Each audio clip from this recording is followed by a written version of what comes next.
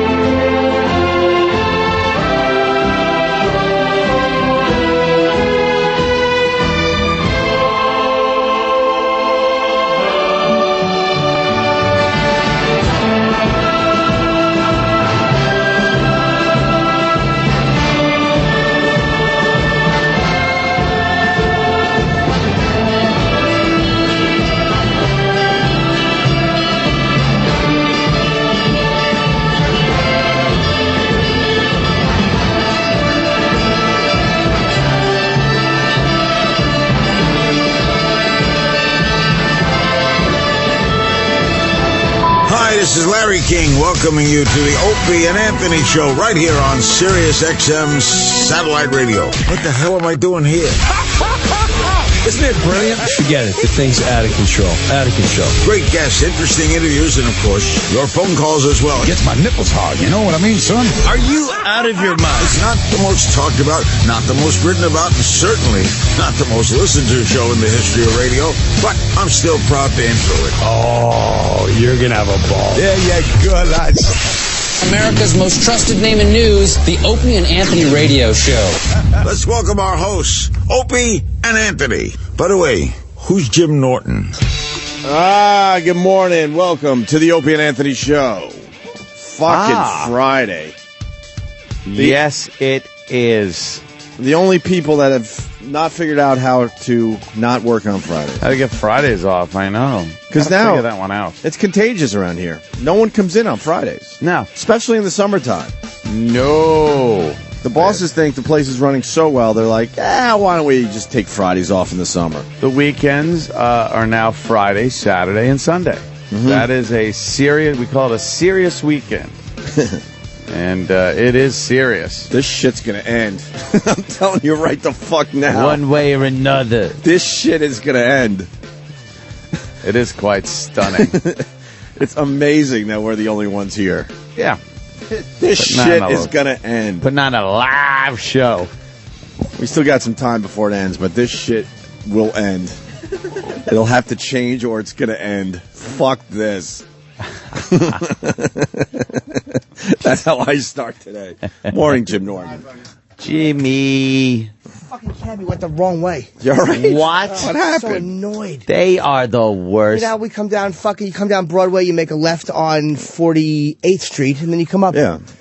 I look up, I'm fucking listening to Motorhead, I look up, we're at like 42nd Street. I'm like, what are you doing? I actually feel like a fucking, a black movie tank. I'm like, what are you doing? 48th Street.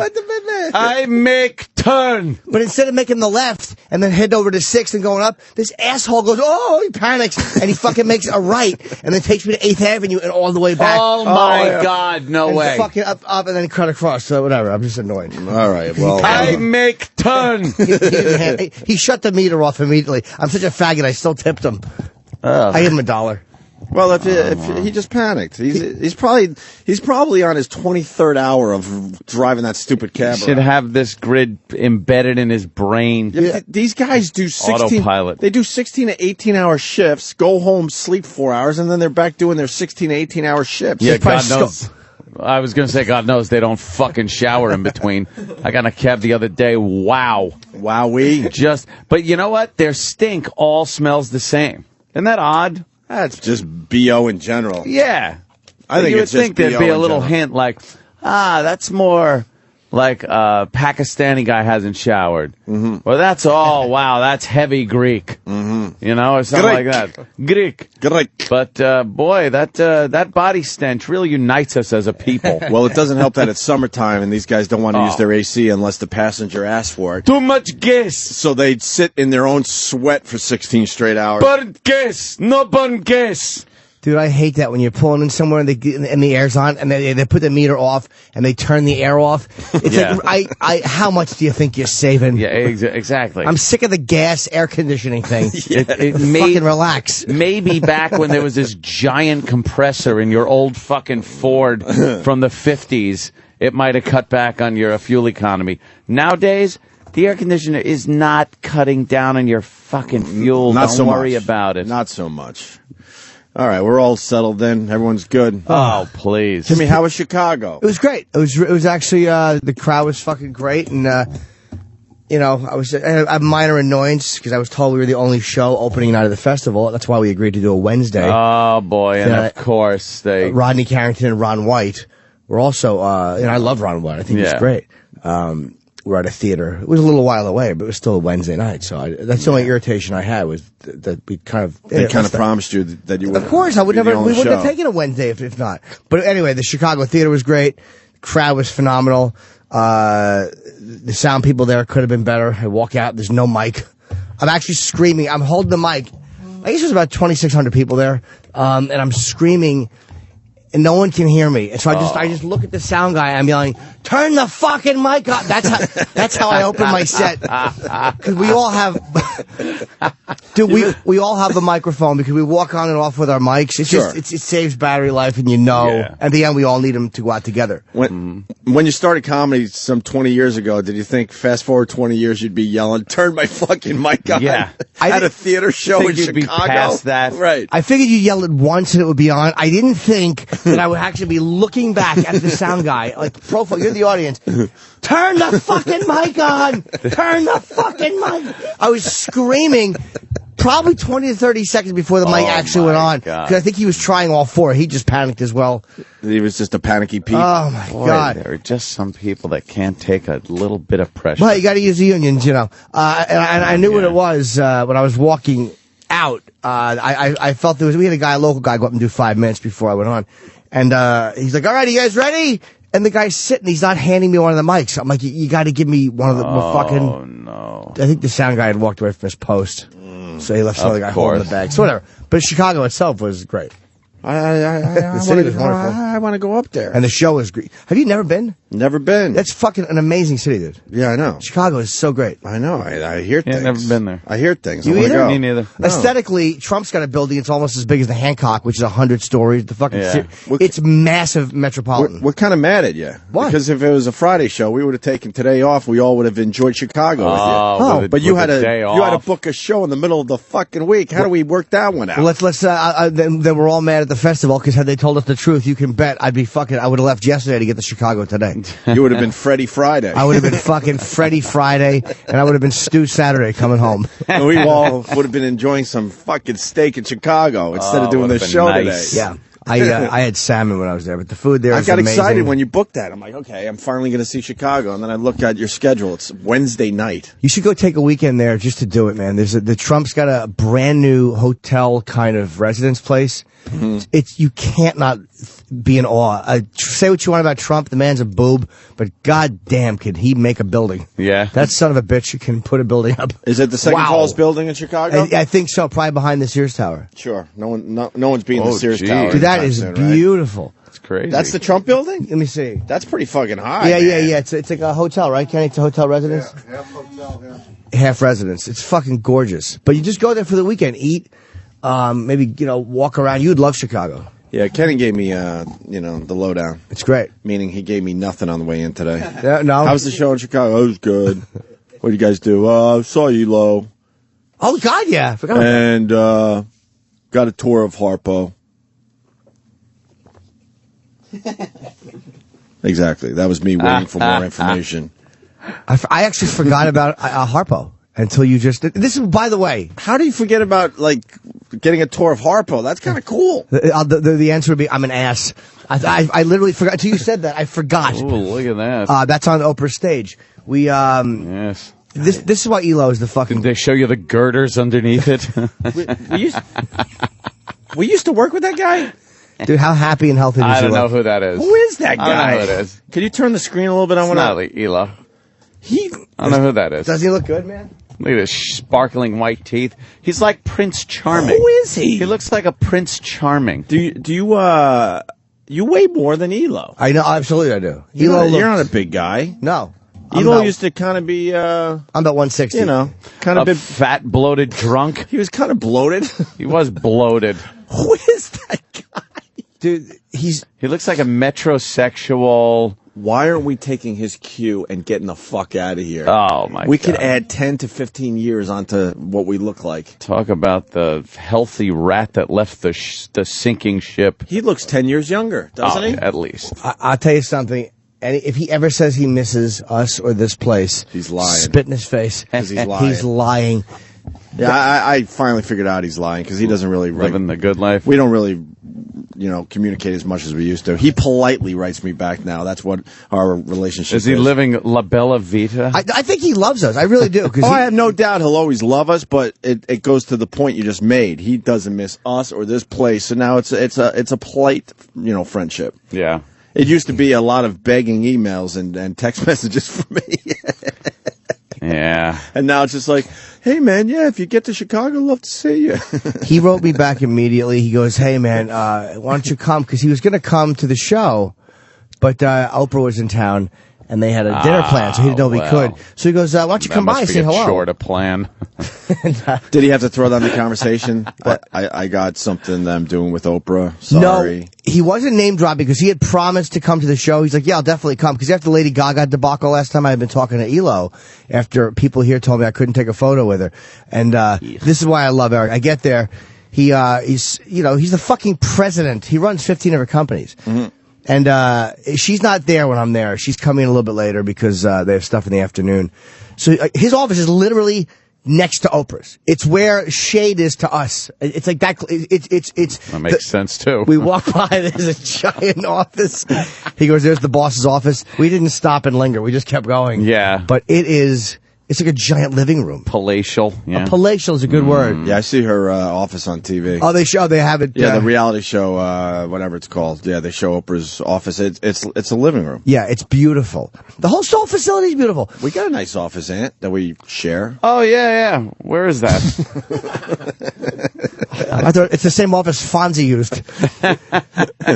And because because that's what, they think of us. We Yeah, have a tiny yeah. little office that was supposed to be temporary, remember? Yeah. The studio was supposed to be temporary. Our office space was supposed to be temporary until they figured out 2 years later, nothing new. I liked how they were talking when we Fuck first got this here about place. how we'll have an office, and the rest of the guys will be in there because there'll be a nice atmosphere that we Right. could all. You just see like when Sam and Danny are in there, it looks like crowded. Yeah, you can't. There's no sitting anywhere and kicking your feet up and. No, I gave up on my my desk, my computer, Oh, yeah. and a chair just so those guys would have more room. I gave it up like France to the Nazis. Yeah, I didn't even give a shit. We officially don't have an office because we felt like, if we give up our seats and our little space in that area, that these guys might have room to work. Which I like, though. No place to, no excuse to go there after the show. 10 o'clock, goodbye. We're just fucking bitter, Jimmy. That's okay. Please, I'm here with you every day. I get it. But I do want to say this because people get confused out there. I love doing radio. I still love doing radio with Anthony and Jim. Oh, it's great. But this fucking place. Fucking great.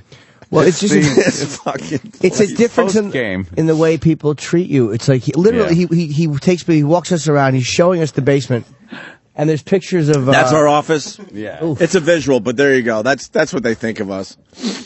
We have to push the chair kind of in the hall so we can have a meeting in there. I don't even know what that is.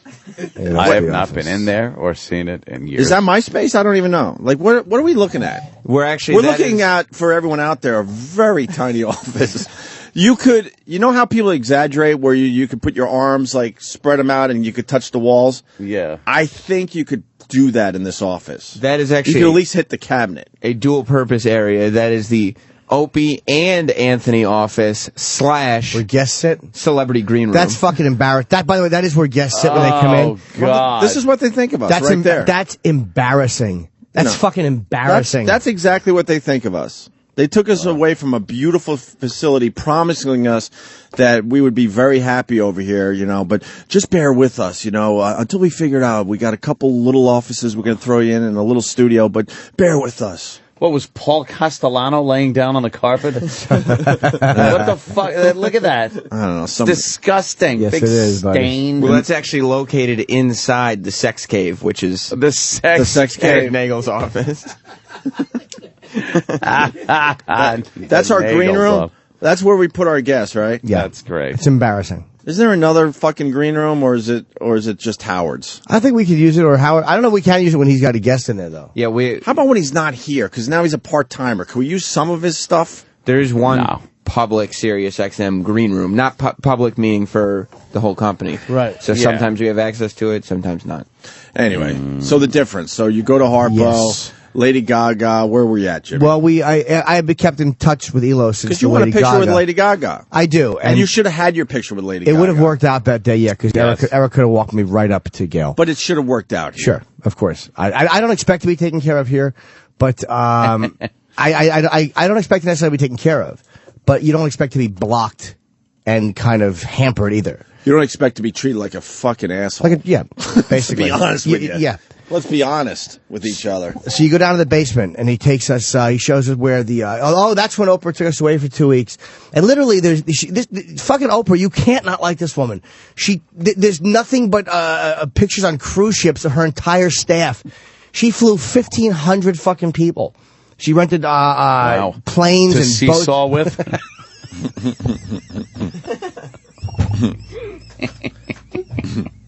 They won't stop, Jimmy.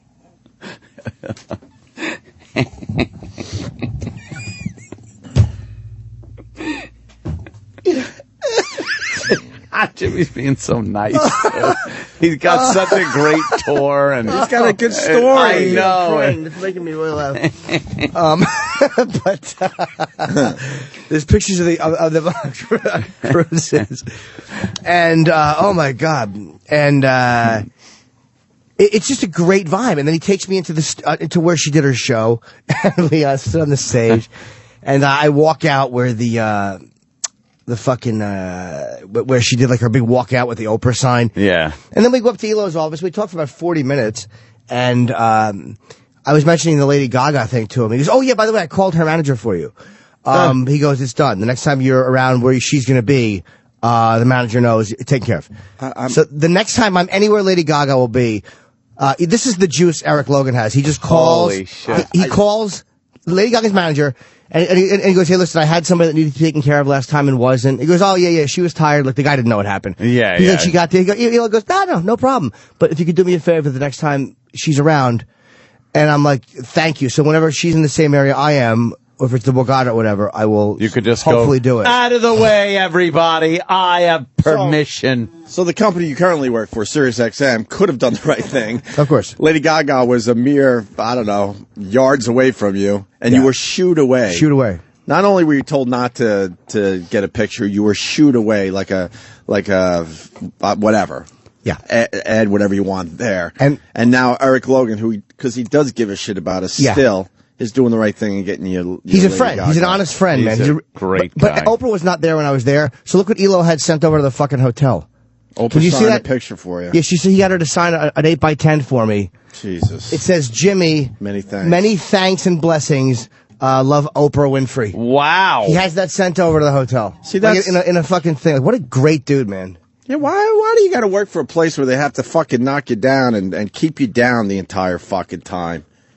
God, it's just the little things like this goes a long way. He's still my friend. How long has it been since he was here? Like, I think I was trying to figure out the other day. I think we're up to 3 years. He's still a guy I keep in touch with. He's still a guy I like. I think it's about 3 years right around now. I didn't plan on touring Harpo. Wow. I wanted him just to come to the show and maybe have dinner. Yeah. He invited me. He's a real dude. He's a real... And that's why he is where he's at. What a great guy. He's a great guy. That makes sense? That's Yes. why he is where he's at. You can't even sit there and go like, fuck him. He left and he gets this great gig. What a prick. Like, he deserves everything Everything he he has. gets. Yeah. Mm-hmm. Everything he gets. And he moved up in that company. And and it's funny, then he was telling me, this is what happens when your boss takes care of you. He was telling me how, because he showed me pictures, and there's the Jeter picture that I have in my house, he has in his house from that night we went to the XM thing. Oh, yeah, I got that in my house, too, man. And he has a bunch of Yankee stuff on the wall, really cool pictures with Rivera and stuff like that. And then he takes me to this conference. He goes, oh, here's one you're going to like. And he opens his iPhone. And it's Oprah and Eric. Eric is co-president. It's him and a woman of the president of Sherry, Oprah's company. right? Sherry, yes. She's very talented, by the way. Yes, those two, Oprah, and Barack and Michelle Obama. Ooh, And wow, he tells me how when Barack Obama did her show, he said he had the Secret Service, how everything was a no-move zone. Even his office he couldn't go into. Wow. There's a guy with a weapon. He's like, I got it. Because it's next to her Oprah. You can't fuck around. But he says that Oprah is looking for him. He says he just hears her calling, Elo, where's Elo? And then she brings him past Secret Service. That's, by the way, the juice Oprah has. She moves the Secret Service away. Yeah, get out of the way. To bring that little creepy gnome into the area. And she makes sure that he meets Michelle and President Obama and says, Mr. President, this is my president of my company. Like, that's how she treated the guy who worked for her. She's the greatest. I mean, you can't not like Oprah after seeing how happy he is at that place. God damn. I wish she liked filthy, no gullet comedians. I really have nothing to offer the Oprah channel. Hey, if Elo would have went to a guy place, we would have been long gone. Spike, anywhere. Anywhere. The fucking, I would have gave my 2 weeks in a fucking heartbeat. He picked a female organization. A place we can never, ever go for. On purpose. Gig. He went someplace we couldn't follow him. Yeah, he knew. He went down a one-way street and he knew we were at the corner waving at him. I don't blame him. Said Elo, we got a guy now that wants us to go to Times Square with fucking wireless mics. Hey, that sounds like great. we're a morning zoo show from Idaho. That sounds great. Fuck. Yeah. Yeah, but it was good seeing happened. him. I forgot all about the Harpo tour. And the bitterness damn. comes from the fact that we were promised a lot and none of it has come true. None of it. You see our office. Look at that. Take a look at it. Oh, please. That's what they think of us. We have to move the one chair so guests could sit down in that crowded little corner and wait to come on our show. A horrible old recliner with the big wooden stick shift on the side. That's what guests have to sit in. My grandpa farted his last farts into that watching the Mets when fucking Seaver was still playing. Oh, God. You know what? The haters are right. I'm sorry, but I don't know what else to do, man. I don't know what else to do. This is so frustrating. Is that 57th Street XM studio furniture? They just dragged it over here as prisoners, as like a booty from a bounty from their victory over XM. Mm-hmm. They were able to take people. Weren't we paraded back here in chains? But we might get interns, in another few months. Finally. Did it. So you had a good time in Chicago. That's good. We'll try to move on from this. No, it's fun. It's fine. I'll try. I miss that. Well, seeing it makes you realize that you miss him because he's a genuine guy. He's not. He really is not a phony guy, man. Because he has nothing to gain by keeping in touch with me or any of us, right? Other than the fact that he really wants to. And when he was here, he understood the show, knew how to work it, knew the potential of this damn thing, and made us more successful. Dude, we butted heads with Eric. Yeah, of course, because he was management in the end. Yeah. But he annoyed us. We'd yell at him, and he yelled back. I mean, it was part of it. There's not a guy that walks around here that could walk in his shadow. I'd make another joke, but I'll be nice. There's not a guy that walks these halls in a managerial position that could walk in fucking Elo's shadow. We used to have Elo, and now we got, cute guys. And I don't mean cute in a way like, I'm into that type of thing. They're just cute. They're like, jobs are. Oh, you're all right. Look, they're trying. Maybe in another 10 years, I'll respect you. Oh, more crying baby pictures from Sam. I love it. But it's not fair to us. We had Elo, and now we got like cute guys that they're trying. I like when they come up after the show. I just look and go, what is that? Oshkosh bagosh you wearing? That's pretty good. That's looking good. You're trying. That's what they think around here. That's what they think we need. Yeah. Guys that had no experience at this type of radio. Yeah, what's the matter? We have it. Elo leaves, and you give us a couple cute guys. That's all we need. We've been doing radio for years. We don't need anybody. I understand. I'll say at least they treat us nicely as people. Those guys, they treat us well as people. But some people don't. Yeah. Some people don't. That, you know what I mean? Like, those guys, they try. They treat us well as guys. They're nice dudes. But some people don't even give us that respect. Like, that's all you ask for. It's like they just... No. Ugh. No. I tell you though, shoot away. I called up Steve last night. Mm-hmm. Yes. I need not that one. Oh. Jesus Christ! I got a great Steve story. His phone would be fucking. His phone would be ringing off the hook with fucking NBC and Fox FX people calling. All right. Oh please, no! I'll get right into it. What? I was driving in, just pissed off at the fact that all our shit is still on his site.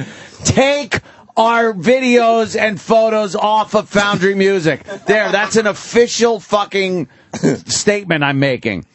Steve Carlisi, remove our shit from your website. I thought. Let's keep it friendly before, like, fucking, people we all have to pay get involved. Just take it off. Make it your porn site or whatever the fuck Danny Bonaducci site you want to make it. But get our shit off.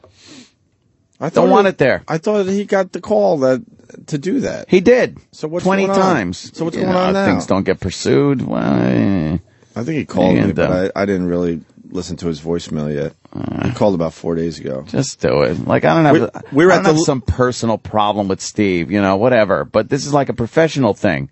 And he should understand that our shit no longer is a fucking, bringing in people to his website. I don't want that. I agree. I'm with you. Completely. Fuck that. Get rid of it. Completely. There, it'll get back to him. Everything else does. Yeah. What do you mean? What do you mean? What do you mean? Nothing. All the shit we're talking about, I'm sure that'll get back to him. With fucking guests and things. That's all. Well, we went to the Louis C.K. premiere. Season 2 looks like it's going to be hilarious. Great. I've seen the first 4 episodes. And Roland sent them to me, but I was away. I really like it. Louis insane. He's a genius, but he's mentally insane. He has an episode with Joan Rivers that's really...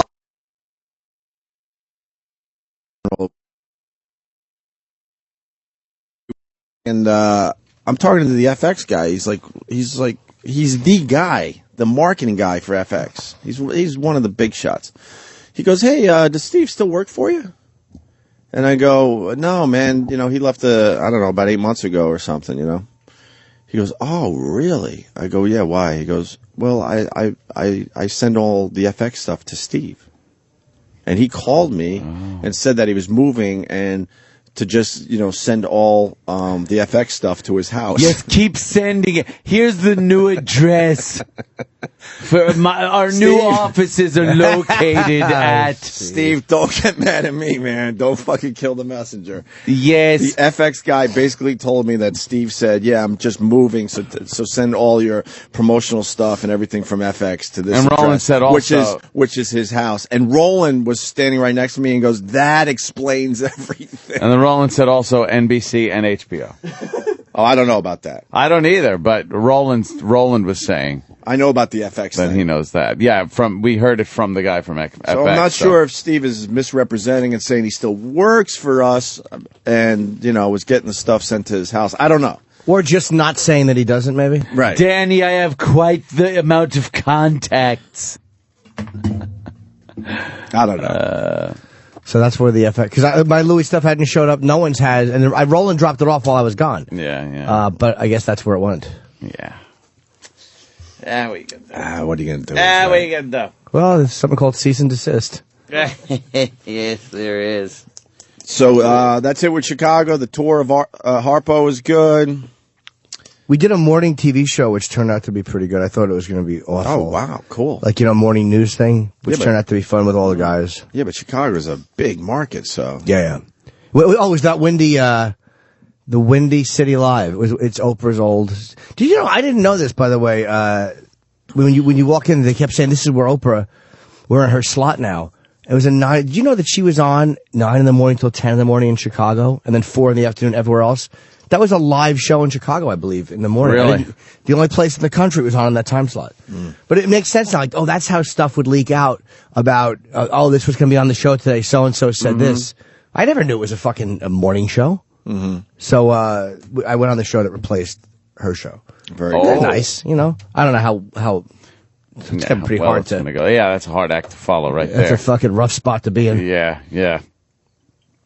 Are you guys seeing blinking lights or am I having there's a stroke? a fire alarm. Oh, okay. I wish you should have said no. I thought it was the paparazzi. Yeah. Oh. It's flashing and it's reflecting in all the windows in here. They were taking pictures of me outside of Scandals. It's like Scandals. It's his club. I did call. I was saying it earlier though. I called Steve because I needed a letter written up. And C? And it was C. C. Sorry.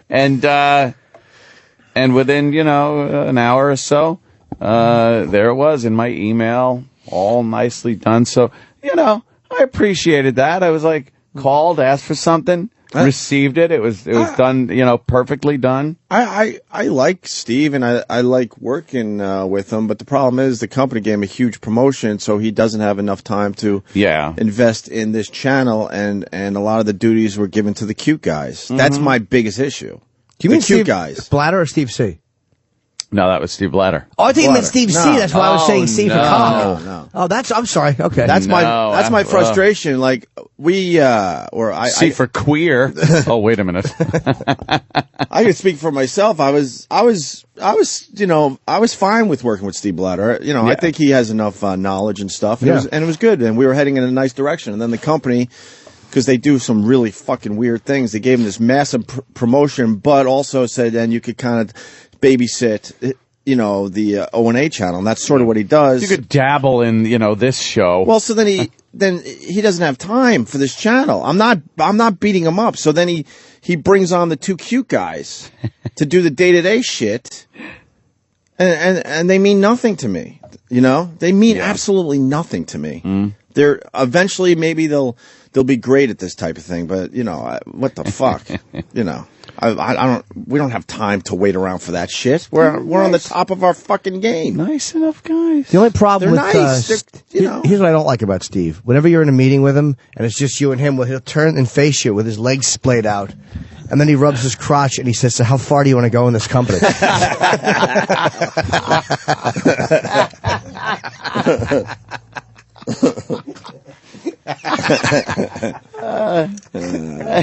has to have that meeting. Damn it! I got there's another very talented person that works here that is leaving after today. Sam? Oh, my God. Oh, he's talented. And this is what Very talented. And this is what I've been telling. I'm eliminating people in a frenzy in my head. I can't think of one person who's leaving today. See, their philosophy, I'll say it again, is to pay one fucking guy. We all know that. And I'm not, and, you know, if you could get that deal, God bless you. So I'm not even beating up that guy, Howard, obviously. We mentioned names here. But the problem is because they pay one fucking guy, no one has gotten raises around here in a really, really long time. Yeah. So other talented people are just leaving. They're like, I don't need this anymore. And we're losing another one today. And I said this, you know, it has been happening and it continues to happen. Is it an on-air person? So now they'll replace that guy with a guy that's willing to put up with a lot of shit, probably because his skill set isn't, you know, up there. On air? On-air person, or is it behind the scenes? Behind the scenes? No, he's a rock star in his in his field as far as his let me guess. Do I know him? Yeah. I'm going to take again. This is if it's the You're guy. just going to write. He's not really associated with our show. No, hold on. We like doing the writing thing. Yeah. That guy is is good at what he does. He's a rock star. I knew who you meant without even saying it. He doesn't. That guy's going, and he finally said, "I don't need this." And I told you this is what's going to happen. You know, it's going to happen a lot. That's all right. Because their philosophy They'll is just replace a maybe with somebody at a lower level. Money. That's what I'm saying, and this Less is going qualified. on all the fucking time. Because their business plan was to pay one guy, and now that one guy is a part timer, and people get mad when I write that on Twitter. But he's a part timer. I did more shifts as a part timer than he's doing. They're letting that guy go though. That's a really dumb move. Yeah, he said what he wanted, and they sort of said, I don't want to give away his deal. But sure. He said, look, this is what I need. And they're like, well, we can't really do that, but I could give you a handshake on something that might happen, is what I heard. Don't worry. Down the road. Don't worry, listeners. You don't know who this person is. They're behind the scenes kind of a thing. But they're good at what they do. But Jimmy knows. I immediately knew who you meant when you said behind the scenes. Honest to God, he's a rock star at what he does. In that department, they love him. Yeah. And they're not happy that he's like, no, man, I'm done. Yeah. I'm fucking done. What am I supposed to do? Haven't had a raise in years.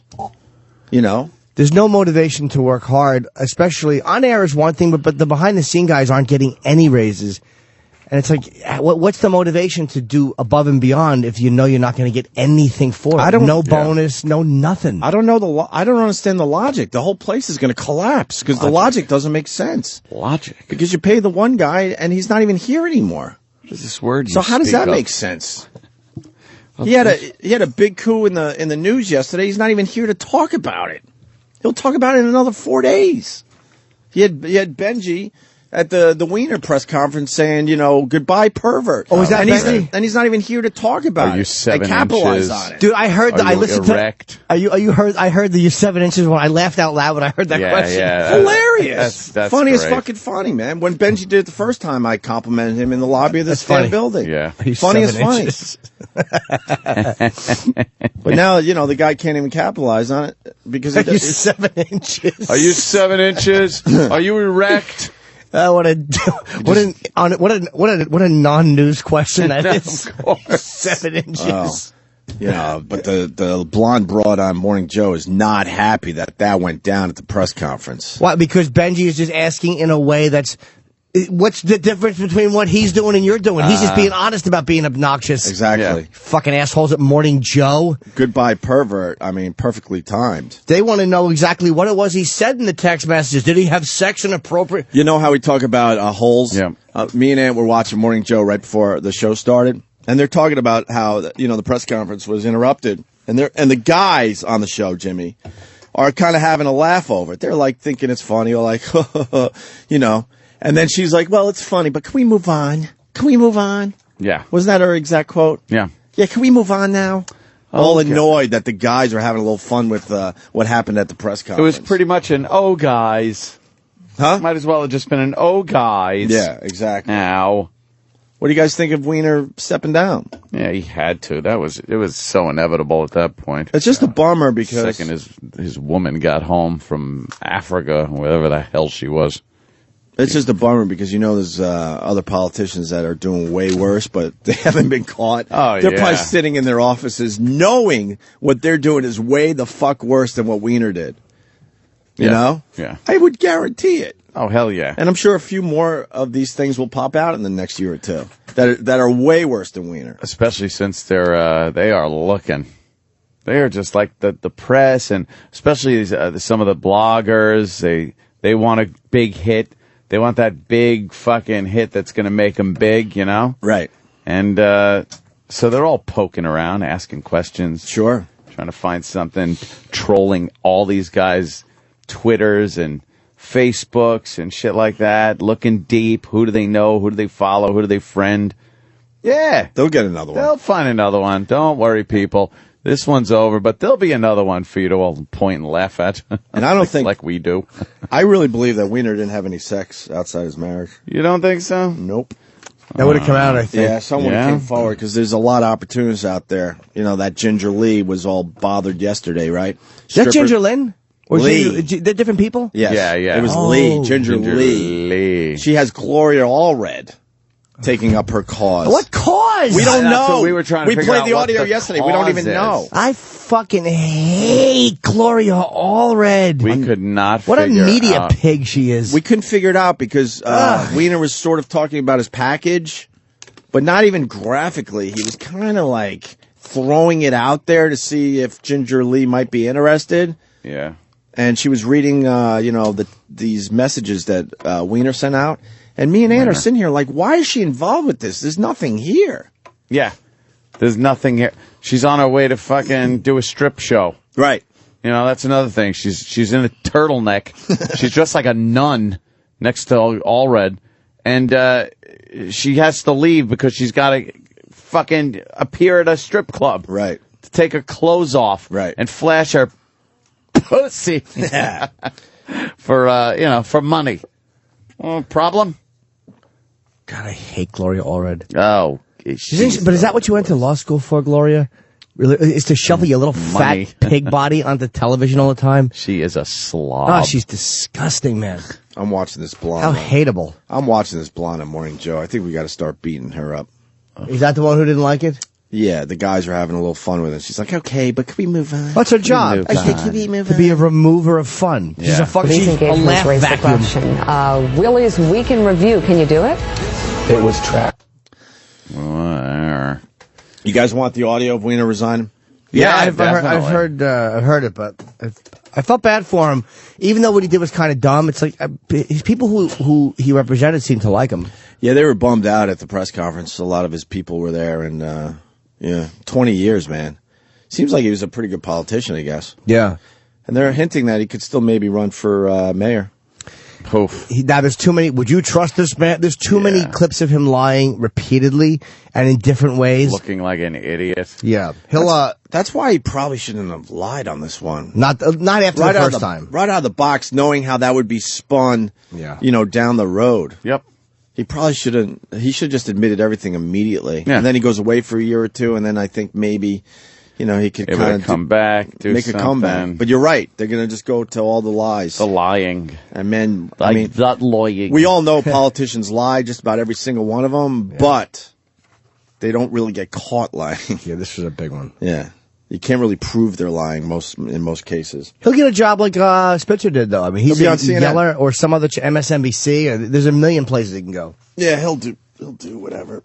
Here's audio from the press conference. I'm here today to again apologize for the personal mistakes I have made and the embarrassment I have caused.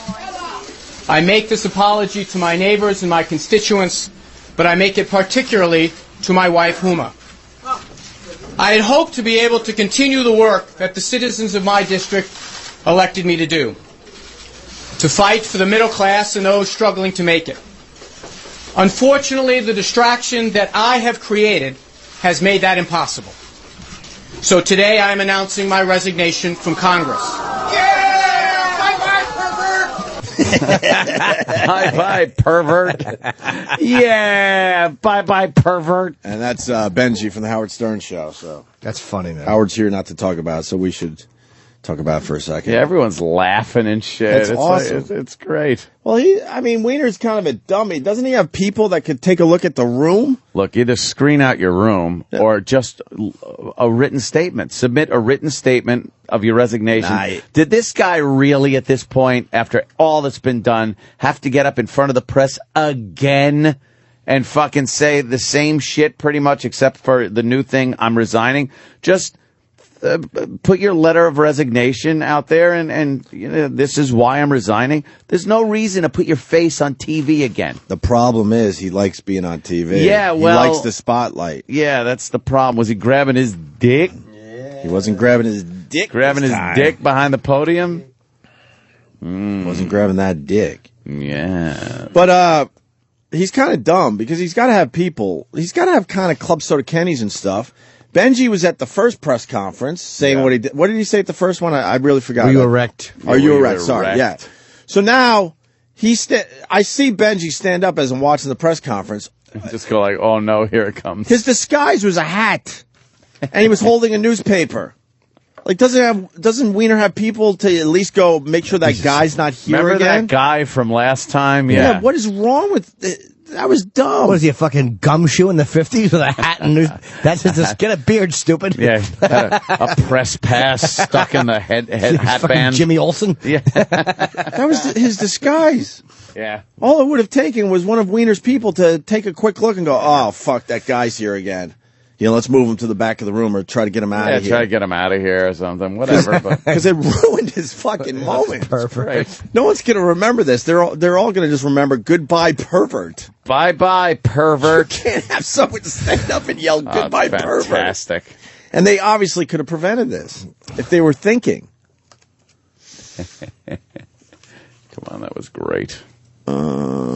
Anyway. So my colleagues can get back to work. My neighbors can choose a new representative. And most importantly, that my wife and I can continue to heal from the damage I have caused. Were you fully erect? The people demand to know. The people demand to know. The people weren't demanding to know. Of course they weren't. The people were demanding hilarity. Show, Benji made TMZ. Show these guys Benji. All it was a hat. Like, look, pause that. A woman's trying to stall. She has to. She has to. I can't be mad at her. She's doing her job. He's the only one standing up. They're all sitting down. He's yelling shit. Look, that was his disguise. He put a hat on. Look. I mean, come on. The people want to know. Look at the fat lady trying to grab him. Oh, yeah. Weiner deserves it. His people should have been able to figure this one out. That the same guy's there, just in a hat. We just release a statement and don't make it a big deal. Some people are saying they didn't care. They didn't care to filter him out. They're like, fuck you, Weiner. These are people now, they're going to be out of a gig and shit like that. They're just like, fuck him. No, Weiner's got his friends, and you know what I mean? Yeah. Yeah. I'm not talking about the people that were working for Weiner. They don't care anymore, but yeah. I'm talking about his real friendships. There had to be a guy there that is a real pal of his. You know what I mean? I don't know. No matter in what. an official capacity, they probably couldn't do anything. Probably need like real people, real security guards. Mm-hmm. He's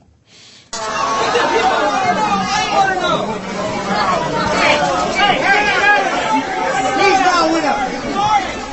Throw him out. He's not with him. To repeat, most importantly, so that I can continue to heal from the damage that I have caused. I want to thank my colleagues in the House of Representatives, Democrats and Republicans alike. For throwing me They out. come from different places around the country, but fundamentally, we all agree. They're all patriots, and I will miss them all. Thank you. Are you more than 7 inches? Are you more than 7 inches? It was funny because he yelled something and then he timed it a second and then knew and yelled. Oh, yeah.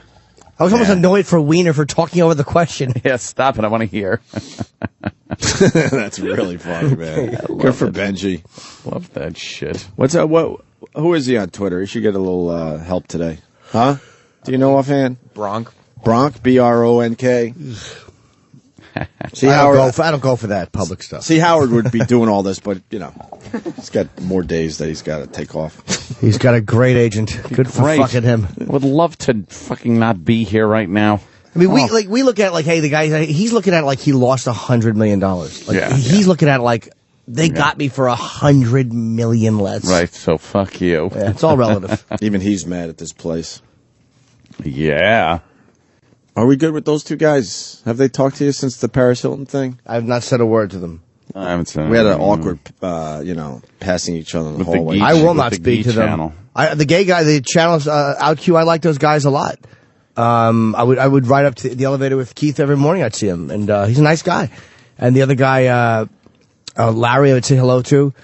But Larry, it's like you're not going to apologize for blasting us when we didn't do anything. Then I have nothing to say to them. Yeah. I'm not saying they got to grovel. Just say, "Hey, man, sorry about that. We were a little, that's it." That's how they really feel about us. So I agree. That's fine. I agree. We don't need to be in contact with each other. Thank you. I also want to express my gratitude to members of my staff. There are young people who are not paid very much. There are people that work very hard and very long hours. Holy shit, he's talking about SiriusXM. Hey, wow. I didn't know he worked here. He's talking about SiriusXM. Dude, fantastic. He ruined that press conference. he really did blow it up. Spoiled it for everyone. If you're a wiener at that point, you have nothing to lose. Wouldn't you just fucking march into the audience and punch him in the face? Punch him in the face. He probably wanted to, out of frustration. Badly, right? But just ignore what's going on in front of you, right? Young people who are not paid very much. There are people that work very hard and very long hours. Ultimately, those people define the notion of service. I want to thank, of course, the many people who have helped me.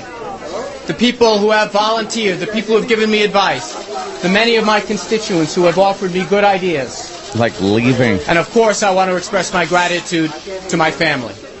To my mother and father who instilled in me the values that carried me this far. Values? To my brother Jason. And of course to my wife Huma, who has stood with me through this entire difficult period. Did he thank his parents for values? For the values they instilled in him? What, fucking grabbing your dick and sending it out to fucking girls you don't know? I think Andy Levy, I think it was him. He's a great one to follow on Twitter. Oh, yes. And it's Andy Levy on Twitter. He quoted that. Like, I want to thank my parents for the family values they instilled on, in whatever. And then Andy writes, and at that point, his parents backed out of the room. Backed out of the room slowly. Slowly. You read it too? It was very funny. Yeah. I wish I had the exact tweet in front of me to give it justice, but it was really funny. You got it? I think you got it, yeah. Where is it? That's pretty much here it is. Andy Levy on Twitter. Wiener thanks parents for instilling his values. Parents back slowly out of the room. Who has stood with me through this entire difficult period and to whom I owe so very much. I got into politics to help give voice to the many who simply did not have one. Now I'll be looking for other ways to contribute my talents to make sure that we live up to that most New York and American of ideals. Grabbing your The cock idea that leaving a family, film. a community, and ultimately a country is the one thing that all unites us, the one thing we're all focused on. Stop. With God's help and with hard work, we will all be successful. Thank you and good afternoon. Will you maintain your hot physique? Will you what? Maintain your hot physique.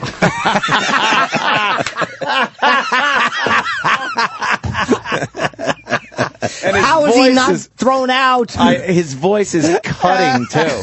It really is. Shit. It sounds like that. It's a cutting voice. Was there two guys on? Your hot physique. Who was the other guy that should get credit for this? They don't know, but Benji said he's not the one who said goodbye, pervert. Oh, really? Well, really? Well, yeah, he said that was controversy. By the way, he's smart because he's not cursing either. He's not giving them a reason to do anything other than just be annoyed at him. That's smart, actually. Who said goodbye, pervert? Nobody knows. It's a mystery.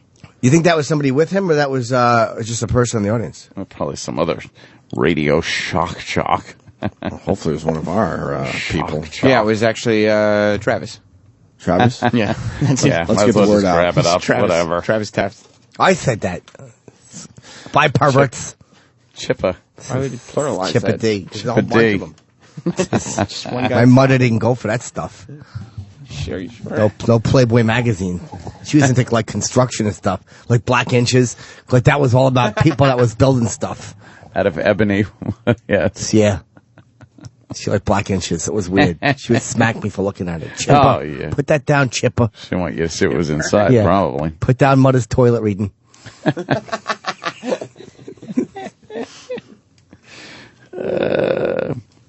Very cool. A lot of people are on the phones want to talk about I think we did the one guy goes, look, if he was honest from the get-go, he would have got away with it. Oh, we fucking pounded that. Yeah, Chad, I agree with you. Yeah. But now they got video of him lying, and that's going to fuck him up as far as trying to make a comeback. But he wouldn't have, eventually would have gotten away with it. The scandal would have continued. Not get away with it, but he would have been able to go away for a while and then come back saying, look, I was honest, you know? I screwed up. Right. I think we forgive if enough time goes by. No one gives a fuck about Spitzer. Yeah. He didn't fuck anybody. Spitzer's got a fucking TV show. Yeah. On a network that's supposedly respectable. I don't know. That's up to you to decide. And no one cares. They're just like, well, whatever. He went through the mill. CNN's got a guy that was banging whores. Yeah. They don't care. Tiger doesn't. Who cares about Tiger? Whatever. Oh, Jesus. Fucking woman's punching this fucking... What happened? There's fights outside of the Casey Anthony trial because they're only allowing 50 people in a day. Oh, wow. And a bunch of people line up. And there are fist fights going on because these fucking vultures want to sit in that courtroom and watch. And they were saying some of the people get in there and then they fall asleep sitting at the fucking in the gallery. And because they were there all night waiting. Yeah. And they fight online, and so many people don't understand that whole thing either. And court's boring. Dummies. Court, for the most part, is a very dull thing. They go over things so many times. They ask the same question. Did you say ad nauseum? Ad nauseum. Yesterday, the defense got up there in the Casey Anthony trial and started chipping away at the prosecution's case. The prosecution, rested. And they were doing a pretty good job. But the questions they ask these witnesses it's over and over again. And sit there and watch as the defense goes, take a look at this picture here of some of the items that were picked up around where the body was picked up. And like, okay, do you recognize these as recovered from the area? Yes, I do. Did you catalog these or in any way attach them to the crime? It's paraphrasing, obviously. No, I didn't. Okay, take a look at this picture. These are items collected from the crime scene. Oh, my God. You? And they just... because drive me nuts. You can't take a picture of all the shit that they picked up. So every picture, they had to present to the witness and ask the same exact question. And if you're sitting there, you're just like, oh, crap. Because you have to read that in 10 years in a transcript to know exactly what they're referencing. And an appeal, you got to, make sure every base was covered. Wouldn't you rather watch an edited version of the trial? They do that. In real time, that's got to be... I find it fascinating. I'm a guy that could take redundancy. I'll sit there and just watch the whole fucking thing live. But they do have a recap version. And they come in and show you like the highlights of what happened. That'd be cool. What the big moments were in the trial. Sure. But then you don't really get a good idea of what's going on in the trial and what the jury then has to deal with, because they're not getting just the highlights. The jury is having to sit there through these just arduous fucking presentations of redundant evidence. Mm-hmm. Again, after watching yesterday's trial, I will say I think the defense is doing a job with the prosecution's case. I think they're putting some holes in it. I don't think the prosecution at all even proved anything.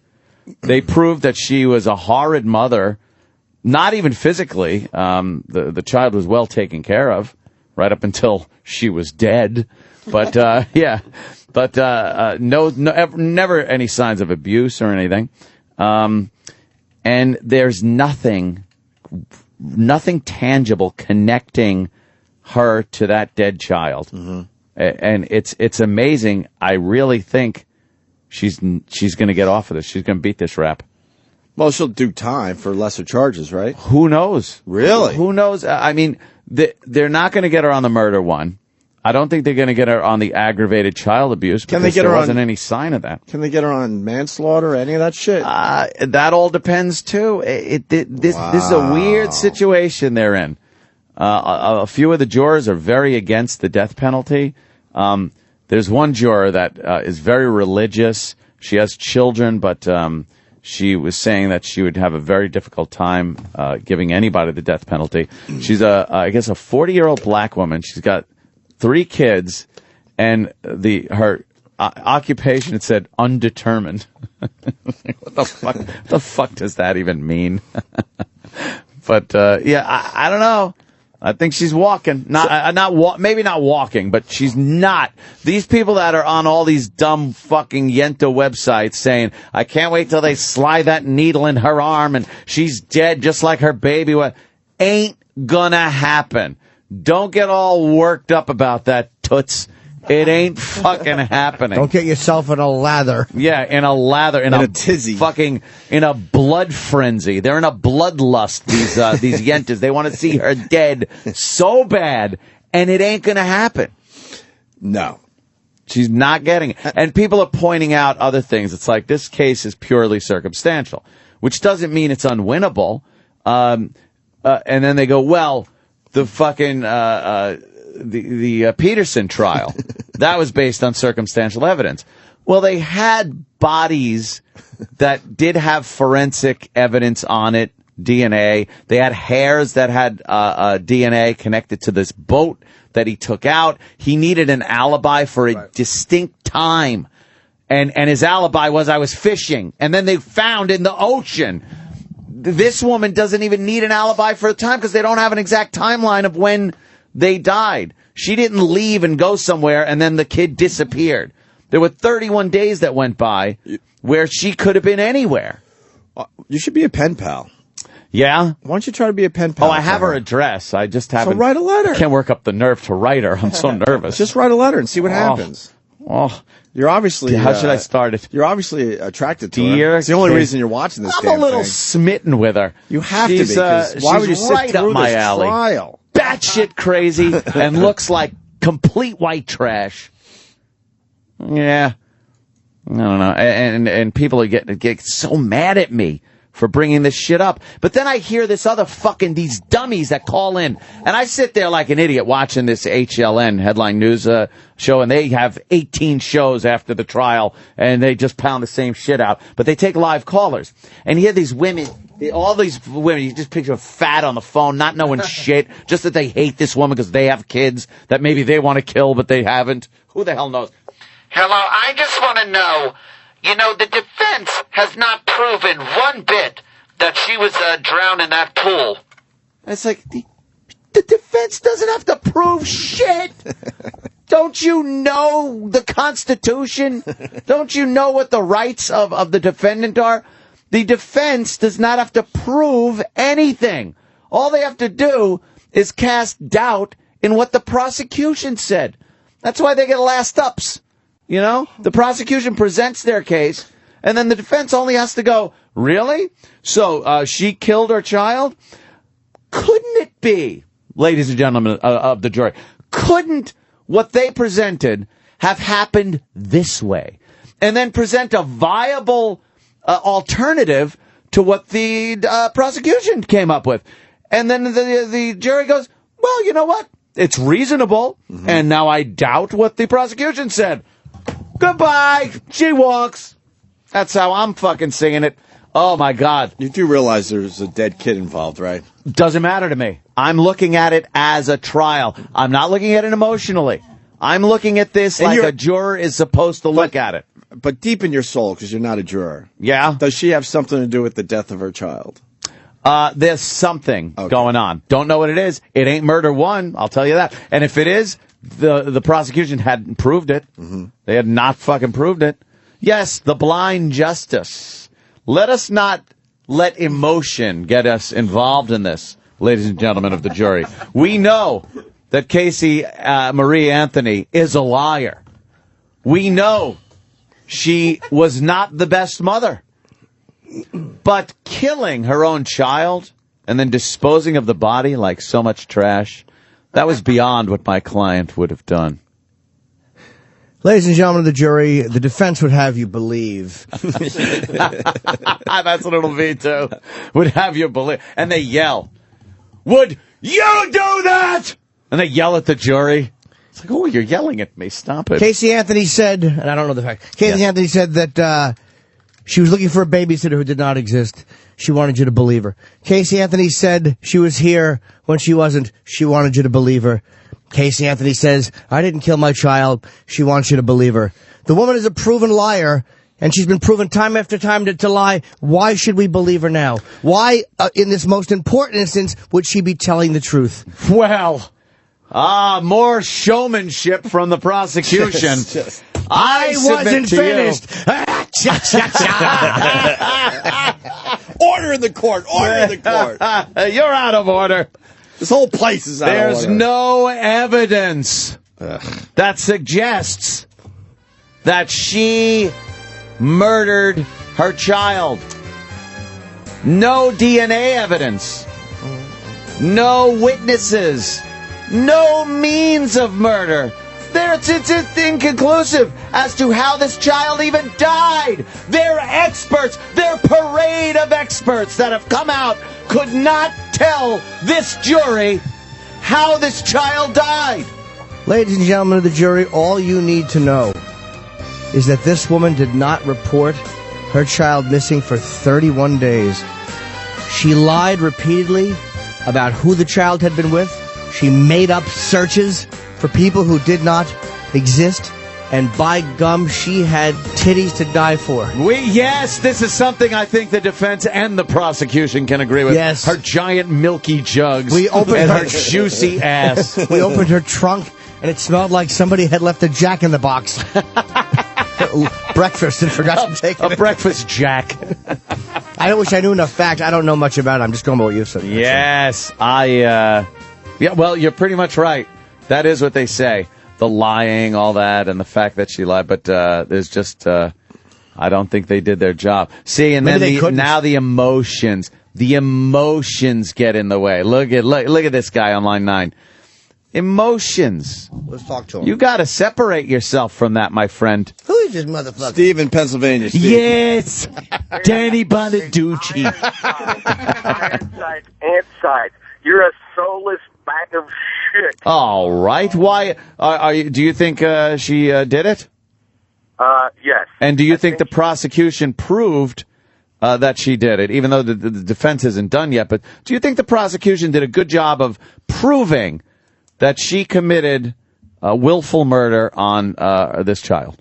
Absolutely. They should burn her at the stake. She is nothing but Satan's whore. All right, she's a liar, a whore. What gives you the idea that she murdered this child? Give me that big piece of evidence. I have a strong inkling that she did it. Ladies and gentlemen of the jury. Strong inkling. Inkling did set a precedent in, it was Inkling versus Jones back in. You think a lawyer could get away with an inkling? I have a strong inkling. No. No, you don't think the judge would appreciate that? I don't think an inkling has really any place in a court of law. But I'm keeping tabs on this, and when that verdict comes out, I'll be there. With flowers for her? With some flowers. And a limo to pick her up? An invitation to the compound where there are no children. Don't you worry about it. You should fly her up. First-class airfare. Oh, of course. Please try to make this happen. I'll fly her up. Please try to make this happen. You got to write the letter. You got to become a pen pal. I got to be one of those prison pen pals? Yes. How should I start off? Should I start off like hot and heavy, or should I start off kind of... I don't want to look like every other guy that's writing their letters. I would brag about your big cock. What about the radio show? The radio show is not that impressive. We're the only radio show to be defending No, it's really it. not that impressive. Yeah. It used to mean something out there in the world. It's not that true. impressive. Oh, I think the size of your cock is more important. I think I should go in hot and heavy with maybe a little humor, because she does like to laugh. I've seen her do it in the courtroom, facing the death penalty. Yeah. What a psychopath this woman What is it you're giggling about while facing death with your murdered child being talked about? What are you giggling good-naturedly about? She's chuckling. Yeah, why are you in the chortling like someone's tickling you, you fucking sociopath? It's nervous tension, obviously. She's getting it out. Some people do it differently. But why wouldn't the lawyer lean over and go, will you knock it off? I'm trying to get you off here, you dummy. They Stop do. laughing. What are you laughing at? I think they've told her that, but, nervous tension, as I said. Nervous terror. And the fact that she didn't report the child missing for 31 days goes back to her emotional state. She covered things up her entire life. That's what made her a liar. She had to lie about horrid things that happened during her childhood. Yes, I think her lawyer leans over and says, you should probably stop laughing. They're talking about how bad the trunk smelled. yeah, exactly. Don't. Stop giggling. They're talking about the plastic bag. Yes. And the lawyers are arguing whether it was a trash bag or a garbage bag. And people started laughing at the semantics aspect of it. As you say and that, as you say that, they're showing her laughing on CNN. She's adorable when she laughs. Right on cue. CNN's got her kind of smiling and giggling. And now the Yent is paternity test I thought was a bombshell. Let's face it.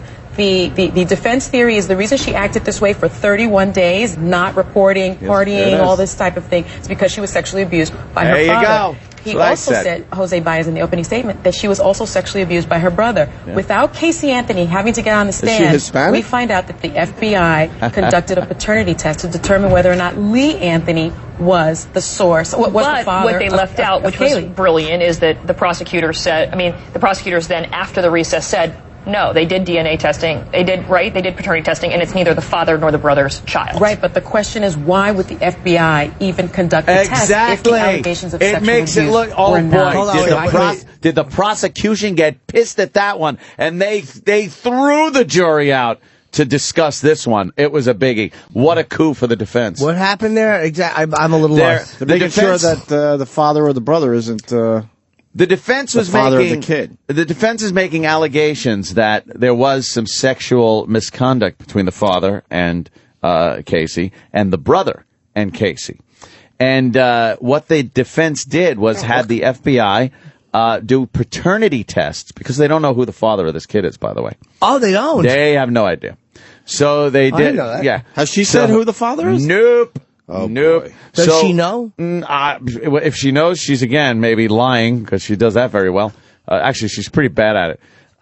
But now they made these allegations, so they had a paternity test given to at least the brother.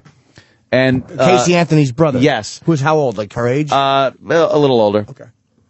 They brought that up, and the defense brought it up yesterday, asking a witness if this paternity test was given. Not the results, because he didn't want the results. The results were, it's not the father. He's not the father of this child. But the defense never brought that up to the witness. Just said, this paternity test was given. Now, as a juror, you got to sit there and go, holy shit, why? In what kind of fucking family anywhere do you have to give a brother a paternity test to see if he's the father of the sister? Regardless of the outcome, it just makes it look like she might have been. It puts more weight on the fact that she might have been abused as a child, and that explains some of her actions in this, not as far as killing her child goes, but as far as being able to have a child go missing or accidentally die and then stashing it and then being able to live her life, her beautiful life. Vita, her Bella Vita, as they said, which is tattooed on her back a day after her child went missing. Is this gonna? It just doesn't look good. No, they are definitely doing a great job of like I said, little tink, tink, tink, tink. They're chiseling away. I bet I believe she killed her kid, and then A Beautiful Life was her psychotic tribute to the kid. To the kid? She had a beautiful life, or she is a beautiful, just a fucking... What they're going for is the child died accidentally. Her and or the father, either together or separately, were so fucked up by this, and knowing how the grandmother would act, the father's wife, the daughter's mother, they decided to stash the kid in the woods, make it look like some type of kidnapping, perhaps with the duct tape around her mouth, and ditched her there, which would have been an accidental death, and then getting rid of the body, which is, maybe negligent, homicide, manslaughter, not even manslaughter, and then disposal of a body, things like that. But it sure as fuck ain't capital murder 1. Yeah, maybe they won't. You're probably right. They won't get her on that. There's too much doubt. These jurors are going to be, their heads are going to be spinning when they deliberate with all the inconsistencies and doubt that is cast. But the paternity test, if it's I guess it's like when the glove was put on when Darden, just again, the prosecution stinks in California. When he had him put the glove on, and there was a reason it didn't fit. And then they had to do all this damage control, which was because it had shrunk and blah, blah, blah. So they got the real answers, but the damage was done. Damage is done. Once the damage is done, it's very hard to undo because that stands out. People want to see the drama. Right. They want to have those moments. They don't want the hours of explanation as to why the moment wasn't a big moment. Because in your head, it was a big moment. You're not going to explain it away. But couldn't they, now they just get the FBI and say, why did you do this? Well, when somebody alleges that somebody's the father, we have to take it seriously in all cases. Doesn't matter. So what were the results of the test? Negative. That almost strengthens what they said. So the father's not the thing? It almost does. But when you get a juror sitting there thinking, I've never had to give my brother a paternity test to see if he had sex with, my sister. So in the one physical test you possibly could do to determine if incest had taken place, the results were what? Negative. That's the only way to spin it. It doesn't necessarily mean it didn't happen. It means that they didn't get her pregnant. But that's what I'm saying. The only evidence the only possible physical evidence that you could investigate would be paternity. And the only way to investigate it. You did do that. The defense asked for it. Yeah. And at the defense's request, and what was it? It was 0. Yeah, negative. So, like I said, I am your Casey Anthony trial, your tot mom source. And I keep everyone posted too on Twitter when the trial's going on, especially the fat, loudmouth housewives that want to have her killed, and I will tweet such things as, leave lovely Casey alone, she's too pretty to be guilty. Boy, do they get angry. They get angry at that? They get hot under the collar? They get angry. All right. Oh, especially when I quote them. Yeah. I retweet them, and I change their words to make it seem like they're for Casey Anthony. Right. That's my new gig. And they have to now respond that they didn't say that. It's hilarious. It's hilarious. They get so mad. You twist their words? I twist their words to make it sound like they actually are supporting Casey. And then I put things like, we're all behind you, all capital letters. And they're like, I'm not behind her. Don't lump me in with, another jealous housewife just because she's pretty and you're fat. It's infuriating and hilarious. You're a monster. All right, we should break. A monster. It's great. You're a monster. We got lots to do today. Hey, did you take my request, Gregorio? What's that?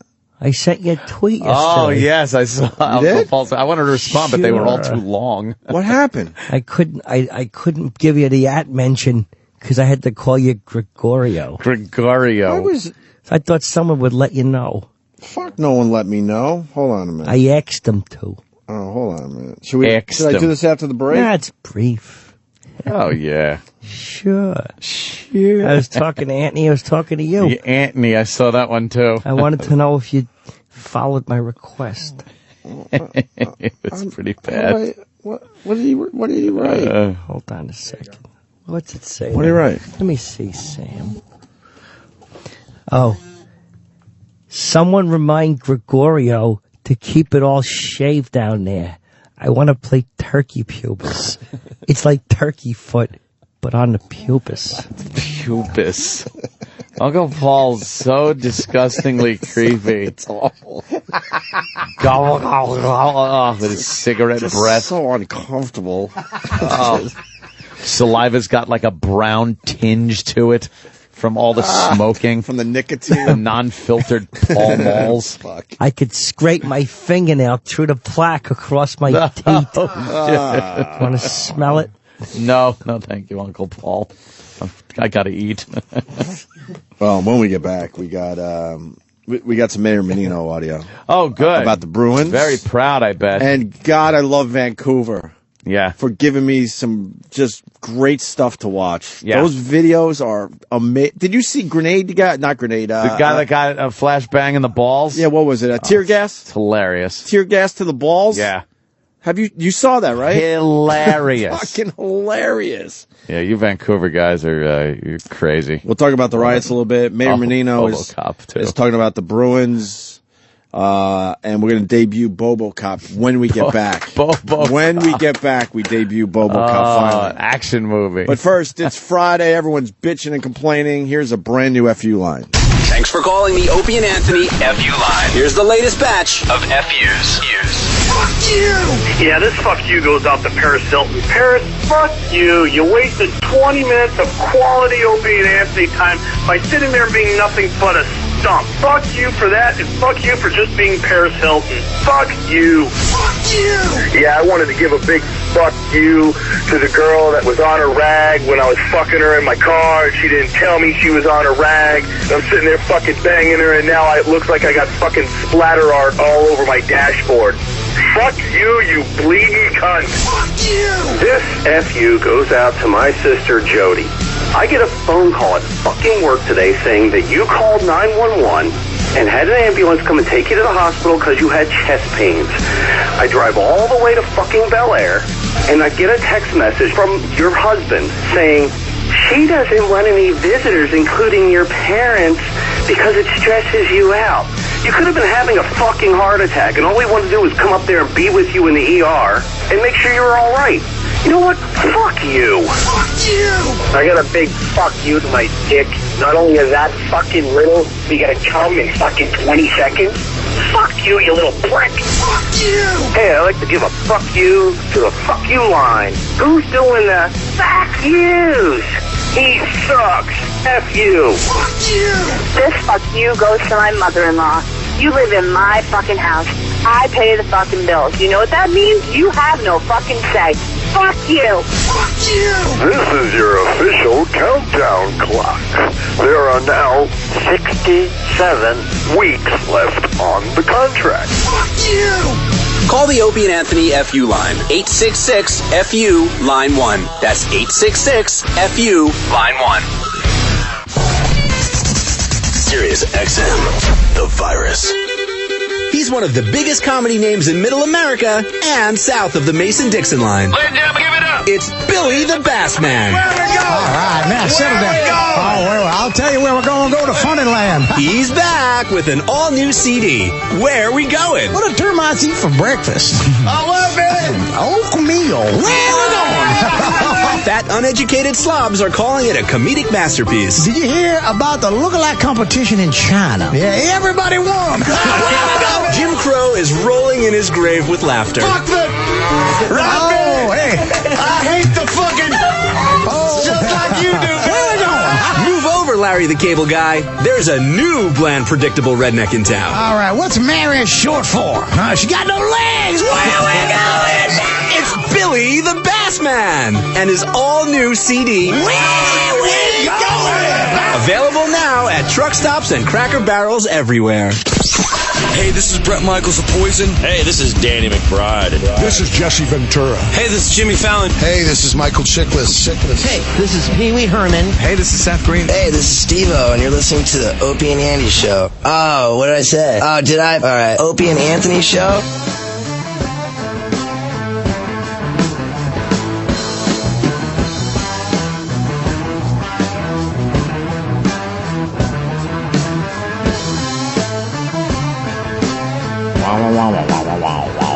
Hey, I got to quickly say that Sully Erna, who's the lead singer of Godsmack. Of course he is. I went to his show last night, and wow, it was really, really cool.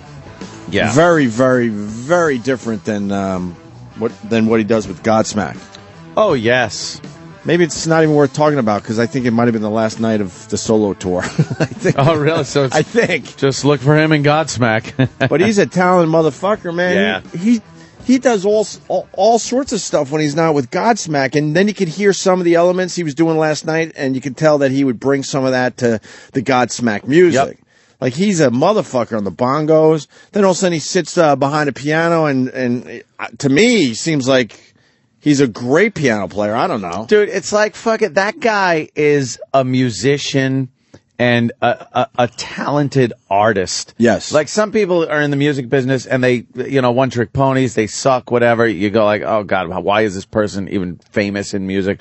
That guy is the real deal. Oh yeah. Amazing. He's absolutely an artist, and you could tell because he wasn't going for commercial success with this show. It's like, this is what I do. This is what I want to do. This is my passion. Mm-hmm. At one point, he's sitting behind the piano, and he's sounding like Elton John. I'm sitting there going, if I didn't know any better, I would think this is some obscure Elton John song. Then next thing you know, he's on a guitar. Then he's vocalizing with some female and a cellist. And then they're playing the bongos like lunatics. It was a little of everything. Yeah. Very enjoyable. Yeah, he's something, man. He really is. Like, ever since we first met him, you knew he was just like, not like the normal, just kind of run-of-the-mill, kicking around band guy. Like, he was one of those, like, this guy knows how to fucking write music and perform. And he's got the passion. Yeah. He was up on that stage just really, really, really enjoying himself. He was good, right? I should have went. He was good. It's different, though. Yeah. It's not commercial. It's not commercial. You think it's going to be acoustic Godsmack songs and maybe some covers and this and that. It was trippy at times. Yeah. Really trippy. The new album's called Avalon. I can't give you a review. I haven't heard it yet. But it seems like a bunch of people are definitely digging it. We played some stuff on Boneyard. I was promoting. From Avalon? Yeah, I think Troy was, we had a couple of singles we played. And I was happy. The interview was good. I heard that we were coming. We had just landed. We were in the car in fucking traffic. You landed in a car? It was really weird, yeah. I said, motherfucker, park chitty. Chitty, bang, bang. And the interview was very good, man. It was you guys were great with him, and he was good too. I'm bummed we didn't have more time. And then at one point, he just looks over at Rich Voss, who was in yesterday, and goes, "Where's Jimmy?" Did he say that? I must have been in the tunnel. He's like, "Where's Jimmy? I missed that. I missed that guy." But it was right after Voss was babbling about something on some journey of his own. Yeah, that was really funny because he really didn't mean anything by it. He didn't mean, "Hey Voss, you suck. Where's Jimmy?" But the way he said it and the timing, we just started laughing our asses off. Oh my God. I said that the audience is saying the same thing. Where's Jimmy? I must have been in the tunnel when that happened, because of course we cut out coming through the Lincoln, so I missed like 4 minutes. Yeah. And Voss was great yesterday. I'm not taking anything away from Rich. No, he was really good. He was a lot of fun yesterday. But Sully from Godsmack, he missed you, Jimmy, so he did a little something for you. Oh. This is going to be a little surprise for Jim Norton. I love surprises. Do you know what this is about? I certainly don't. But I love surprises! Well, after the fine interview with our old pal, Sully went into the production studio and know this. Did a little something for Jim Norton. Surprise to me, too. Seriously? Yeah.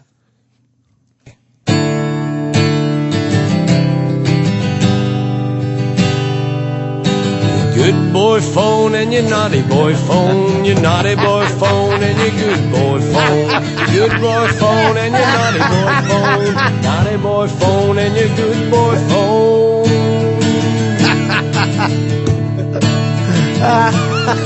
Good boy phone is when you're home with the old crow. And your naughty boy phone is when nobody's home and that little fucking whore from Canada blows up your phone. It's your good boy phone and your naughty boy phone, your naughty boy phone and your good boy phone, your good boy phone and your naughty boy phone, naughty boy phone and your good boy phone. I like the naughty boy phone. That's cool.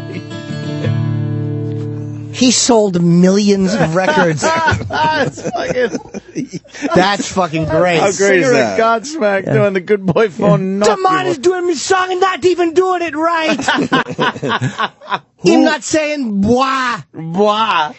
Somebody needs credit. Who came up with That's a great idea. the idea to have some of these guys possibly do this for Jimmy? Watch them fight. There won't be a pass the buck now. They're all going to fight to take credit. We all did. Oh, there it goes. That means Sam didn't have the idea. How about here's who did the idea? Jim Norton. Ah, that's right. Him have a good boy phone and a naughty boy phone. A naughty boy phone and him good boy phone. That's great. He sounded That's like good. Gordon Lightfoot a little Yeah, bit. yeah. He's That's a what great I'm, voice. That's man. what I'm trying to tell you. The guy could go in many directions Yeah. with his music. When you hear and his voodoo, voice. you can kind of see that too. It's like he can Love kind of go in. voodoo. Yeah, it's great. He can go in these weird places though. Did they do voodoo last night? Because I had to go home. I couldn't stay for the entire show. I made it through most of it. God. Most of it. I wonder if he did voodoo last night. That is kind of funny. That Gordon Lightfoot thing. What? Something because it is almost Edmund Fitzgerald. Yeah, absolutely. You could kind of hear that. Yeah. Right? And you could almost do a good boy phone, naughty boy phone too, because you can sing anything to Edmund Fitzgerald. Right. That is good. He said, "Fellas, it's been good to call ya." Yeah. A good boy phone and his naughty boy phone. His naughty phone's for calling his whores. Yes. His good boy phone, he calls his boss, and he'll call up his wife, "Get your goonie." Oh, his naughty boy phone, he'll call naughty girls. One day he had his naughty phone out, and his wife, she saw him a-dialing. Then the shit hits the fan, right? Yes, because then she saw who he called on naughty boy phone, and then his dear wife wasn't smiling. And a naughty boy phone. It's hard to make up lyrics over lyrics. Of course, isn't it hard? Yeah. Well, at least we get a little taste. I understand where Iraq was coming from. Oh, Iraq. Oh, Iraq. That's what they did. They hit Iraq. Sunk. Oh, boy. Wait a minute. Oh, I don't have my who. That was horrible. That was all right. He hit Iraq. Speaking of phones, by the way, I wanted to curse Robert Kelly. Why? Last night. Step on your foot? Yes. Still never be the same. Robert Kelly was like, dude, look, I got 5.0 on my phone already. It's not even coming out till the fall. I got it. I'm like, how'd you get it? A jailbreak it or something? It's like, no, dude, I got the developers program through Apple. You get that. Boom, you could download 5. I'm like, that sounds cool. I back shit up. I do that, and I go through the whole process of getting developers program and all that shit from Apple, and then I pop on 5, and I look, and all my pictures and contacts are gone. Oh. I'm like, son of a bitch! So I had to go down in the basement to another computer that I had backed shit up on and transfer that shit over. So wasn't the biggest problem. The biggest problem is it's not as cool as Bobby's. Like, Bobby found shit. Like, Bobby's a fucking savant with this stuff. He knows this shit. So I need to get that idiot and text him or something. Good picture. Wait, do you really got 5.0 now? Yeah, now I got 5.0. That shit's going on out there? This shit is the shit. Look at this. Why do we have to wait till October? Look what I can do with photos, right? Yeah. I go to my... lose them. Lose them. Yeah, that's what I did. You go to, like, your photos. Look, boom. Here's one of the Red Devils, a paintball team. And then you hit this right here. Look, a whole menu comes up. Tweet. Now I just hit tweet, right? It goes right to here. I just put text and send. Nice. I don't have to go finding the picture, sending it over. It's all linked, and the same thing with emails and whatnot. Oh, cool. There That's won't be any fucking wiener mishaps with that. I know, that is a little dangerous. One button, all your cock photos. Boom. That's good. That's exactly what I want. Boom, your cock photos are out, the wiener app. Yeah. It's perfect, dude. But, there's a So why are you lot of bitching cool- if he turned you on to 5.0? Because I saw it when we played paintball that day, and he's like, dude, look, you fucking turned it on. There's and there was a camera icon right when you did this. Because you know how it's a pain in the ass not a pain in the ass, but sometimes you want quick access. You pull the phone out, you want to click this and take a picture. Yes. I saw an icon on his where you could do that. Like me, I still got to swipe, go to the camera, hit it, and opens up. Now I'm ready to take a picture. That's like a thing, and you can take the picture now with the volume up button. You don't have to tell people, no, it's that button there, it's that. Oh, okay. Like, I could sit there and look, young Sam, right there, and I go, there, took a picture. Why did he have to pose for the... Because he's a dick. The example. Where's your dick?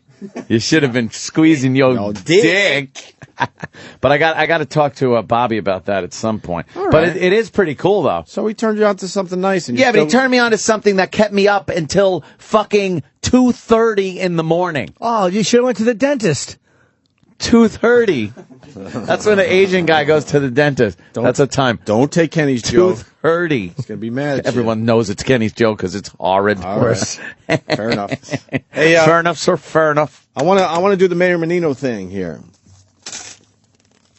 Oh, Menino, and So congratulating you'll work that out with the Bobby, Bruins. right? Yeah, I got that taken care of. Mayor Menino, he's our favorite mayor of all time. He's the mayor of Boston, and the Bruins won the Stanley Cup for the first time since 1972. Bofferston. Excuse me, Bofferston. So, of course, Mayor Menino is the big get, and he's doing a lot of press. He's very proud of his city. He had a lot to do with this, I guess. So, Menino, who doesn't talk very well, he's really horrible. Started doing interviews. So we start with this. Thank God. We have Boston's Mayor Tom Menino on the phone with us. First of all, Mayor, you must be very pleased that another sports team has won, this time the Bruins with the Stanley Cup, but we're also seeing what appears to be fairly orderly crowds out there. What are you hearing? Well, I'm hearing congratulations to the Bruins. Another great night for the city of Boston and sports team. What I'm hearing from the police that, there are crowds around, but they're orderly. There hasn't been any real issues out there yet, and we've barricaded some of the area around the Boston Garden, and Ken Westboy, I just saw you guys on channel. What? There's some kids yelling and screaming, but no damage being done at this time to any property. They're celebrating. They're celebrating the Stanley Cup victory, first one since 1970s. And so it's a great night in our city, and we know that our fans always act accordingly after a victory like this. Oh, not too bad. Not too bad. Not too bad. Not too bad. To be fair, not too bad. He drops words. Yeah, a few words that, he doesn't need them. He just drops. You know what he's doing. He's like Twitter speak. Before it's time, he knows how to edit. Yeah, some words you just don't need it. Yeah, you sacrifice a word or two. Yeah, you get do. Your characters down. Yeah, leave some letters out. Yep. More crowd talk. Vancouver riots. Are you going to let these crowds thin out on their own, or is there going to be a push here? I mean, it has been a 40-year drought without the Stanley Cup. You're going to let these folks stay out there and celebrate? As long as they behave, we're going to let them do their enjoyment and have some fun. But we're not going to tolerate any public drinking, and that's the rules. And you can enjoy as much as you want, as long as there's no destruction of property. And you're looking at Canal Street, where you were just a moment ago, and everything looks to be very joyous, but not the destruction that we've seen in Vancouver. Have you seen what's going on there? Yes, it's terrible. And but I always say we have the best sports fans in America right here. We're real sports fans. We're one of the original NHL teams, and we know what sports is all about. It's about playing on the rink, and afterwards we behave appropriately, and our fans are doing that right tonight, and we have to give them credit for that. Wait, could someone remind me? Was it when the Red Sox won? They shot some woman in the eye with a rubber bullet. They absolutely did. They killed a woman. Did she die? Yes, Did she die? She died. Okay. They shot her in the eye with a rubber bullet. Did you get that story? Because a little beanbag round, and she's dead. I don't remember the details, but he's basically saying that they're way better than Vancouver. And I do believe they killed one of their sports fans after the Red Sox won. Yeah. Oh, look at this. Thank you. Thank you. There's the headline. Triumph and Tragedy. Yep. Shot with rubber bullets, shows police disconnect brutality. Mm-hmm. Did she die? Yeah. Oh, boy. Yeah, she did not live. 4 times. She got 4 4 shots. Well, she must have really been drinking and partying, reveling. Well, Mayor Menino, I guess he just forgot about that. I forgot about the beanbag in the eyeball. Don't fall for the beanbag in the eyeball routine. Look at this. Yeah. 1, 2. You hit it twice. Camera icon comes up. Bam. Ready to take pictures. Yeah, it's beautiful. Thank you. Let me see. Listeners, do that. Look. Let me see. Phone is completely off. 1, 2 on the home button. Hit that. Camera. Boom. Take a picture. See, that's not good. Why? Because who wants to hit it twice? Hit it twice. Take a picture of the papers. Picture of the papers. Instant now. Wait. My phone's off. Hold on. I got 2. Here we go. 1, 2. Hit it twice. Hit the camera icon. There's Sam. Bam. I just took a picture. From dead off till taking a picture in under fucking 4 seconds. But can't you set your phone a certain way to do that, your home button? Now? The home button can be made to be the camera button, I believe. But how about this? You still got to slide. Yeah. Now if you're over here, I see. Now you got to hit that home button and go to photos. All I have to do, see the phone's completely off. Stop saying it's completely off. It is. It's off. But is it completely It's off? Yeah. And then what? It's All I off got or to do now is completely hit this twice. 1, 2. Now the little camera's in the corner. Oh, I see. And I press that. And now I'm ready to go. Bam! It's taking a picture. Wow. 5, bitch! I want it. 5! That's right. Fuck you!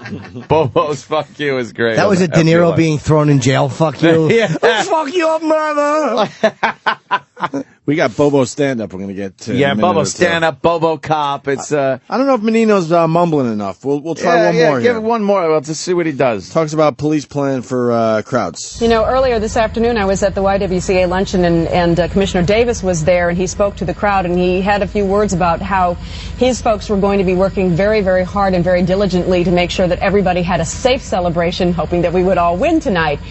He's worked very hard and I know you've worked with him just to get all these plans in place. We worked very hard. I have to give the patrol force a lot of credit. The Superintendent Evans and his team, they did a great job out there working with the commissioner. The commissioner had a good plan in place, and we were implementing that place. I mean, I see there's a couple of kids who are acting up now, but that's a minority of the kids. There's thousands of kids out there.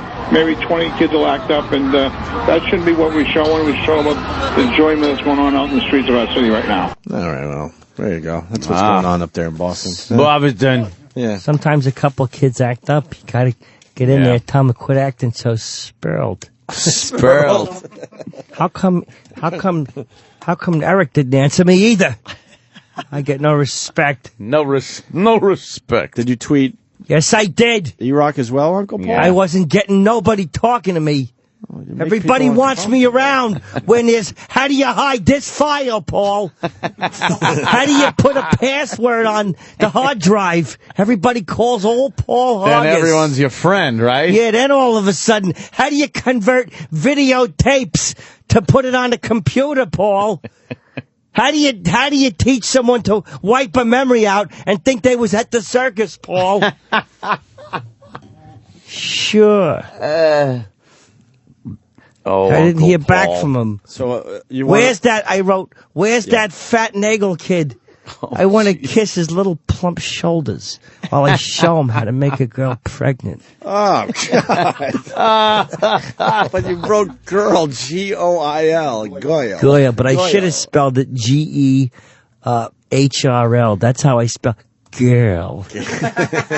G-E-H-R-L. I spelled it. I was in a rush. I wrote Goyle. I ain't Popeye. What the fuck, man? Yeah. Jesus. I kiss his shoulders real tender. Yeah. And Real tender. And I say, this is what happens. The man puts it in. I'm going to fertilize you.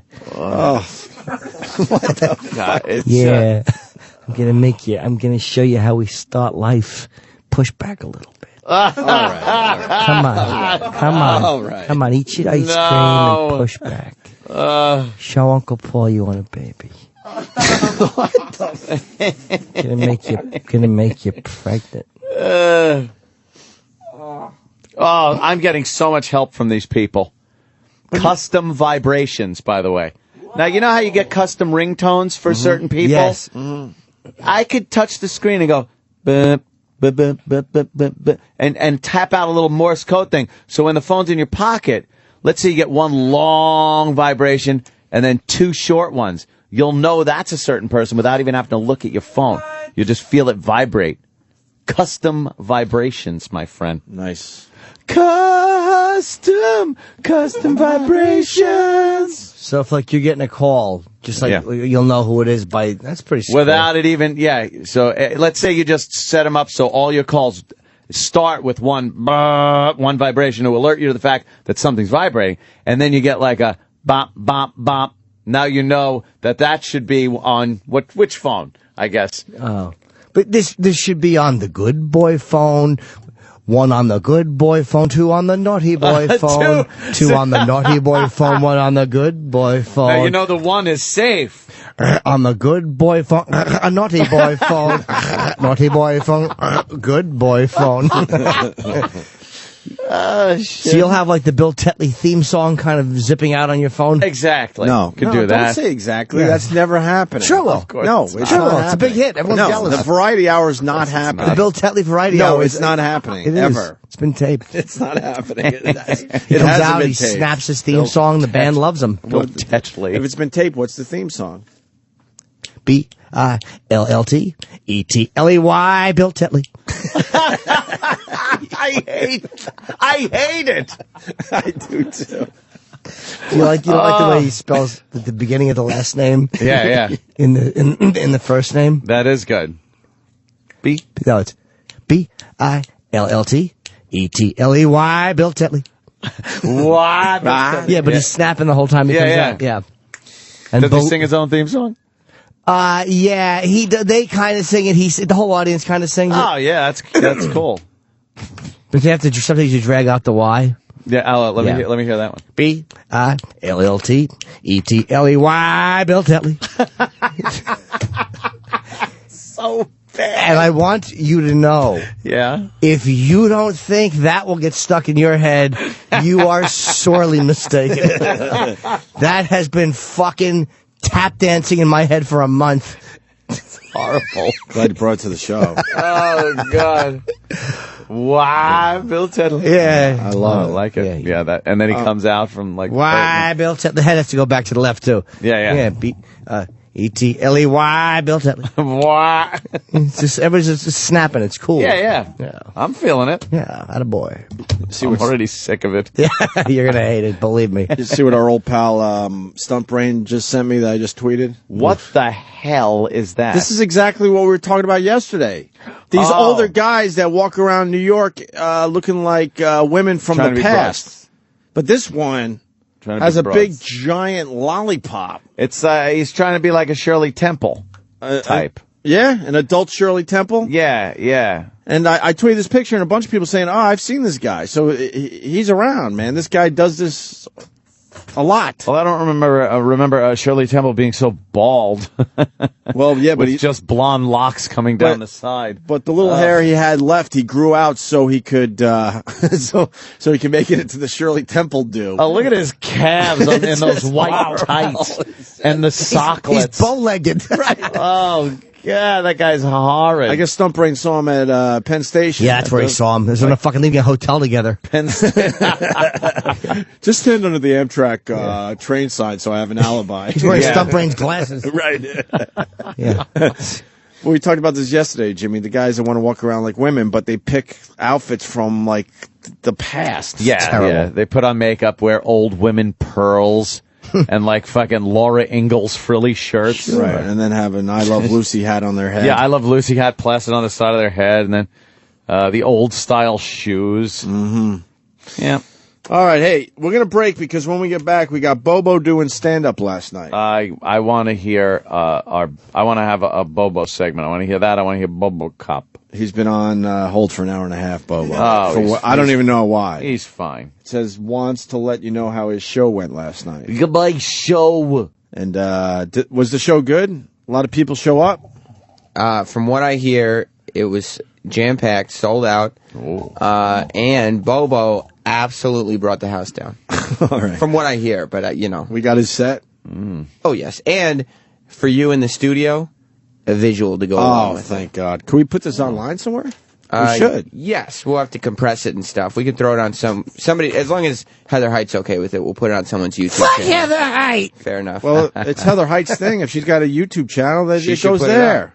Well, if she was smart, she would already put it up. We could just direct it. What do you mean if she does? I know she does because she did a takeoff on the eHarmony video where she says how much she likes cock. Well, it's cock. cock instead of cats. Right. And I thought it was really funny. I retweeted it. So she does have a YouTube page, so she should put that up there, and then we'll push people to this video as well. Well, once it's up there, Heather Height, make sure you tweet us, and that way we can retweet your That's video. right.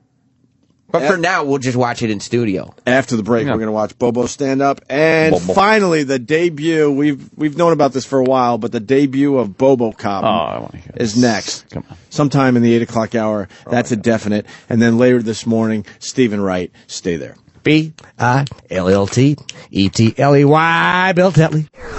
SiriusXM.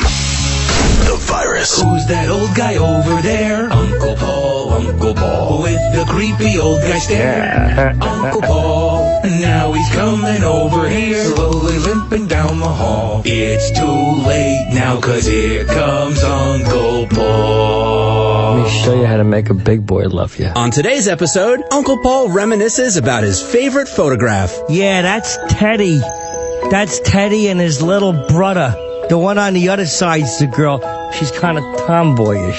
She likes to play basketball, have her socks taken off. Coochie coo, you tickle him in a tub. Oh, Uncle Paul, my feet are dirty. You wash them, get them in a tub. Clean their feet good. Take your shorts off. Let me kiss your toes. Oh, yeah, they all had to stay in my bed because they all had bed bugs in their cribs. They come in here so there's no bed bugs. And then them goddamn parents are accusing me, saying, how come he ain't walking right? I don't know.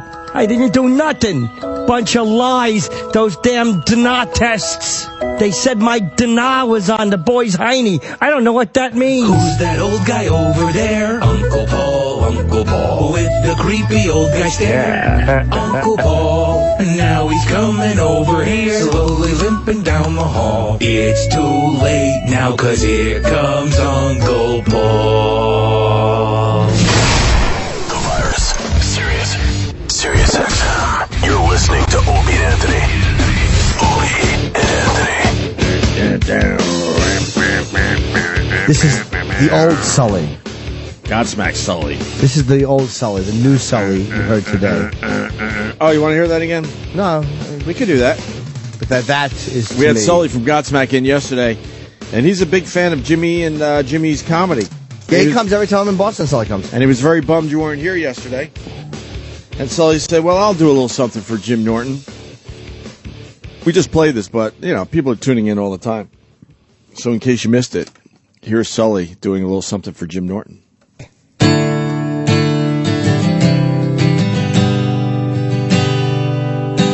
Good boy phone and your naughty boy phone, your naughty boy phone and your good boy phone, your good boy phone and your naughty boy phone, naughty boy phone and your good boy phone.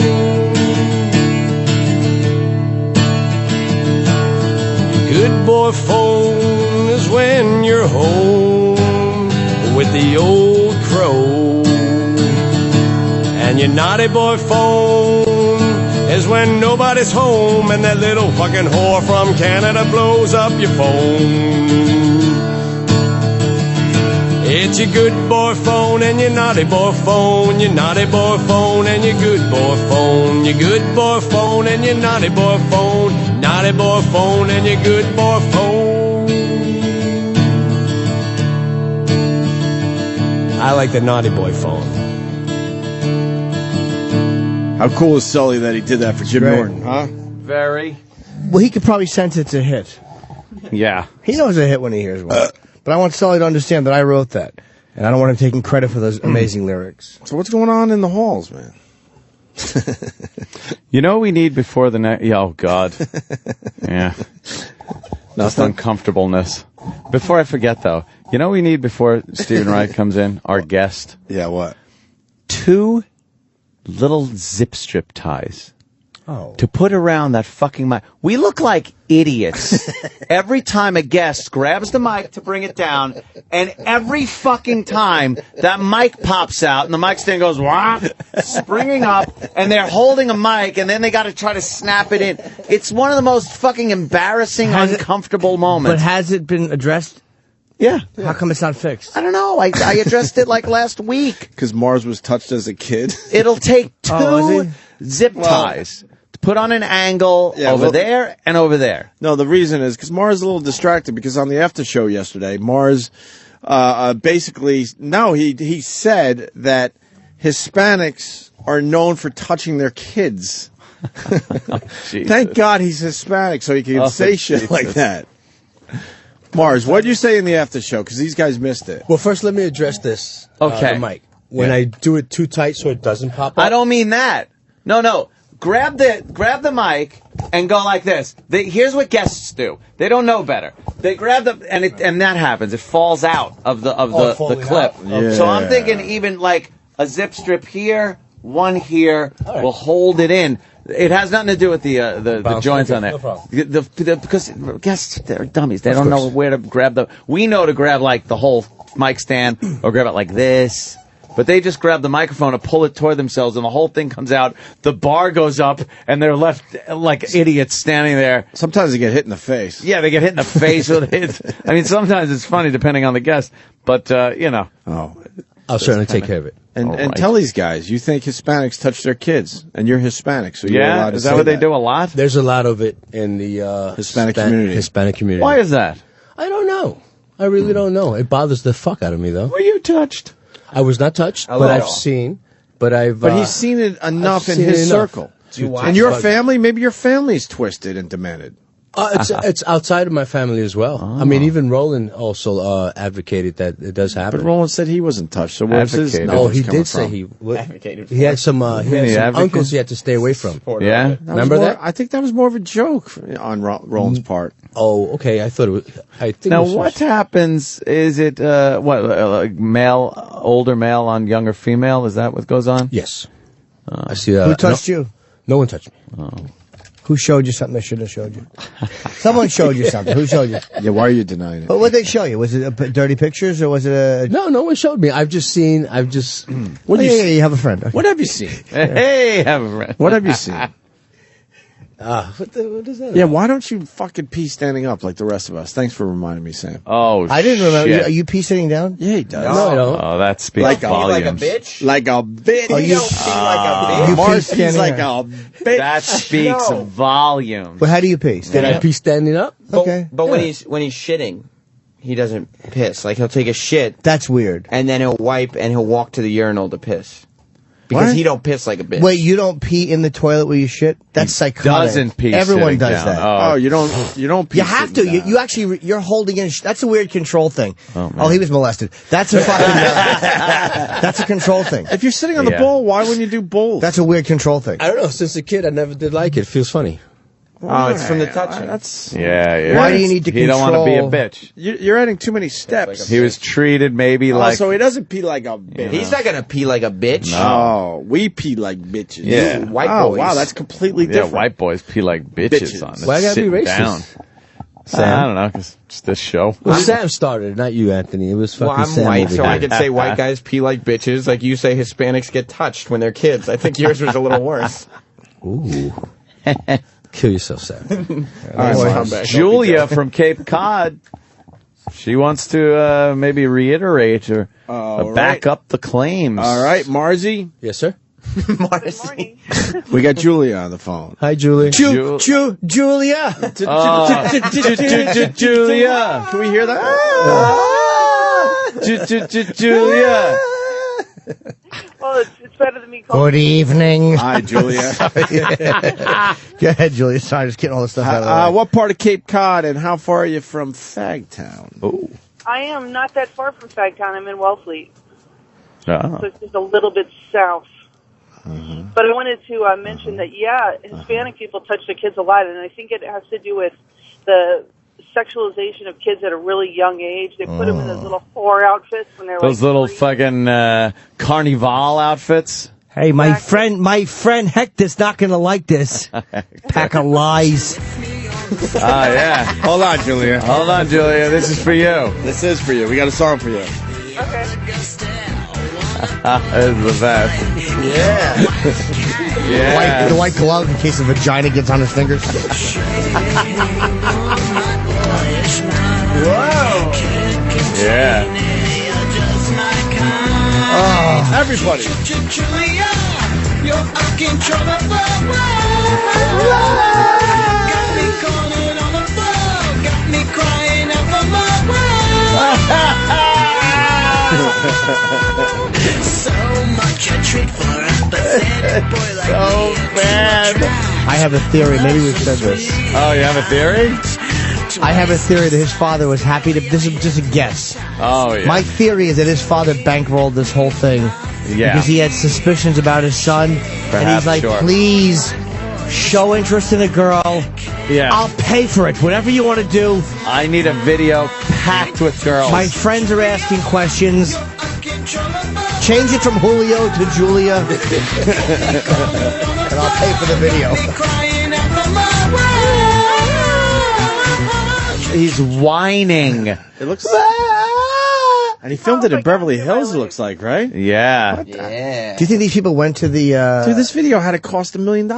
It has the look of any other really nice video you've seen on MTV. It's got girls, it's got a lighting director, a DP, double penetration. Yeah. Rented a Rolls Royce, I believe. Yeah, Rolls. Beverly That's Hills. probably his father probably owned it. Don't spoil the end, where he's the Rolls Royce driver. Look, he's around all these hot girls.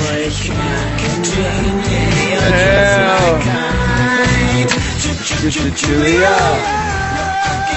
Uncontrollable. On the floor. Evermore. Got me crying evermore. Out for more. Oh, out for more. Got me crying out for more.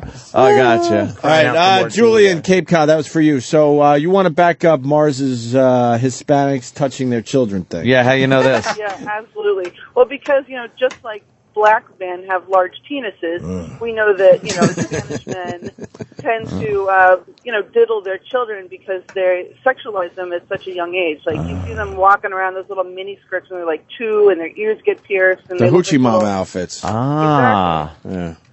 Oh, well, let me tell you something, Julia, you're uncontrollable. Mm-hmm, you sure are. I've never heard that song before. And you'll never hear it again. Thank God. What a bomb. Yeah. Well, thanks for the info. Thank you, gentlemen. Stay Back that up. Did Mars have like a Hispanic Uncle Paul? There was Uncle Paulo. Hold on. Uncle Paulo. To get personal, Sure. in my family, there were 3.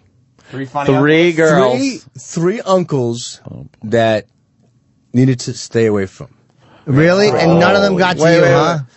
None of them got to. One is dead already. Wait, uncles through marriage or the bloodline? Bloodline. Oh, man. And everybody knew it? Wait, so whose brothers? Whose brothers? Not your like, dad's brothers or your mom's brothers? Mom's broers. Mom's brothers. They didn't know it at the boys. time when it was happening. After the fact, You got touched. You know what? I remember. It explains the MMA shit and everything else.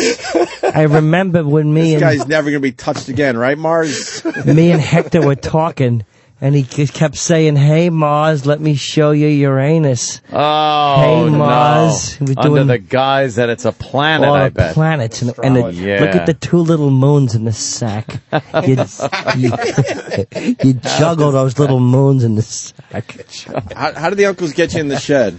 Yeah, what do they do? Did they say, "Hey, you want to look at some hubcaps"? Oh, in the back of that landscaping truck with all that grass blowing around, no one could see. Yeah, every time he sees mulch, he gets a hard on and throws up when he smells a little mulch. Mars, that's why you're an MMA guy. Yeah, You're some not, of them- you're not going to defend be touched yourself. ever again. This is basic psychology. Pure control, sitting, or not psychiatry, pissing. whatever the one is, Really? the one that talks, Yeah. and the Of other course. one is the drugs. I never know the difference, but go. Psychiatrists can do drugs like doctors. Psychology is like therapist shit. Right. Yeah, psychiatrists are doctors. Gotcha. So it's psychology 101. I think he was he doesn't like sitting down to take a piss even when he's taking a dump because maybe when he was younger he was treated like a girl. girl, sure. And now he doesn't want to do anything girlish. Dressed up pretty. Because he don't pee like a bitch. That's it. I ain't being a bitch again. maybe you're right about that. Oh shit. Now Anthony, now that you shit. say that, Yeah. maybe my father was a little too fucking strict on being macho. Hey, don't you be no bitch. Why didn't your father beat the shit out of the uncles? They didn't know about this stuff. Instead of allowing them to touch you. It was their little... No one touched me. It was their little El Secreto. No one touched me. I tried to throw that by him. I know. I saw that. It didn't work. And I tell you why no one touched me, because my father was a bodybuilder. He was a big fucking dude. And Was he? Yes. Shit. A professional bodybuilder. What was that about? Maybe he was gay. I don't know. I don't know. I wasn't there all the time. He's selling the whole clan down the river. What the fuck? We should bring him in. Okay. Stephen Wright's here Oh, already? he's here. Just bring him in. He's 8:30. Right on time. Oh, I thought he was later. No problem. Oh. Yeah, tell him. Yeah, bring in Bring him in, Stephen Wright. Roland. We can get hard-ons talking about Mars in a little bit. Bring him in, Roland. Another Boomer in Jersey. Boomer. Yeah. Hey, Boomer. Hey, it's true. I married a Puerto Rican girl from an all-white town and never dealt with Puerto Rican people before. And I have 2 daughters. She has a couple of uncles that they're known for touching kids. My daughters were never allowed to be around them.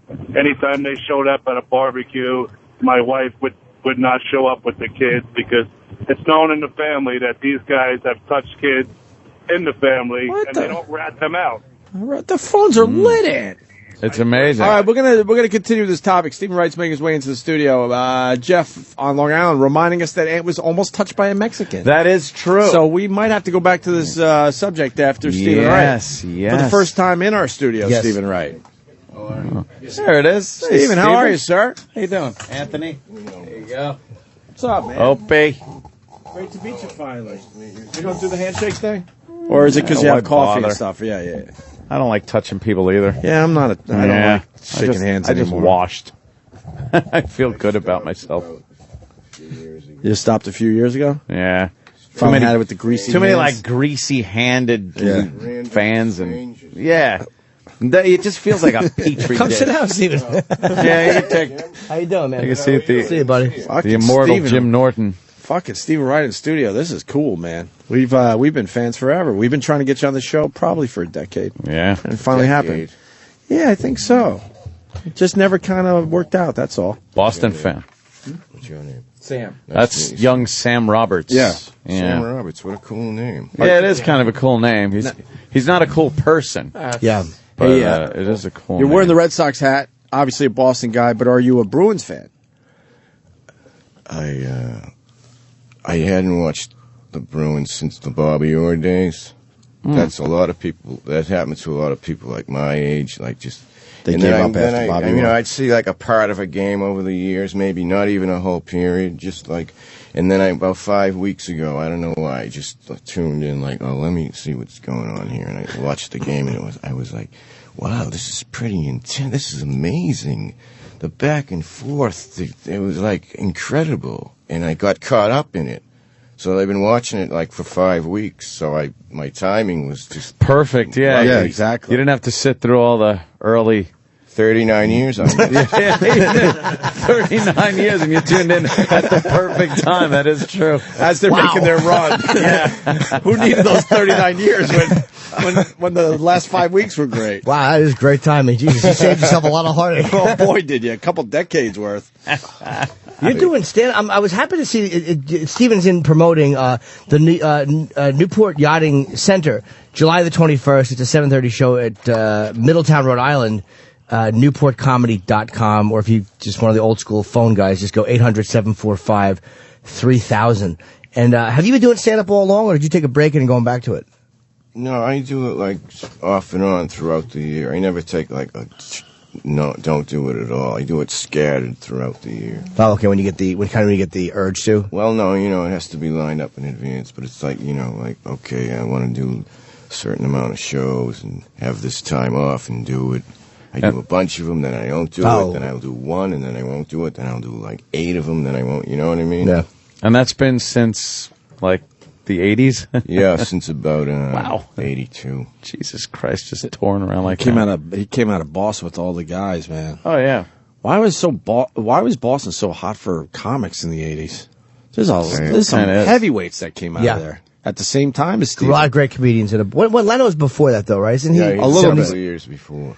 But Stephen, I saw Leary, Conan. I mean, Conan's not a stand-up, but he's from There's a shitload of guys from I Boston. saw a great documentary on Boston comics, and then and Stephen Wright was the first one to break out and go to L.A. and be on Carson, right, at the time? Yeah, that 1982. documentary was when stand-up stood out. Yeah, it's a great documentary because all these guys were kind of doing their thing in Boston, and he was the first one to get the call. And then after that, they kind of followed Stephen Wright. I don't know why that all those people. I don't know why that happened like that. Yeah, you know, some kind of magic. It was just like... Well, who'd you come up with? Jimmy mentioned a bunch of them. There's Dennis Leary. Paula Poundstone. Kevin Meaney. Bobcat Goldthwait. I forgot someone big out of Boston, too. I know... I know Lenny Clark. Right. Oh, Lenny, yeah. We love Lenny. He does the show. He does? Isn't he? He's from another planet. He's a riot. Oh, Louis. You're before Louis, though. Louis is probably a few years after you, Louis C.K. Yeah, Louis was after, I think. But Nick DiPaolo, I think also after you. Nick is probably late 80s, early 90s. Nick's angry. Oh, Nick is Boston. Yeah. He's the greatest. Nick is You know Nick, right? Boston. Yeah. Oh, he's great. He's a If Boston had a face, it would be Nick going, what the fuck do you want? Were you doing comedy? I've read a lot about you. You were doing comedy for 10 months before you did The Tonight Show? Oh, no, 3 years. Oh, was it 3 years? See, you read all these bullshit 10 facts. months Okay. would be like, holy shit. That didn't seem right to me, but I was like, well, there's actors right for The Tonight Show. It's very clean and it's a lot of stuff. Okay, 3 years. That makes me feel a little bit better. 3 years still is like, it had to be a little nerve-wracking, though, because goddamn, especially then it was Carson, It was surrealistic. I mean, I wanted to go on there, like, that's why I wanted to do this, to maybe someday go on there. You know, when I got it in my head when I was 15. So then, like, doing in the clubs, and then, like, Peter LaSalle came to Boston. He was the producer of The Tonight Show. He came to look at colleges for his kids. Oh, Jesus. God. Wow, what a in the stroke of summer luck. of '82. And someone wrote an article. There was a club called the Ding Ho Comedy Club. It was half Chinese restaurant, half that was in the movie, right? Someone wrote about an article about it, and it went in the L.A. Times. So he had that club in his head. So then months, I don't know how much long later, 8 months later, when he came to Boston, he remembered the club, and he wanted to go in the club. And then he saw me in there, and 3 weeks later, I was on The Tonight Show. Oh, wow. It was like a fairy tale. Yeah. Did you know he was there? Yeah. Oh, you knew he was in the room, so you did just smart or a good set. And that was when there was only 3, maybe 4 channels. Yeah. Yeah. You know what I mean? Now you're on TV, it's cool and all, but back then, 1982, going on Carson? Oh, Yeah, my a lot God. of people were watching you. That means Wow, man. overnight success, obviously. You go from no one knowing your name to everyone the next day. Yeah, that changed my career, my whole life. Sure. What happened That right after? one, like, in just like 8 minutes. Like, One I don't lousy think 8 minutes I think set. that can happen now because it's It's so hard. many It's a chances. lot harder. What happened with After you did your Tonight Show, the next day, was it like wherever you went, people had seen you on the show? Or how did they meet? Because I know immediately back then, things were just different. Yeah. Especially if he, like, called you over or if he acknowledged that he enjoyed you. It was a couple of days later. I was in Dodger Stadium watching a game. When the first time I ever got recognized. It was like 3 days later. Oh, really? Yeah, that was pretty. Yeah. It's a weird feeling, right? Yeah, it is. And then he's like, get the hell away from me. First time you're ever recognizing you, just, hey, come on, I'm trying to have a moment here. No, you talk to people when they first start recognizing you. You really talk to them like, "Oh, thanks a lot." Were you home with your friend? You know, you ask a lot of questions. Stay a while. Where are you going? 2 years later, you're like, "Oh, why don't you just throw yourself into a fucking ditch? You saw the show, drop dead. Thanks." Fucking trying to eat. Oh my God. That's horrible. I love So it. we've heard. Too true though. Yeah. After a while, it gets a little, That's what we were first talking. time. Yeah, we were talking about. Just even something like shaking hands. We would do these events, and you realize by the 50th person, you just how many clammy fish belly hands can you shake without? And then you have that horrifying moment where you get done and you're just tired and you don't realize like you're eating a slice of pizza and went, shit, I didn't watch. I ate it already. Hope no one had hep. Yeah, you just don't know what the hell you're throwing in your mouth. But we love them. We love it. Every single one. Oh, yeah, every single one of them. Love them I all. stopped touching my face while I'm working out because I realized, like, I'm on the elliptical, and it's like You must be people's- able to touch your face all the time. See, I'm implying you Because I don't have work man out. tits. Yeah, you're right. You're correct. All right. But no, man, you start, yeah. your hands are on the thing, and Yeah. you're like, I didn't even wipe this down first. I'm fucking like, touching my nose or like scratching Itching my everything, yeah. right? Yeah. This does make you a little germy, kind of. Fuck yeah. You kind of get a little because you deal with too many people. I wish I didn't have it. Like, I wish I wasn't aware, like, of it. Is it like an issue, like a big issue with you, or is it just kind of I'd rather not? I'd rather not. It just creeps in over the years. You know, those TV shows, when they investigate murders and stuff, and they're going through the room with the light, the blue light, and all the scum is all over. Well, this isn't scum, but it's not his scum. This is someone else. This wasn't involved in the murder, but look at this, Frank. And then it's like, little tiny things, and it's like, well, wait a minute. That's, that seeps in. These shows seep in. So you start thinking about it. Yeah. Now, you obviously stay at a lot of hotels. Oh, so is that a nightmare for you? It's not a nightmare, but your brain, my brain has little, like, things so I can function. It's like, I can't think of everything. Like you were thinking of the equipment. I think of the exercise equipment. Sure. I ride an exercise bike, so I'm super aware of when I'm in there doing that. But the hotel room, I got a block, part of my brain, they shut down the fuses. Like, do not think of this. Otherwise, you can't go anywhere. You mean you don't roll up in the bedspread as soon as you get to your room?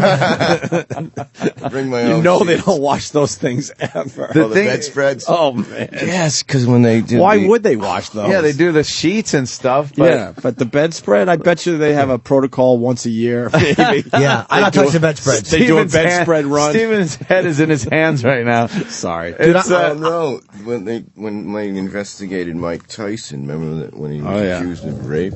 Yeah. They went in, and I can't believe I know this. It's all right. They found sperm on the bedspread, but it wasn't his. So then that sticks in my head. So from then on, bedspreads would, like, as soon as I go in, I just... peel it off. Not that it's going to do anything. Sperm's not going to hurt you, is it, Jim? Probably not, no.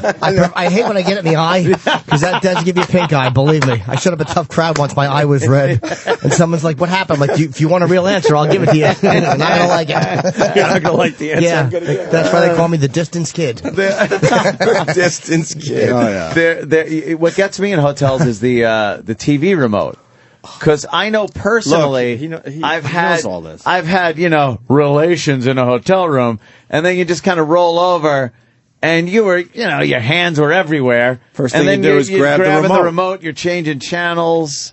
That's the worst thing. The whole room. Right. That's because everyone's touching it's it. It's a known thing. It's not my opinion. That's the worst thing in the whole remote. The worst thing. That remote probably lights up like a Peter Max painting when they put the black light on it. Do you know, hotels, they also clean a lot, too, but that's only the areas you're going to, like, the faucet. They do more cleaning than probably most people, too, because every day there's could be a maid in there washing. But I'm like, Steven, I block it out, because it could drive you crazy, but then I'm like, you know what? You just can't think about it. I fucked so many times without a rubber. Fuck it. What can I possibly get that I don't have already? I think we're making our guest a little uncomfortable. No, he's looking around the room. No. He's like, he deals with this. It's great because you have to deal with it, and you're able to, which is good. It's not like I stay in a trailer or I have a truck bring me places.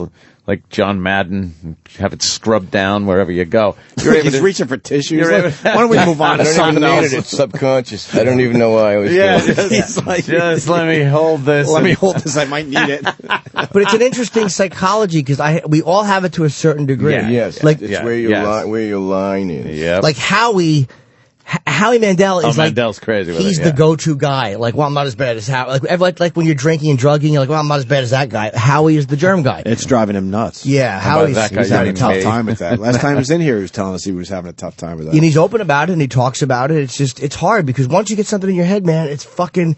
You know who got me started on it? Rich Voss. Oh. Rich Voss got me started. I don't shake hands. And I shake hands. It's like no one wants to shake your hand, Rich. But he has horrible little rock hands. They are like He doesn't want midget human hands. interaction at all. Right, I didn't realize with Rich, it's obviously it's a long line of rapes. You can't touch this guy. Yeah, I'm sure he suffered many. As soon as you touch him, he just gets all like, he gets really uncomfortable. That's great. What do you mean he has rock hands? Oh, his hands are like, he has small gargoyle hands. They're really unpleasant visually, and they feel terrible. They're not nice hands to touch. He plays a lot of golf, so he has those really thick over-the-top calluses. They're the hands of a dummy. Like if you ever seen what a dummy's hands should feel like, they're Voss. The hands of a working man. Oh, absolutely. I wouldn't be happy if he wouldn't find out about it. I would like people to Twitter Voss. He has dumb. I told him his hands are like turtle feet. But what can what can he do about it? Though? Nothing. He has to You live. just want him to know? He's doomed. Yeah. Oh, yeah. Do you know Voss? He's a comedian. He's a buddy of mine. Okay. Rich is right now going, she knows me. We met one time. Shut up. No one remembers you. Hey, how was it winning an Oscar? I think Stephen Wright might be the first Oscar winner in our studio. Ooh. Really? I'm trying to think. You might be right. I think you're the only one, sir. And we've been doing this a long time. 1989, right? Dreyfuss never won one? Did Dreyfuss win? He was in, XM. I remember. Yeah, Richard was in. Did he ever win, though? I don't know. I love him. Yeah, isn't he great? He's funny. But you have an Oscar, right? Yeah. Where's that Oscar right now? It's on a table in my house, in my living room. Nice. Was that 89? That was way after. Was that 8 after that? Because I remember Barry Katz. Best short film, 1989. Oh, it was? Okay, I Barry believe. Katz told me about it for some reason. Yeah. Well, that was incredibly weird because we made a film for HBO. We didn't even make it to go in the theater. Yeah. I mean, we went in there to see if we could make a half-an-hour movie, and they said yeah, and then we wrote it, and me and my friend Mike Armstrong wrote it, and Dean Pariseau directed it, and then we gave it to them, and they liked it a lot, so then they played it in the theaters, and if it plays in New York or L.A., then it's eligible, and then it was nominated, and then it won. We didn't even make it. We made it, it was like throwing a dart, like this thing was called The Appointments of Dennis Jennings. It was like throwing that to HBO, like, and a big gust of wind blew it 50 miles to the right, and it went. Where did it go? It's stuck in over there. Oh, that Oscar. That is amazing. Yeah, it really is. It's realistic. How long of a film is it? 20? 30 minutes. Oh, 30 minutes? And when they call the name, do you just go like, I won this? Just what weird. happened? Like, it's happening, but it's not happening. Yeah. And me and the director went up, and I said, this is for the short film category, and we're really glad now that we cut out the other 60 minutes.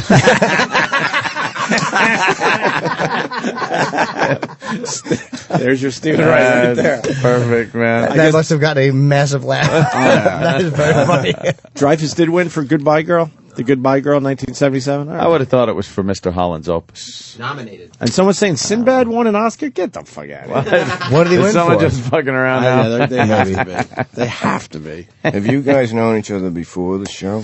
Yeah, kind of. I used to come on his show. Yeah, I was in construction for many years. I never did radio or anything, and then I was doing song parodies and stuff, so I sent a few. It was during the O.J. Simpson thing. Yeah, we didn't really... Sent it into his show, and he played it. The fans liked it. He invited me in to do it live, and then we just started talking, and it was like, oh, Now Great. we've been doing this Left my 17 years tools. we're up to. Wow. And then we went up to Massachusetts to do radio at WAAF, and I just threw my tools out the window, my sheet metal worker tools fuck that. out the window, and thought, I could always buy new ones if I fall on my ass. It is weird we're doing a radio show Great. because O.J. killed those people, though. It's kind of strange. That's Yes. the only reason we got together. If O.J. didn't commit No, those heinous crimes, that is the truth. I don't know if we would have met if I'd O.J. still be in an attic. Because O.J. had to kill the people that made him go, I'm going to write a song about it. I heard about the song. I played the song, and that's why we're doing radio. Do you know if you ever meet OJ's, if you ever meet Denise Nicole sister, you should Brown say, Simpson, do yeah. I have a story for you? Yeah, but right. think God. lemons and lemonade. yes. But how else- Really think of the good that came of it? We wouldn't have met. It was just one of those chance things. No. Wow. And 17 years later, we're still Was your show still doing in this. here? Oh, no, this goes back Long to Island. Long Long Island. Island, then you went together to Boston. Yeah. For how long did you go to Boston? 3 years about, and then we got fired We for were the mayor guys saying the mayor Menino died in a and car we got accident. in trouble. Yeah, For that was April great. Fools. We were those guys. Ooh, we were God. we were wacky. Look out! Yeah, we were those guys. And then they And rewarded did they us. run us out of town? They rewarded us by giving us a higher paying job right here back in New York City. So Hey, and that great. wasn't good enough We for get us, to so come we home. fucked that gig up. Yeah, we fucked that up, and then got a better job. I came on around. great. I came with them about 2000. Here's how when they fucked the gig up. In here? No, this was at WNEW. It was an afternoon drive show. Yeah, on the regular standard radio. I was paying $300 a month to live with a comedian named Jim Florentine in Jersey and his girlfriend. So it was a $900 rent, split 3 ways. I say, fuck it, I'm going to move into New York. So I'm on the radio every day. I pick up a rent that is 7 times higher. 7 times higher. A $2,200 a month rent. And 5 months later, we're off the air. And I have a 2-year lease. Oh, shit. You've never seen a panic-stricken fucking person. Whoops. 27, 5 months later. No off wonder the you air. were blowing Colin. I couldn't have thrown you guys under the bus faster for Colin. When Tough Crowd came around, I was like, oh, fuck those guys. Come on, Colin. Okay, come on. Reservoir Dogs, it's so cool, too, every time I watch it, because we've had Madsen. Yeah. You're a part of, like, an amazing cult. It's nice. I love to see comedians in places like that. It kind of gives you hope.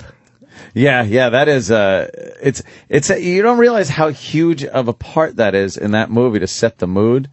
You know, Yeah. it's Steelers Yeah. Wheel. A lot of You people announcing love that. Steelers Wheel. And I still think when I hear that song, I think of that. That's scene in I that think movie. I think everyone thinks that. How could he not at this point? And I'm glad you're here because I could ask whose idea was it to say behemoth? Well, I did like 1 or 2 takes of each thing, and I stumbled on that one, and I did it again to make it right, but he chose that one. It's so funny. Yeah. Behemoth, you know, and the way it goes, behemoth. It gets me every time, man. It works. Yeah, I was lucky to get in there because the woman who edited his movie, Sally Menke, she edited the Dennis Jennings movie that I made. So the whole movie was almost done. Like Reservoir Dogs was almost done, but he didn't have the voice. He knew the guy was going to be on the radio, but he didn't have the voice. And she suggested me, and he liked the idea. So that's So what how you're it happened. saying is you're the luckiest guy in show business. That's pretty much what I'm getting. There's a lot of from lucky this. stories here. That's true. It's another dart being thrown somewhere. Just say because I'm talented. Enough of the lucky story. He's had some amazing, really good luck. That is, yes. It is is. obviously a I talent. have, really. You're a I brilliant- know that, too. I know. Now, you're a brilliant comic, Stephen Wright. Yeah, but a lot of it is right place, right You time, really too. are. It's like, it's nice to, again, That's it's, with anything, man. Of course, yeah, but you got to be able to back it up. You know, I've seen people get lucky, and then it's like, oh, yeah, they suck. That's right. But stand-up is such a, like, I watched recently with the HBO, what was the young comedians thing you did? It was, I think at Catch in New York. They filmed Yeah, it. with Alan King as the host. The host, yeah. Wow, yeah. That was in 82. 82. I remember Stephen from that. I used to watch those when I was used to younger. watch those all the time. And to see a stand-up being so opposite what everybody else, because everybody, especially in the early 80s, was fucking high energy and crazy. Yeah. And then to come out and just silence people and make them listen to that was really a ballsy. Yeah, you got to have a lot of confidence in your material when you're pretty much just monotone and quiet. I can, but I didn't know how to do it another way. You know, it wasn't like, well, I'll do this. You know, it was just my only. I know what you're saying. Yeah. I know your angle on that, but I didn't know how to do it any other way. And when in the early days when there was a lot of talking in the audience, hecklers and stuff, noise, you know, when the place is noisy in the club, I would just talk softer. And it would quiet the room down because I was talking even lower than I normally did because I didn't know how to, like, say wisecrack things, interact like a guy off like Lenny would. Right. You know what I mean? Yeah, just bash a heckler or something. I didn't know what to do. That's so a great idea, though, because that obviously would force the people to shut the hell up and. It you'd be worked. able I don't to know talk. why it worked. They could have just talked even more or ignored me. Yeah. But somehow I stumbled on it by accident. You know how you learn things by accident. Yeah, you know, yeah. Like little tiny things happen, and you go, and your brain goes, well, wait a minute, I got to remember that Right. for future reference. And this whole thing starts piling up. You know, because you're your own amazing, man. teacher. You're your student. You're a student and your own teacher. Yeah. So that was like I stumbled on that. Okay, now when that happens again, I'll talk softly. And it's weird. It's like you see alternative comics. To me, I've always thought they all want to be Stephen in that, but they miss what he does, which is has great jokes. Mm-hmm. Like a lot of them are funny, but they want to deadpan and they want to be they want their words concentrated on, but they Right. forget that you have to have funny stuff to say too. You gotta And not material. all comics, but I mean that when I watched that movement happening, I was like, they're all trying to be Stephen and they don't even know it. But you would go up there, not 1 ounce of muscling jokes, no bullshit, just stand there and quietly and fucking murder. And it was like, there's something, he makes it look like, wow, that's gotta be easy to do. And then you try it, and it's like, holy shit, they won't stop talking. It's hard. Where did that come from growing up? I guess, did you just observe a lot of stuff and realize, wow, that's pretty strange. I could twist that around and make it funny. Well, I didn't really write any jokes till I wanted to do this. I had it in my head since I was 15, and then I went to school and college and everything. I went out west to Colorado and California, and I came back. My brother was getting married. I came back in '79 because he was getting married. When I came back, I heard of the Comedy Connection. I didn't even know there was a club in Boston. And then I thought, well, I've had this in my head since I was 15. I better go down to the club. This is amazing. I don't have to go to New York or L.A. I don't think I had the strength as a 23-year-old. I didn't have the balls to move to New York. To leave, yeah. I didn't have really a plan. It was a fantasy to do this. Right. But when I came back and I heard the club was right there, I was like, well, I got to go down and check it out. So I went down and I watched a show, and I learned that the open mic night was in 2 weeks. So it was every week, but I decided I would go in 2 weeks. And then I wrote stuff during that time to go back, but I had never written any jokes before that. Really? Did you get laughs the first night? I was on for about 3 minutes, and they laughed at about half of it, like in and out, and I mean, I was so nervous. That's one reason I had I have a straight face kind of anyway, but I was petrified. Such an introvert, like, oh my. So I was like this, like trying to remember the joke, say the right joke, what's next. Just like if someone had a gun on me off stage. If you make a mistake, I'm going to blow your head off. And then it just worked. I mean, that's how I talk anyway. But, yeah. But, so Mike, Mike McDonald, comedian? I know the name. I don't know him. Well, he was doing it already. I went to Emerson with him, and Larry was at Emerson too, and Mario Cantone was at Emerson. Oh, wow, okay. Another Boston guy. I'm going to see him tonight in Caroline's. Oh, is he doing Caroline's? Yeah. And he's amazing. What a he's mind he has. Jeez. So, Mike, I came off and I was very disappointed. I thought, that was horrible. They didn't laugh at everything. But out of innocence, out of not knowing. And Mike said, look, you never even did it ever in your life. And they laughed at half of it. So rip out the stuff that didn't work and write other stuff and put it in and then come back. And so when I left, from him saying that to me, I've said this many times over the years, I left the place seeing it like a positive experience rather than like, oh shit, that sucked. Right. I leave the place and I'm going, I can't believe it. They laughed at something I made up. I absolutely can't believe it. Cool. And then I kept going back. So he had a big impact on me. That one guy being nice to you, it is weird how that can make or break you. Yeah, if somebody else came up and went, you suck. Stories about that. Don't quit your day job. Yeah. Yeah, great, thanks. But thanks for the support. Another comedian, it is nice when somebody in the business, because, people can be very cutthroat, but sees a guy who's young and it's like, hey, he's funny, and just tells you something. People don't realize what an impact that really has. I always try to be nice to younger comics, because I remember, like, when people were nice to me and talked to me like I meant something, it was an incredibly... If they would have let me know I was not going to be in their club, I never would have come back. If they would have let me know, like, you're not going to be a part of this ever. But they were very welcoming. Most comics were pretty good. Did you love it, like, right from that first time, even though you were nervous? When you got off stage, were you just thinking, I want to do that again? I knew I wanted to do it again. I don't know if I said it. I guess I love it. I didn't think that I loved it. I loved the idea that I was 23 and I had it in my head to be a comedian since I was 15. So what is that, like 8 years? I thought 8 years it was a concept, and then that night they laughed at a joke I made up. So that was like a turning point. I was like, geez. Where do you think you were headed if it wasn't for comedy? I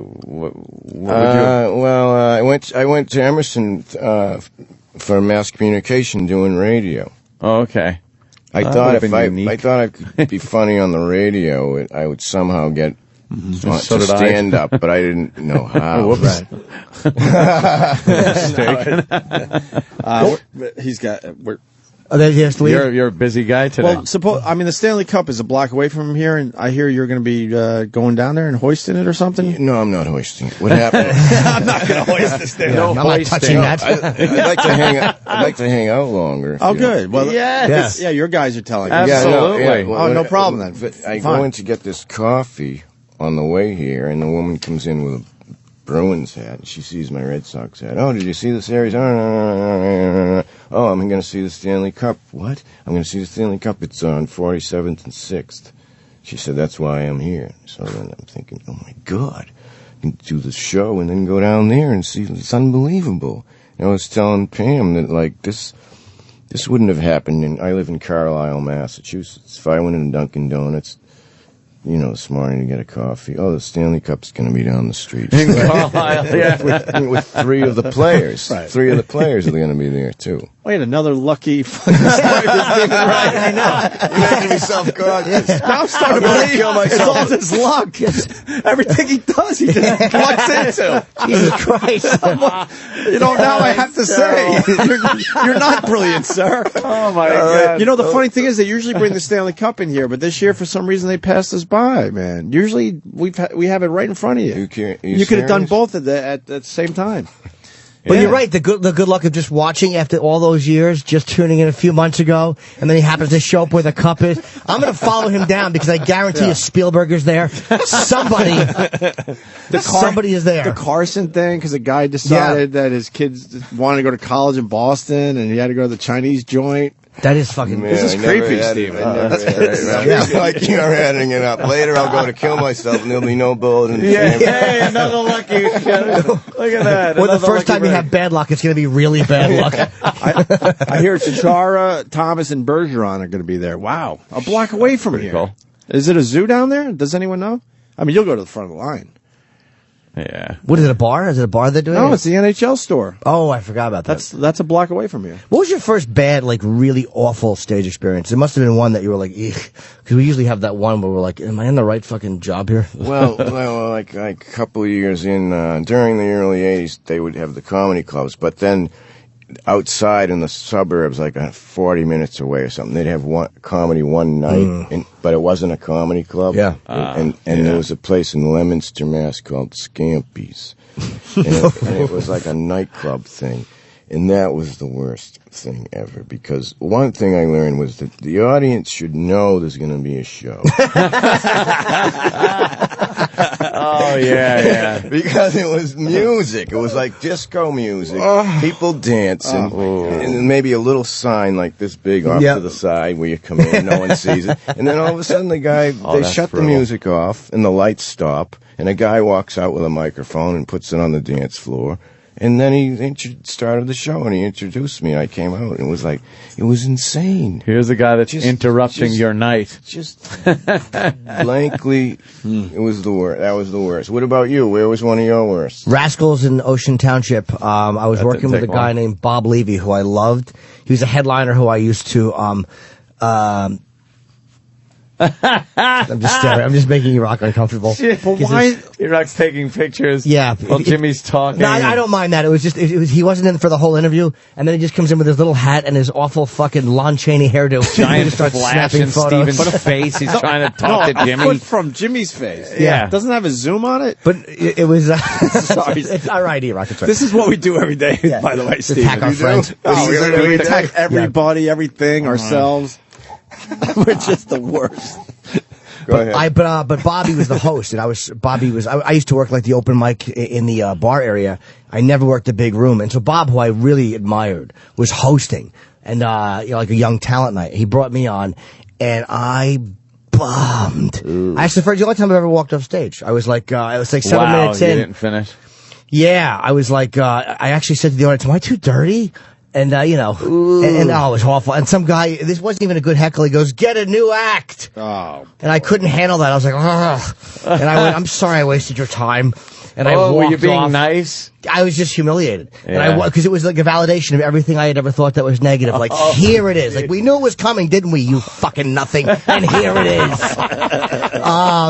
When I walked off, some guy, I'll never forget this one guy, goes, "You'll get him next time." Which was a cheese dick thing to say. It's like, that's great if you're a little leaguer. I'm not a 21-year-old creep who's probably going to get his dick stared at in a restroom on the way home. Parkway back in those days. Couldn't help it. Looked young. But that is brutal. I think it was the night before Desert Storm happened. Because I remember I wanted to go on the next. I called the manager that night, the owner, Ward Magnuson, and I'm like, I'm going to get out of the business. He's like, oh, just soul search and see how you feel. And that, for some reason, that just resonated with me. One night can make you just go, I want out. Don't you always feel for people when they come up to you and they go, dude, I'm 35 and I've been wanting to do that for 20 years and I just never, and I always feel like, just do it, man. Like, try it. I always feel for guys who say they wanted to and didn't try it. Yeah. Those guys always are. You know how horrifying stand-up is, though, for people? Like, to be alone in front of people and think, if they don't laugh, I don't know. The flop sweat that would come out, the fear, the fight or flight response you'd get. See, I don't know about Jim, but I didn't break it down like that. I was like, it was like, all right, I want to try doing this. I didn't break, like what you just described. I didn't think maybe that would happen. Really? I knew it might, who knows what's going to happen, but I didn't like. You didn't really break it analyze it like that. Yeah. But I say to people, trying it, I say to people why I did it was I wanted to try it and either have it work or not work, but I didn't want to be doing some job like in Wyoming or doing like an accountant in Wyoming, wondering what would have happened if I tried it. So that I forced myself to do it. Right, just because and you look back sometimes on those moments and you go, fucking thank God I didn't listen to my fear, or I didn't make that one turn that would have changed everything, and who knows what I'd be doing now. Yeah. Watch the odds of it, I would have won the Powerball. I would have bought a ticket and won $300 million. You have no idea if you hadn't gone to the club that night. Exactly. If I hadn't been so fucking needy. Maybe if Stephen picked your numbers. Yeah, maybe it didn't work out. Maybe there was something right around the corner we missed out on. I might have broken down on the way home, and Bob De Niro might have picked me up. Exactly. And said, be in a movie. Or whatever it was he would say to a young lad in purple workout pants. I actually had to talk to my dumb ex-wife, who wasn't my ex-wife at the time, about going up to Massachusetts to do radio. And I was making probably $27,000 a year doing sheet metal work, and they offered me less than that to do radio. It was like $26,000 to do radio. Like, first, I've never done it before, so I was just like, yeah. What do you mean you had to talk to her about it? Because it was my wife at the time, so I had to then go back and be like, yeah, well, they offered me, $26,000. Well, you should call them up, and if you can't get more than you're making now, you can't. And I'm like, do you understand? She didn't see the vision. She didn't see the future. It was obvious that this was going to lead to huge things. And I was just a pussy because she was a nasty person. Right. Ugh, I can't believe you're the same person. Oh, believe me, I can't either. What do you mean? No. I was just have to talk to the wife. He doesn't talk to no wives anymore. There, I was just very, He's his own person now, sir. Hey, let's not make any waves. All right, whatever you want. We almost didn't do this thing, and it was obvious we had something, and Boston wanted us, and they were going to give us afternoon drive. That's crazy. We just started working together. Unbelievable. We worked together for a few months at that point, here and there. And then his wife at the time is like, Yeah. Like, what do you mean? Yeah, keep me in sheet metal work. Right. $1,000 difference. Yeah. But for $1,000 a year difference. But they fork in the road, like. Yeah. It was huge. Yeah, because he knew what he had as a sheet metal worker. It wasn't going to get much better than that. Oh, believe me, during the divorce, she was happy I made that decision. Yeah. Oh boy. Yeah. She got a little more than a sheet metal worker would have given her. But that's some good odds as far as gambling going. Look at this fork, what it could lead to. And you know what? It's not like, I sure gave up that sheet metal career. I could never go back to that. That's what I'm saying. Yeah, you could always just go back. It was a no-brainer. Yeah, well, somebody with no brain. There's a lot of funny people out there, like on Twitter. You on Twitter? Yeah. There's a lot of, it's just Stephen Wright on Twitter? Yeah, but it's, yeah. STEV, not PH, so people know Stephen Wright to check out on Twitter. There's a lot of funny people out there. Like I laugh sometimes reading, like show fans will write stuff. Funny guys out there. There's a lot of funny guys, and like what separates us from them? I mean, maybe we're funnier, or maybe we just did something that they went left and we went right. It's like I'm always looking at people who say I was gonna do it, but I fucking didn't do it, and it's like, oh god. If you're thinking of trying to try it, if you suck, so what? The worst that can happen is you bomb. Yeah. What are you going to go be a cop? Like, it's amazing to me how people will take such a dangerous job where you can get shot. Where there'll be a fireman, like, hey, I just stay with the fire department. Yeah, God forbid they stare at you instead of running into a burning building, you fucking lunatic. What we do is easy compared to what you're doing. The risk factor. Yeah. You'll be amazed how many people find it a lot scarier to just get up in front of everybody alone with a microphone. They'd rather run into a burning building. Well, that stops a lot of people going for their dreams. They're scared. It comes down, you're just scared, and there's a comfort zone that you're comfortable with, obviously, so you just kind of stay in that. I had a fear of leaving, like, Long Island. Wow. I was, my family was around and everything, and I just had this kind of agoraphobic thing of leaving the state. With what you had going on back then, I don't blame you. Oh, please. It's up to him. What, the wife? Oh, that one. No, I knew that was coming. Hey, believe me, I knew that was coming in Boston, too. It was going with you. Sexual situation. Yeah, the one thing about the ex-wife, she did enjoy another female in the bed. Must say, There's a sentence I've never heard. They can't be all bad, There's got to be one thing in there. I'll never forget that we were at WBAB. I was there for 3 years and met Ann at the end of the run, and we were doing some good stuff, and they threw us a going away party because we're going to Boston. And Ant was there maybe a half hour because he had a situation he had to take care of. There was a girl wanted to come back. She actually said, my wife comes up to me at the time and just goes, this girl, Cindy, she wants to come home and watch us have sex. And I was like, all right, check. Like, I am so out of there. Wait a minute. How did that happen? They had known each other for a while. This is a logical question. We had all known each other. See, he's just used to luck. And then this is something that actually. Wait a minute. And then you sprinkle some alcohol over the situation, and then have these girls just yapping with each other and getting a little, intimate. I guess they both had this. I don't know. They both kind of were into girls, kind of a thing.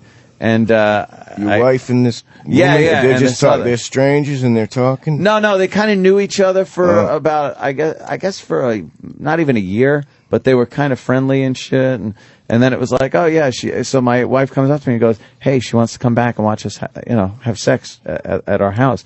I'm like, okay. That sounds great by me. I didn't even say goodbye to anyone. I'm just like, I gotta go. Where are you going? And this is for us. And did she just sit in the room watching you? No, it was. I was drinking at this party, and all I'm thinking is, I got both of them. I'm in my work van that I'm not even supposed to be driving off hours, and I'm just thinking, if I get pulled over now and get a DWI, I'm just gonna kill myself. I have to tell the cop, like, look. You gotta let me do this. It's me or you, officer. If you try to arrest me, I will have to try to kill you because I'm going to have sex with two girls right now. You understand, right, sir? And he'd be, all right, go ahead. I think there's a few officers out there that probably would let you off on that one. We got home, and it was kind of awkward, like how you start that shit out. So it was like the girls were in the living room. And I want to get started right away. Enough of this yapping. So I was like, well, let me take a shower. So I'm like, I jump in the shower and figure that'll get going. And then when I pop out, they're kind of on the couch having a little fun. So I just kind of jumped in with just a towel on, knowing that could come off pretty easy. But wait a minute. Yeah. The woman said she wanted to watch you have sex. Yeah, but did you think you knew that could mean something else? I assumed because I would have thought you want to. Okay, so just I would have said, why are you over here? You were gonna watch. What are you doing? Yeah, you're fucking this whole thing up. You're just supposed to be watching. This was not the plan. Don't participate. Your toes are supposed to be behind the tape on that line. You know what that's about? You're fucking up my OCD, man. An OCD guy. You said watch. There's a concept there. Whoa, man, you're fucking me up. You both have to jerk me off with your left hands. Stop with the righty-lefty stuff. It's killing me. I knew. That's a good concept right there. I knew when she said watch OCD guy. that meant she was going to, jump in. Yeah, usually. Because women don't want to admit that they're going to jump into a threesome. They don't want to commit to it. Yeah. She wanted to make sure that she could get out of it if she wanted to. Yeah, reason, like what reason? Who knows? He's creepy. He's got an awful dick. Yeah, it's like shopping, you know. So you got to see what's going on first. If I'm there just belting my wife in the face, or if you said, hold on a second, and then you went and you took a really loud shit. Yeah, perhaps she would have just watched or left or fled. What a mood killer that would have been. Yeah, that would have been. I wasn't going to do that. Did you hear they traded? One of those loud echoey, no carpet in the bathroom shits. Yeah, that would have been great. That would have wrecked your whole vibe. We had talked about it before. Like, me and the wife had talked about it before, but never did it. So this was the first time, and I was very self-conscious of looking like I was having too much a good time with the other girl. Right. Because then I didn't want to blow the whole thing up.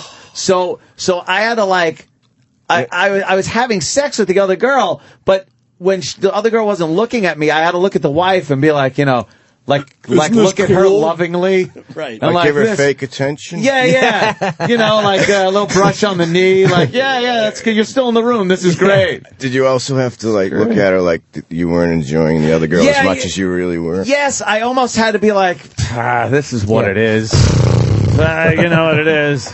It's all old hat. She's no you, honey. Yeah. Oh, sure, she sucks it down to the root, but she's no you. I prefer your gagging, pulling hairs out of your throat. And that was like at some point the wife had to get up to go to the bathroom or something, and then the other girl just like kneels down and went down on me as I'm sitting on the couch, and that was like the point I think I said, I just don't want to be married anymore. Yeah. Like, I was like, this is a brand new girl. So the wife did it to herself. Yes, I was always saying that. She did it to herself. I was always saying that. Because and then when the second time rolled around, and we were in New York, and I got an ultimatum. What second time of what? The three, might have had a couple with of three these. girls. Same girl? No, different girl. All right. That ended up being like, well, I don't, you know, you're giving this girl a lot of attention. And then we'd wake up and Saturday morning, you know, hungover and shit. And the wife would always say, like, you know, I don't mind this, but, you know, I don't want you doing anything when I'm not around. I'm like, yeah, that's fine. Don't worry about it. So she would go into the bathroom, and the second I'd hear the shower go on, I'm just fucking this other girl. And stuff. Just like, yeah. And then you'd hear the shower shut off, and we'd both just, all right, put on like, Nickelodeon. Whatever. I'm like, Your wife did it to herself. She did. She was like the drug dealer. She gave you a little taste. Yeah, gave me a taste. She gave you the taste. But then the girl that was in that situation, I started kind of getting a little attached to, and she was cool and shit. So I started kind of spending a little time with her, and the wife was like, look, I don't like this. It's either me or her. I was like, oh, the ultimatum. Well, I'll see you in court. Yeah. That's about it. Never try to bluff unless you know the outcome. That was it. That was hit the bricks. The end of that marriage. She didn't wonder why you're putting Vaseline in the tub, saying, honey, go in there and take a shower. While me and the other girl sit out here. It was a very odd situation. Yeah, it was pretty odd. How long did you stay with that girl? With the wife? No, the one that you... Yeah. Oh, the other one? It was like 9 years. Yeah. 9 years with the third... the third girl. Oh, wow. Yeah. Did you ever have another woman? Nope, that was it. It was just me and her. Yeah, Yeah, didn't cheat. Ant's I was a good boy. Didn't do anything. Ant was a fucking good guy. But if a girl is going to friggin' dangle that in front of my face like that and say, oh, I'd like to, it'd be cool if we could get another girl in there because I kind of like girls. I was like, flip, I'll have this done in a minute. You should have hired them, though. You should have got escorts because I had a threesome with a girl one time, and let's just say we hired... Did he like it, too? Well, it's funny you asked that. Maybe I watched a girlfriend one time do a little something. But, really? Yeah, but I hired somebody. Because, you hired someone? Yep, hired somebody. Because you knew... Even with you and your girlfriend? Yeah. See, that wouldn't do it for me. It did it for me because she enjoyed it. And it was dirty, but I knew it was a guy, and he didn't fuck her. It was just like, I watched him play a little bit, but I didn't want to get a regular guy because a regular guy all of a sudden gets attached. See, that or whatever. To me, this was a professional who would leave, and we didn't want to hang. It was nothing like, I can't even believe that this girl did this. I can't imagine that angle. She wasn't a long-term girlfriend. She was somebody I was kind of seeing, but it was still something that had potential, and she wanted to do it. And I'm like, fuck it. Like, I didn't know where it was going to go. But I couldn't just get somebody over. I'm like, you know what? That's too risky. Because then what if they get attached to her? They know where she is. Fuck that. It would have to be two girls and no pros, just like. Yeah, Long Island white trash. Like I said, that's my type. Yeah, I love that Casey Anthony girl, that murderer. I love her. She's great. Why do you love her? Because she's my type. She's your type. batshit crazy. He's serious, and Stephen. complete white trash. He is I serious. love that. Oh, you know what I mean? On trial for murder. Nah, no, but she's crazy. But he's convinced she's going to get off, and then maybe he's got a shot. And open a nightclub. He's going to Something like that. He's going to be a pen pal. I have extra rooms at the house. I wouldn't mind her moving in. Yeah, I don't have kids. Who cares? What's she going to do? We were talking about this earlier. He's going to write a letter. Oh, yeah, Try to get something. Yeah. Keep, Are you really? Yes, he's like serious. those guys who No, get, I'm actually usually not. it's a guy in prison, Right. right? And I then don't some think- woman yeah. ends up marrying him. You're going to do that with her? Yeah, that's what I'm getting. I don't think my girlfriend would like that very much, so no. I do have a relationship. She would going on understand, here. though. If you fuck Casey Anthony once, your chick would understand that you're doing it for the show. I'm just doing it for the show. Yeah, and for the press. That for the show. Yeah, something to talk that about. for the show stuff doesn't really work. I well. didn't want to come. It was fodder for conversation. Silly. That was a business She was move. up on Murder One. You have to for the story. Yeah, it's, believe me, I'm writing off the hotel room. Right. It was all business. Let me further promote, too, because Steven's in promoting Yes. a gig. We worked together. We did Leary's Comics Come Home. And it was the first time I was ever get to be on stage. Yeah. It was Ken not- Neely's deal. Yeah, it was great. We used to go. We used to Great go night. every year, man. What a great line! Yeah, I'm yeah, kind it of was bummed fun. they stopped filming that damn thing because I can't get up there every year now. Did they stop filming it? Yeah, years ago. I wanted the comics put a stop to that. Huh? I wanted the comedians said no. Maybe comedians stopped signing off. I don't know. Maybe it was just time to move on from that. But that Comics Come Home every year is great. Steven will be at the Newport Yachting Center. I'm trying to see what day of the week this is. It is Thursday. Oh, Thursday, July 21st. So there's plenty of time. It will obviously sell out. It's in Middletown, Rhode Island. NewportComedy.com. And, if you want to call and get tickets, 800-745-3000.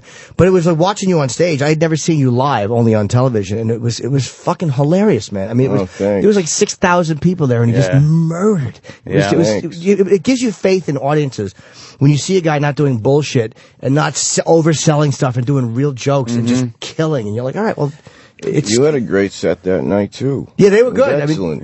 Thank you. They were a good crowd, man. It was a fun night. No, I don't think anybody ate their balls. Although you're always kind of rooting for that. You know, it's like you're always kind of rooting for someone to bomb. Someone's got to go down. Yeah. Yeah. The first time I saw her was in the cellar. Oh God, right. About like a year and a half ago, maybe. Yep. Excellent. Thank you. Fantastic. Oh, thank you, man. And one of the comedians was really nervous that you were there. This guy, Anthony. Anthony Jeselnik. He was really nervous that Steve Really? Yeah. Like he Big wanted, fan? Yeah, he loves Steven. And he wanted to perform well. And I don't know how he did, but I heard it wasn't as good as he had hoped. Ooh. Which I'm really hoping that's true, if anybody knows Anthony. I got a question for Steven. Did you ever feel the pressure of changing your delivery because you're so unique and kind of monotone? Did you ever feel like I need to get more energetic? Obviously, it works. I'm not questioning that at all, but.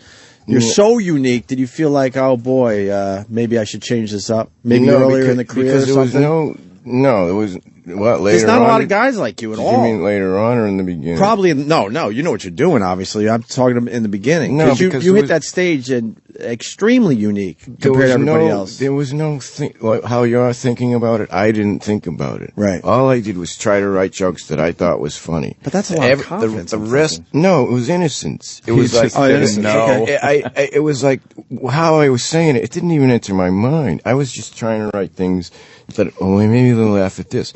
It wasn't until a year later in the Boston Phoenix, someone wrote an article about me, and it said, no, monotone, deadpan, and I was like, deadpan, maybe. Is that good? Maybe I guess I am monotone. I guess I never even thought about it my entire life. Sure. So I didn't break it down like you are. It was like just the jokes. The whole rest of it was like it just was happening. But watching from the outside, you hit, and everyone's like, But what? not even wow. not even the delivery stuff, but just the jokes themselves are very unique. The whole act is unique. And it seems like when you tell a joke, you kind of look at it like, why the fuck didn't I think of that?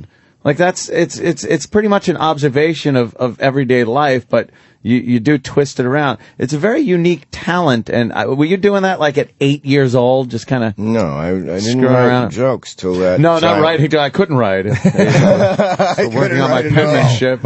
I would remember liking words. Like, I remember saying the word premises over and over for no reason when I was like 14. Till it doesn't sound like it anymore? And I remember being in junior high, sitting with some guys saying, imagine a flock of false teeth. Like, you know, I mean, that's not an actual joke, but it was just like the layering concepts. And it sounds nice. It feels good coming. A flock of false teeth. It's almost something that could get you slapped in the face, and yet it's totally clean. There's something pleasing about saying that. It's pleasing to the palate to say a flock of false teeth. But it is a lot of stuff where you're like, wow, goddamn, that's brilliant. That it's right in front of your face. Well, those but those are the best jokes. They're not. Most of them aren't like that, but the best ones are the ones that when you think of it, and then it's like, wow, this has been sitting there. Yeah, I've seen it. I've seen this. A little bit of sand has been over it. Yeah. Blew it away a little bit. It's like, you think the ones that are like obvious, but no one did it yet? Do you know, as we're talking, your toe on it. You exactly. Walking through the sand. Another luck thing you did? Yeah. Look at that joke. That is a perfect joke. Someone's on this beach right now. Yes. I'm sorry. Oh, that's hilarious. I truly don't believe that. No, it's funny. I man. think you're brilliant and you deserve everything you got, but it's this luck thing is kind of funny today. I will never again, literally, hear the phrase like "that's a small world" without in my head tagging it with, but I wouldn't want to paint it. It's like what that was made to be a setup. It's a small world. That's a semicolon after world. Yeah. And he fucking picked it up, and you're right. That's exactly it. It's like, and there it is. That's gem. You know, it's jokes. It's funny goddamn jokes, which makes the act, man. Who did you like coming up? When you were young, who did you kind of look at? Well, I watched Johnny all the time. I loved Robert Klein. Yeah. Love Klein. Love him. Amazing. You ever see Robert Klein at Yale? Where he's talking about the Mummers Day Parade and he's wearing that awful sweater. No, you probably had seen this, one of his specials from Yale. He's one of the greatest. Him and David Brenner and Pryor and Bill Cosby and Carlin. My main guys were Carlin and Woody Allen. There was a radio show in Boston. Every Sunday night they played 2 comedy albums. The guy would play one cut from one to the other, back and forth, till he played both albums. Oh, and wow. I stumbled on this around the same age I was starting to watch Johnny, like 15. I had a radio in bed with me, and every Sunday I tuned in, and I heard both albums, laying there in the dark, listening, and I was like, I think I was studying it without knowing. I just loved it so much, and I thought, I like what that guy's doing. Oh, that's interesting. And Woody Allen did a double stand-up album before he made movies. It was called The Stand-Up Years, double album. And I heard that, and it was like, that's amazing. The writing of the jokes, the way he wrote stuff. So him and Carlin were my main guys. Oh, wow. I think Woody might be, because Pryor and Carlin were social geniuses, and Woody might be the best pure joke writer ever. I agree. It was from 62, 63, and it's whatever, 64 maybe, and it has none of that stuff has been. That was in the era of Take My Wife, Please. Right, yeah. And fucking Woody comes out with this brilliant. It's still funny. I still listen to it. I'm like awed by how great he was at writing jokes. I just saw his new movie, the other night. It was unbelievable. I heard it's really good. At midnight. Fantastic. Midnight in Paris, right? Yeah. I've seen the movies over the years, and I think, that's good, that's pretty good, that's good, and I was blown away by this one. Wow. I might go see it again. I very rarely go see the movie twice while it's in the theater, maybe 3 times in the last 15 years. He still writes on a typewriter. He does? He's a weird guy. Yeah, he uses a typewriter to write. He does not use a computer. He's like one of those old makes him comfortable. He likes that feeling. Probably. Probably makes him comfortable. That's good. I act on a typewriter. What did you find, or what attracted you to Carson? Like, what did you like about Johnny and that show? He was likable, and he was like, to do that new material every night, that new 5 minutes. I can't really. I loved him. I don't even know what it was like. I watched him all the time too. I watched him all the time growing up, and there was just something so likable about the guy. Yeah. And just funny, goofy, like the Mighty Carson Art Players, and when he'd do those bits and his monologue. Like, he wasn't afraid to acknowledge that a joke bombed, and it made it even funnier. That was the thing. The joke either worked or he made it funny because it didn't work. It always worked. No one else was really goofing on the fact that their jokes didn't work back then either. It's like, and he knew how to handle, like, he knew how to laugh. And they said he never tried to be the star. He was the funniest guy in the room, but he just lobbed them up and then stepped back and let you. Exactly. He never competed with his guests to be funnier or smarter than they were. And how many times did you do The Tonight Show? About 12. About 12 times? Wow. And he was just like what you said. I mean, he wanted you to get the laughs. He wanted you, he just set it up like he was so smooth, too. He could talk to anybody. A scientist, a 5-year-old kid, an actor. Yeah, anyone. It was always smooth. It was never an awkward conversation. And you never noticed, like the setups. You never wondered, how does he know he went scuba diving? Who the fuck told him? You never realized. Yeah, you never thought of that. It never occurred to me. Yeah. Someone told me, and it was flawless. I remember when I was a kid, I didn't understand the reference, but it's I remember this, and I laughed because something about I knew was funny, and I still don't even get it. I really don't. But he's talking about someone, it's like doing the polka with Phyllis Schlafly, and I didn't know who the fuck Phyllis. Who is she? I still don't know, but I know she's awful, and doing the polka with her would stink. It was something he wouldn't have been fond of. She was some arch conservative, I think. Phyllis what? Phyllis Schlafly. But I just remember knowing, and I think it got a 0, the joke. She does look horrible. I remember when he would say for certain amounts of money, like if someone got $1 million for doing something, he would say, for that amount of money, I would wrestle someone naked in Macy's window. That was his term for a big money thing that he would do. I guess she was a political conservative activist. So, yeah, dancing the polka with her probably wouldn't be that I don't fun. remember what it was. I just remember the polka with Phyllis Schlafly, and I just thought, what a funny thing to say.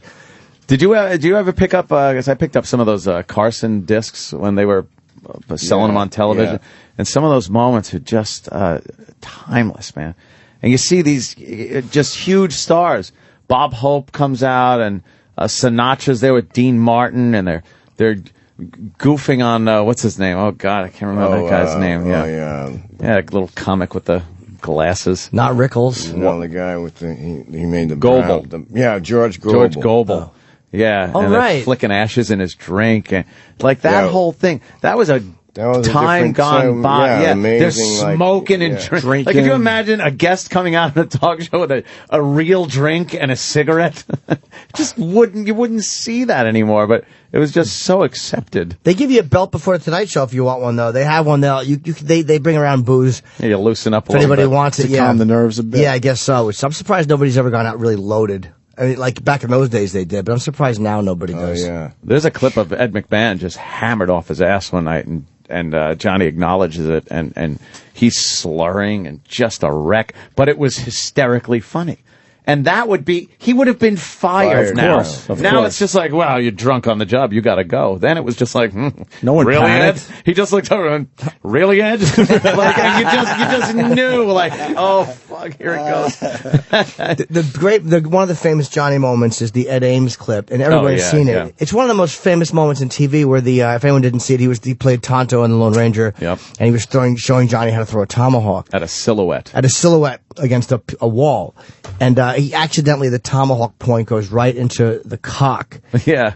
And the great thing is when you watch the explosion of laughter, Ed Ames goes to walk and remove it, and Johnny just puts his hand out and just stops him. Yeah, and he knew. You cannot fuck with this laugh. Just let it go. And during that whole time it's laughing, too, Johnny's mind is rolling because he comes out with a joke right after the crowd starts settling down a little bit. I didn't even know you were Jewish. Yeah, that was it. Yeah, that was the joke. Fuck. Bam. Yeah, he just nailed it with that. 1963. Yeah, yep. To fire that out on television. Brilliant, Did you see the instincts of a guy? Oh, yeah, Sam has got it up right now.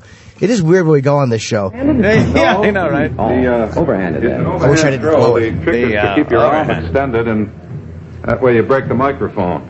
You keep your arm extended and suit on, which is only one revolution on the once around on the way. But that's indefinite. They're playing Indian.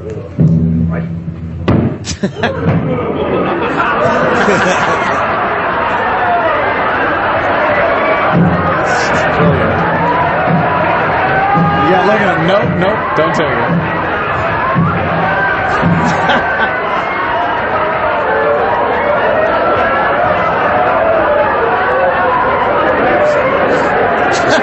It's brilliant, man. Just waiting for that laugh. Johnny's sharpening a tomahawk. He's holding it. Yeah, he's just looking at it. It's still in the crotch.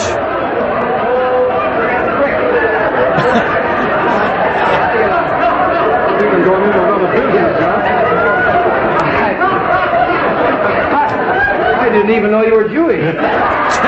Bigger laugh. Then a bigger laugh. What timing. This is brilliant, man. When you watch him reaching for the...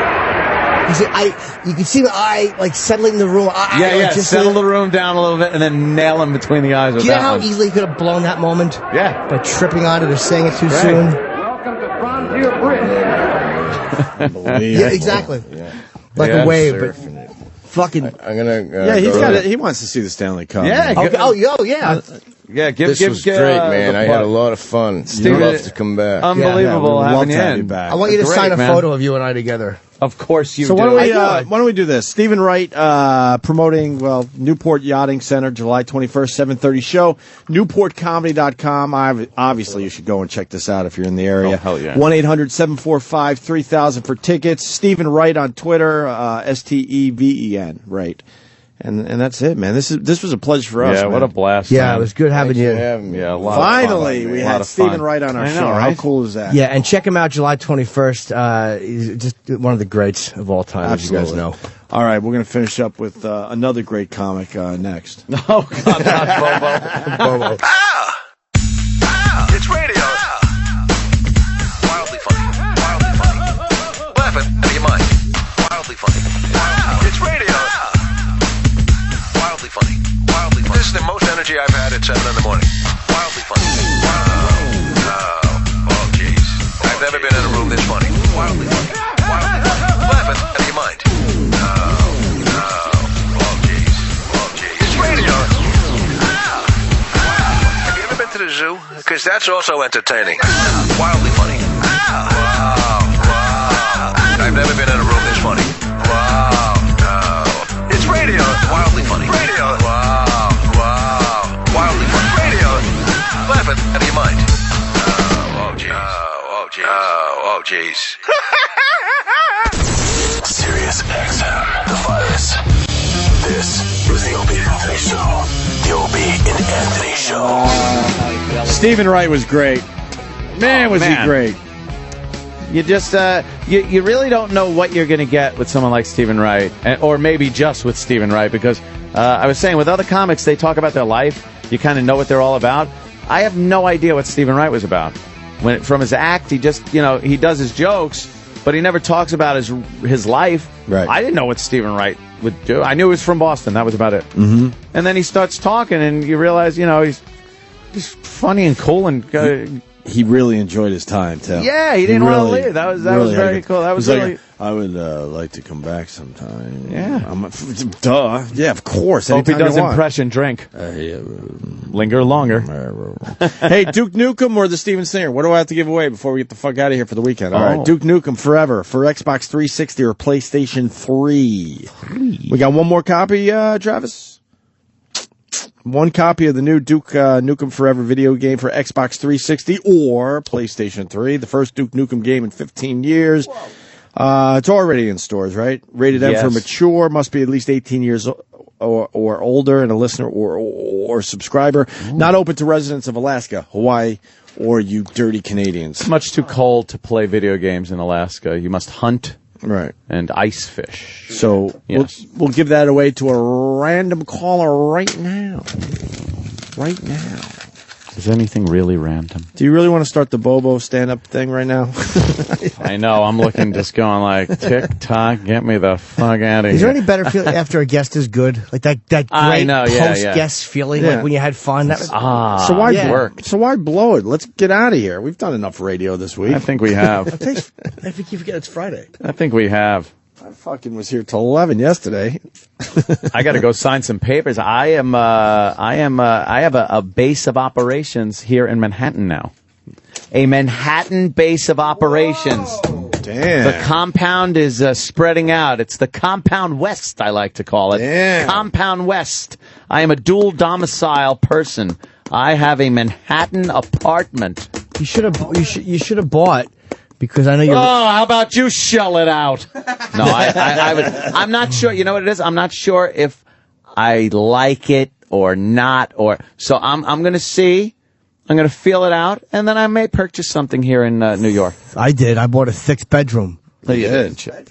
You didn't, Chip. Yes, I did. You didn't. It's in the Time Warner Brothers place. Time Warner Brothers. 6 bedrooms on the top of the floor. Warner Brothers, of course. It's right up on the top down at 79th floor. The penthouse? Yeah. Yeah. Or is it the one that's over the penthouse, which is even better? That's it, yeah. It's the better Chip, one. Chip, there isn't one over the penthouse. Yes, there is. No, see, I caught you. No, you didn't. It's the penthouse. They Even higher? What is the elevator button for it if the penthouse is the highest? Yeah. Just yeah. Yeah, it's got a penthouse on it, but with a plus sign. And how much was it? $37 million. Where do you get that kind of money? I just was investing. Investing? Yeah. In what? Coke's going into bottles soon. Oh, no, cans. I fucked that up. Yeah, Coke's going into cans soon. Chip's dumb. He wouldn't know. Chip, why would Chip know? He's an idiot. Yeah, Boy, I am pretty glad we didn't get in on that Pandora IPO. Where's it down to? It's down like 13 and change. The IPO is at 20. This is a Citadel nightmare. Another Citadel nightmare for people. For the people that jumped on Pandora. Some guy, one of these analysts, came out and gave it a $5 and some odd cents target price, and it just took a shit after that. Ouch. Yeah, well, these analysts ought to keep their fucking mouths shut. It's like, I don't own the stock. I don't have a position in that stock, but let me tell you something. I don't believe it's valued at any more than $6 a share. It's like, yeah, I got a fucking position in it, dumb fuck. How about you shut up? Well, you stock blocker? Yeah. That's what he is, a stock blocker. Well, hashtag that. He's helping his friend. He's helping his friends out, though. Yeah. Yeah, his friends know that he's about to say Yeah, no what he's about. shit. They short it, Oh, and then fuck he yeah. says something. Listen, we're going to get the Bastard. fuck out of here. Yes! Before, though. Believe me, I was just stalling. Tick away a little more time, Ope. No, I got it right here. That's all I was doing. These guys have been working really hard behind the scenes on a new concept. Yeah. I don't even want to call it a bit. No. A new concept called BoboCop.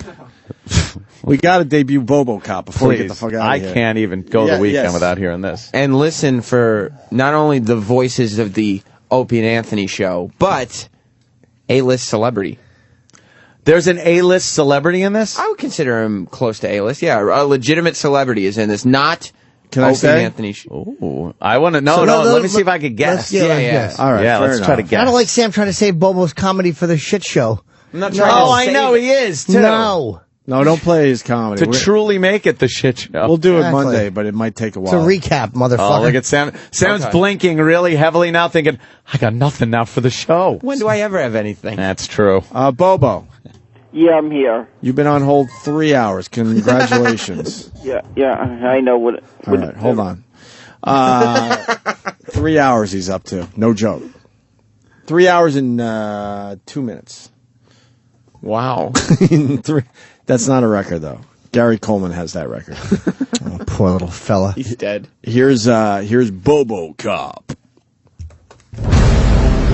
What we have here is the best of both worlds. The fastest reflexes modern technology has to offer, It's your A-lister. onboard memory, and 30 years of human experience and interaction. BoboCop, what are your prime directives? To serve the public trust, protect the innocent, uphold the law, and to jerk off in a toilet, all right? Part man, part robot. Complete imbecile. Alive or dead? Dead or alive? What am I supposed to say? Hey, fuck you, you metallic mongoloid. Eat a bowl of dicks.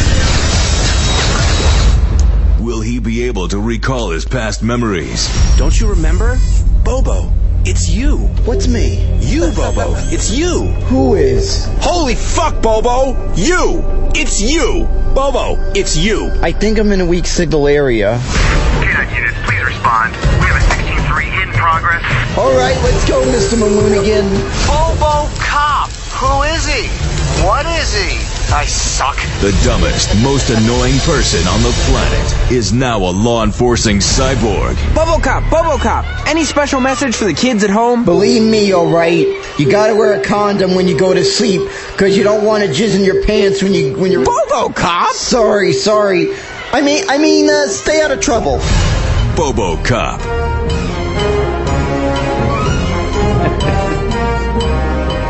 I like it. Yeah, goddamn, right on, Bobo just screwing his shit up. Right Gets on. me every time. What am I supposed to say? And was that iced tea? I heard. Was. Yeah, Damn, that was the iced tea. All gangster and shit in there. What did he say?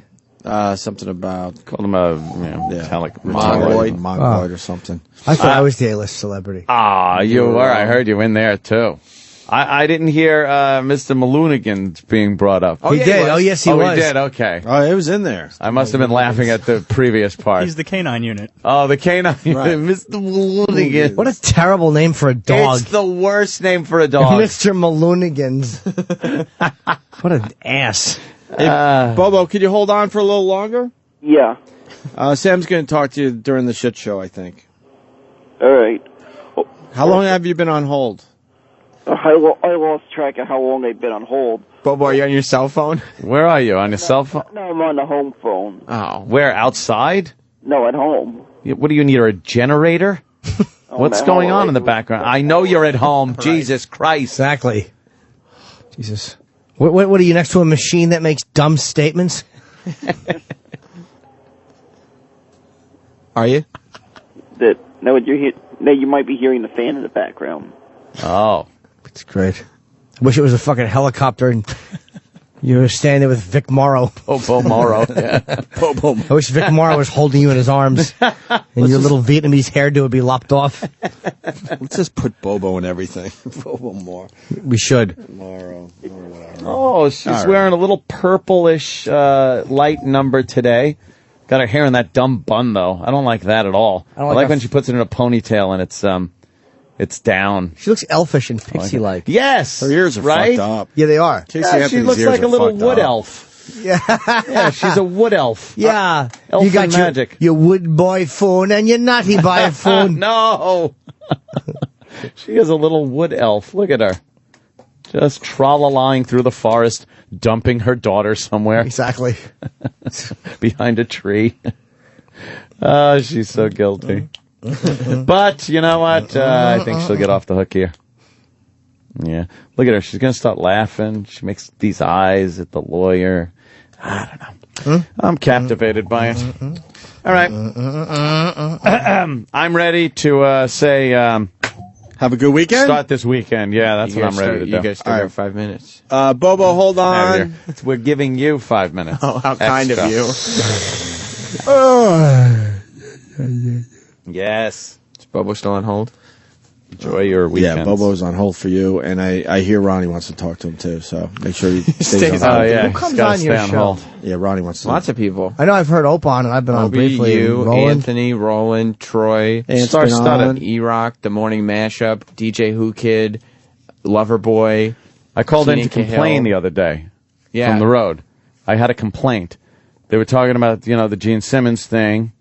Weren't we talking about it? Yeah. We were talking about the Gene Simmons thing. And then Sam goes, there was this whole situation with Jill Nicolini and let's play that bit. Because while the show was where on... Gene Simmons was trying to pick up on Jill, and Anthony got mad and stuff. So it's like, okay, that sounds interesting. So they start playing the bit, but they played it from the beginning when Gene walks in for the interview, and it was 20 minutes of fucking Gene plugging his shit, talking about his garbage and his fucking concert that they're doing by Mount Rushmore, and never getting to the part about the controversy. Was I being nice to him? Oh, you were being disgusting. With the banana. That was with the banana. You offered him a banana. And that was embarrassing. I'll leave you with this. I know you're onto that, but this is breaking. Breaking Just got a Google alert. Yeah. The wiener shot that pushed Pelosi over the edge. Whoa, no way. Yeah, we're the reason. Was it? Yes, we're the reason. All right. That was the moment she said he had to go. It says, it appears that the moment that convinced her the New York Democrat had to step down was when an X-rated picture of his nether regions was leaked to the radio DJs of the Opie and Anthony show and spread across the internet. Hey! That was the moment Pelosi said, enough already. Always feel good when I get to take a dem down. Oh, my God. Do you understand? Now the show has... Speaker of the House. Well, former. Oh, you're right. Yeah. Good enough, though. She was, though. Basically... That skeleton. What's next? Tip O'Neill? Exactly. Who are you going to talk to next? Tip O'Neill? We have officially done it all. We are affecting government. We officially have done it all. That's great. The wiener shot that pushed Pelosi over the edge, that's the headline. Yeah. It's the Atlantic Wire, but... That's okay. Take it. When people in government, when Nancy Pelosi and Anthony Weiner and Newt Gingrich. Newt Gingrich. And, of course, I'm sure the former Speaker of the House saw it. Who? Tip O'Neill! I don't feel good about myself. No, right I don't now. either, man. Fuck him. He was a good politician, man. The more I saw Weiner, wasn't. even though he's a flaming liberal, I still kind of liked him because he's not from money. He's from middle-class people. He's a fucking, he wasn't some scumbag lawyer. I would love. There's a lot to like about him. I would love to know what these other congressmen are up to that are doing stuff way worse than Weiner. They just haven't got caught. Yeah, well, politicians tapping their feet underneath fucking bathroom stalls looking for blowjobs. Yep. There's a bunch of dirty birdies out there. What? We made it to 10. We weren't supposed to make it to 10 today. Shit. We instinctively do our duty. Oh, we are really good. We're duty doers. We're guilt-ridden. Yes, we are. We can't even fucking leave a little early and get our weekend started. We care. We're duty doers. We do care. I don't know why. We fulfill our duties. Still 59 after the hour. We're beaten. We're just beaten down and feel that we have to. Sam, it's 59:45. We fulfill our duties. Sam, you're going... Can you say Tip O'Neill one more time before we start our weekend? It literally has to just come out because... 4.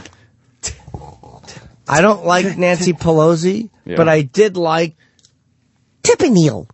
No, you blew it. What happened? I do right. We're in overtime. I fucking hate Tip O'Neill. Why Tip O'Neill? I like Tip You O'Neill. could either do Tip O'Neill properly, or you could do the Bill Tetley song. It's your choice. Bill Tetley. Beat, please. You fucked up his rhythm, Sam. B-I-L-L-T E-T-L-E-Y, Bill Tetley. What? See, sometimes you leave a long pause there. Yeah. Sometimes you just go B-I-L-L-T E-T-L-E-Y, Bill Tetley. But then there's other time where you'll throw a few snaps in the middle because it's nobody's fucking business. I hate Bill Tetley. You can go as long as you want. B-I-L-L-T. What? E-T-L-E-Y, Bill Tetley. Boom. You pick that out whenever you want. That's the beauty of that song. It's always going. Of course. Continuous, like the universe expansion. Chop, chop. The Virus. SiriusXM. Hey, hey, hey! And now, the Opie and Anthony Show continues. This is After O&A Live. Here's your host, Sam Roberts. Yes, sir. It's After Opie and Anthony Live. Opie and Anthony just took off. I mean, to say it was a Friday exit would be an understatement. They were out of here. I can't believe that we even kept them in the studio until 10 o'clock for all of you out there. But for your sake and for mine, I mean, I enjoyed it too. I'm glad that they stayed as long as they did. It's also very funny, based on the first break of today's show. By the way, if you didn't hear the first break of today's show, I'd recommend listening at, is that Garrett?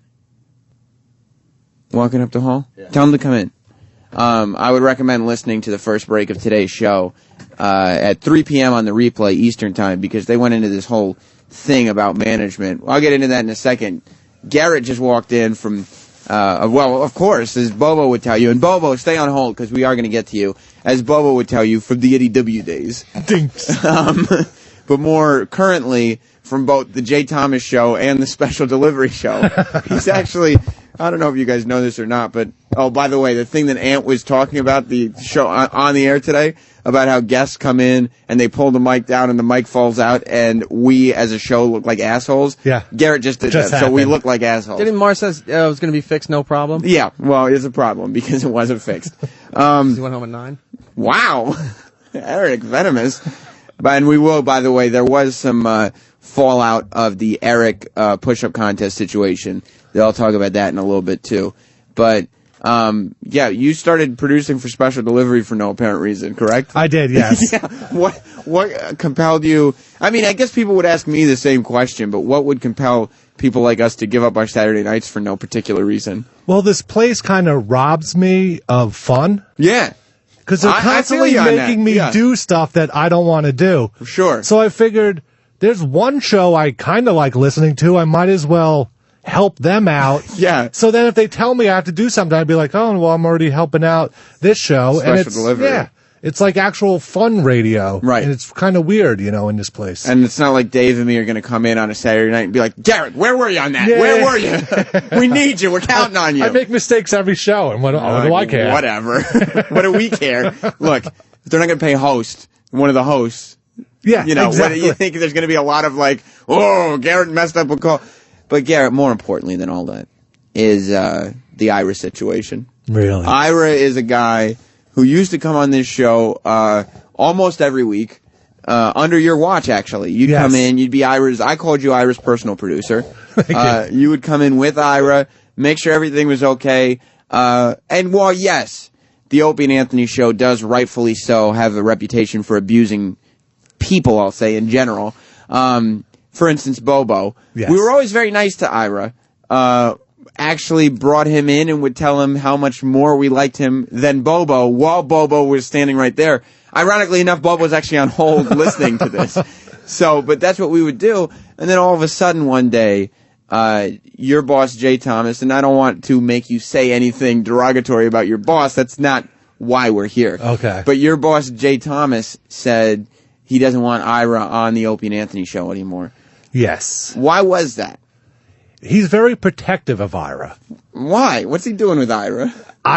What's he really doing with Ira? Ira's brother is like the second in command at like Goldman Sachs or one of these huge company type of things. So he's very powerful and keeps a watch on Ira and doesn't want anything. So Jay is worried that if Ira comes up here and gets abused on our show, then his Bilderberg brother will come down. Troy, you know what I'm talking about. Will come down and just rain hell on him. Yes, and now one show, someone called up and they were like, yeah, there's a video on YouTube of Ira watching Two Girls, One Cup, well, which what's happened wrong with in the that? studio. He's an adult. I mean, you're telling me Ira can't watch Two Girls, One Cup? I've seen, Troy, you've seen Two Girls, One Cup? You know, Eric, have you seen it? Of course. So, I mean, what's the problem with Ira being included in the I don't see a problem, but Jay got a little... So that was what... Yes. We've had major comedians and celebrities in here that have watched Two Girls, One Cup. Yes, but they're not mentally challenged 70-year-old man. Oh, you're telling me that Chris Rock has his wits about him more than Ira does? I think so. Oh, okay. That's the difference. That's funny. So that's his whole thing. He's so afraid of Ira being made fun of or taken advantage of. And he saw, that was what the tipping point was. He saw he heard about the reaction, Ira's reaction to Two Girls, One Cup. Yeah, that was one of the things, yeah. Was there anything else? I don't think there was actually a thing. It was just... It was like, I'm afraid of this happening, and this video that I'm hearing about is fueling that belief. And the reputation that Opie and Anthony have to him, even though it's probably totally incorrect, he, is scared of that. He thinks that they're going to make him pull his pants down, which they kind of did once. I don't know what you're talking about. He compared ball sizes to Ari with Joe Rogan. I don't remember that at all. Don't recall that. Don't remember that one. Sorry, Garrett. I think you're incorrect. Maybe that was my show. Yeah, I think that sounds more like a Jay Thomas bit to me, to tell you the truth. Well, because Ira also has come to me as a businessman and has said that he would like the blowjob queen who was on our show once, rebooked on Opie and Anthony. Okay. Now, would Jay Thomas have a problem with that? No. Do you really think we're going to take Blowjob Lady in here without Ira? No. Right, Why okay. would you? So, I mean, was hoping, like, Jay's in town. He was in town this weekend, next week. Mm-hmm. They got to have some sort of crossover where they talk in the hall or something. Well, Troy, you've tried that before, right? Yeah, I tried to hook that up. I mean, it didn't happen. I think they said on the air today that something may have happened today. I mean, I don't know this. No, that wasn't about Jay Thomas. Oh, okay, because that's what I thought. Because I saw Jay Thomas walking, I was like, oh boy. That was about another show that broadcasts out of this building that there's a problem with. I love it. I love all the problems. I think that might have been related to the Paris Hilton incident and a certain show, taking shots at us. Yeah. And I think we all know what I'm talking about here without saying it, don't we? Yeah. But it would be interesting to see. I'd love to see Jay just stop down. I don't know if he would ever do that, but I don't even know if the guys would want him in. But I'd love to see or would Jay be worried that we'd abuse him and make him take his balls out and take advantage of him? And well, Jay, listen, Murphy Brown. We work on the big channel here. What's that? Yeah, Howard 101. Oh, is that the big channel? Yes. Okay. So Jay's kind of Now, that's the channel that has a show about fast food, right? I don't know. Okay. Eric, you're the guy. You're the expert. I believe so. Okay. Really? I don't even know that. But so he might be afraid to come on here to sever ties with the cash cow, that is Howard. Well, Shuley came on, what show is it? Wasn't he on one of the Worst Of shows with doing a fake voice? I don't know what you're talking about. Yeah, he came on doing a fake voice. Shuley did. And he thought that, he could get away with that. So, he came on and did a fake voice. And I said, Shalom, biatch. And he left the studio. And I guess this is the first time we've publicly said that. People might be able to pick up on that. Yeah, that was Shuley. And Shuley even told me that somebody emailed him saying that one of the O&A guys is stealing your Shalom, biatch. I said, no, I'm not stealing it. I was trying to ironically state that was Shuley doing a fake voice from Howard 100 News on the virus. You know what's funny about all those guys is I'm friends with a lot of guys on the tapes team and whatnot. And what's the tapes team? They archive all of Howard's stuff. So he's got a team that does, I call it a sex bagel team. Right. A whole team that just does E-Rock's job. Well, they have to go through all the old, K-Rock stuff and E-Rock, that's not out of line. That's what you do, isn't it? Yeah, but nowhere to the level that they take it to. Oh, so they're a lot more skilled than you? No, they have a lot more, hands-on to get all of that done, and they do it in more detail than we can do it. Yeah. Look, Eric, there's no can or can't. There's a won't, and that's what I hear. No, there's coming out no of that fucking room. won't. Pay me more, and I'll do more. How could they possibly pay you more? The company would go bankrupt. We're all starving over here, and you're living high off the hog. Exactly.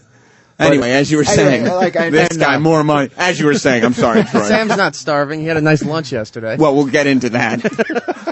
But I cost the old Nagel family some cash yesterday. Good. Yes. It probably didn't even feel the dent. He didn't feel it. No. But Howard's tapes team guys and Howard TV guys, they're all fans of O&A. Are they? Yeah, and they come up to me all the time. They're like, "Oh, I heard you on the air," or "This is funny when this happened," and stuff like that. So they have different departments over there because you said tapes and the TV crew. What about the actual people who work on the show? Are they fans of the show? I mean, Shuley, yeah. Well, I mean, that's the news department. How many departments does that guy have? There's a lot. That's a good point. Does he need that many departments? He has this floor and some of the 19th floor. Eric, you're in bed with the enemy. I say the enemy. Troy just said that they're fans of the show.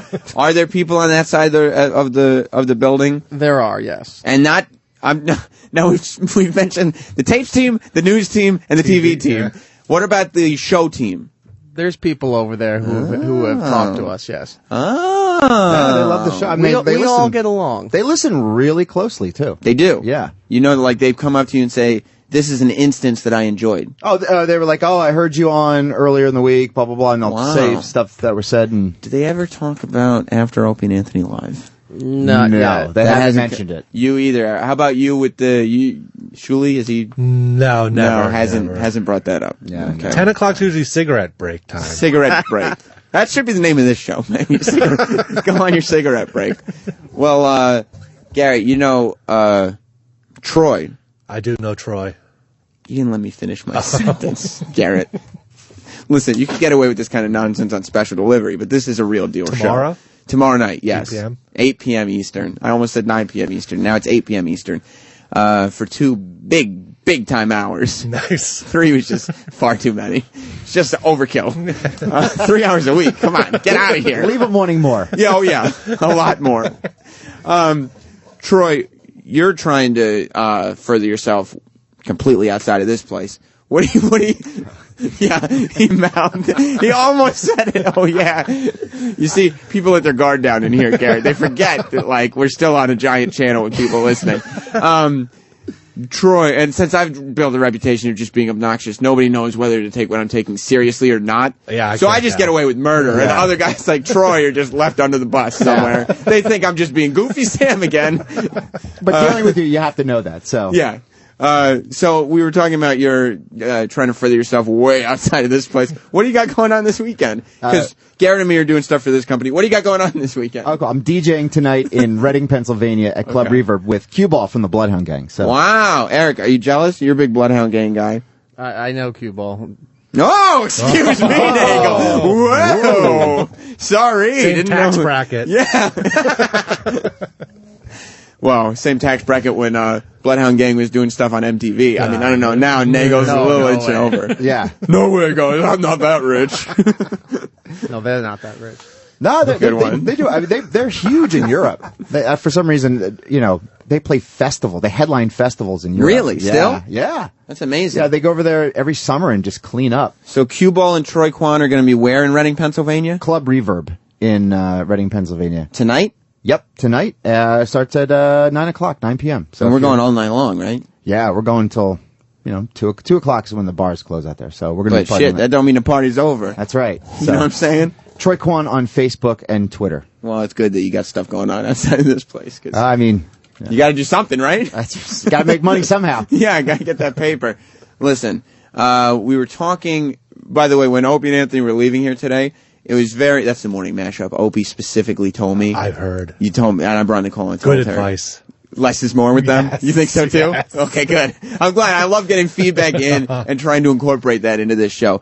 Opie and Anthony went on the air this morning. And I mean, this is them. I'm reiterating what they said. They actually went on the air and said that, they talked about their old boss, Eric Logan, and said that the management here, none of them hold a candle to him. Like that, and they were very literal about it. I think they said nobody could walk in his shadow. Yeah. I think that was their Walk in his shadow. Like, not even like in his shoes, in his shadow. Which is just, I would be insulted. I don't know if anybody was, but I would be. But the thing about Eric Logan is that it wasn't, like they said too on the show, it wasn't always easy times with Elo.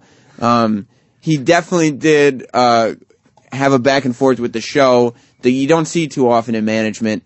He was on the air a lot. Even though he was in D.C., he would call in. At one point, he actually had one of these replay machines, the sound effect machines, the 360s.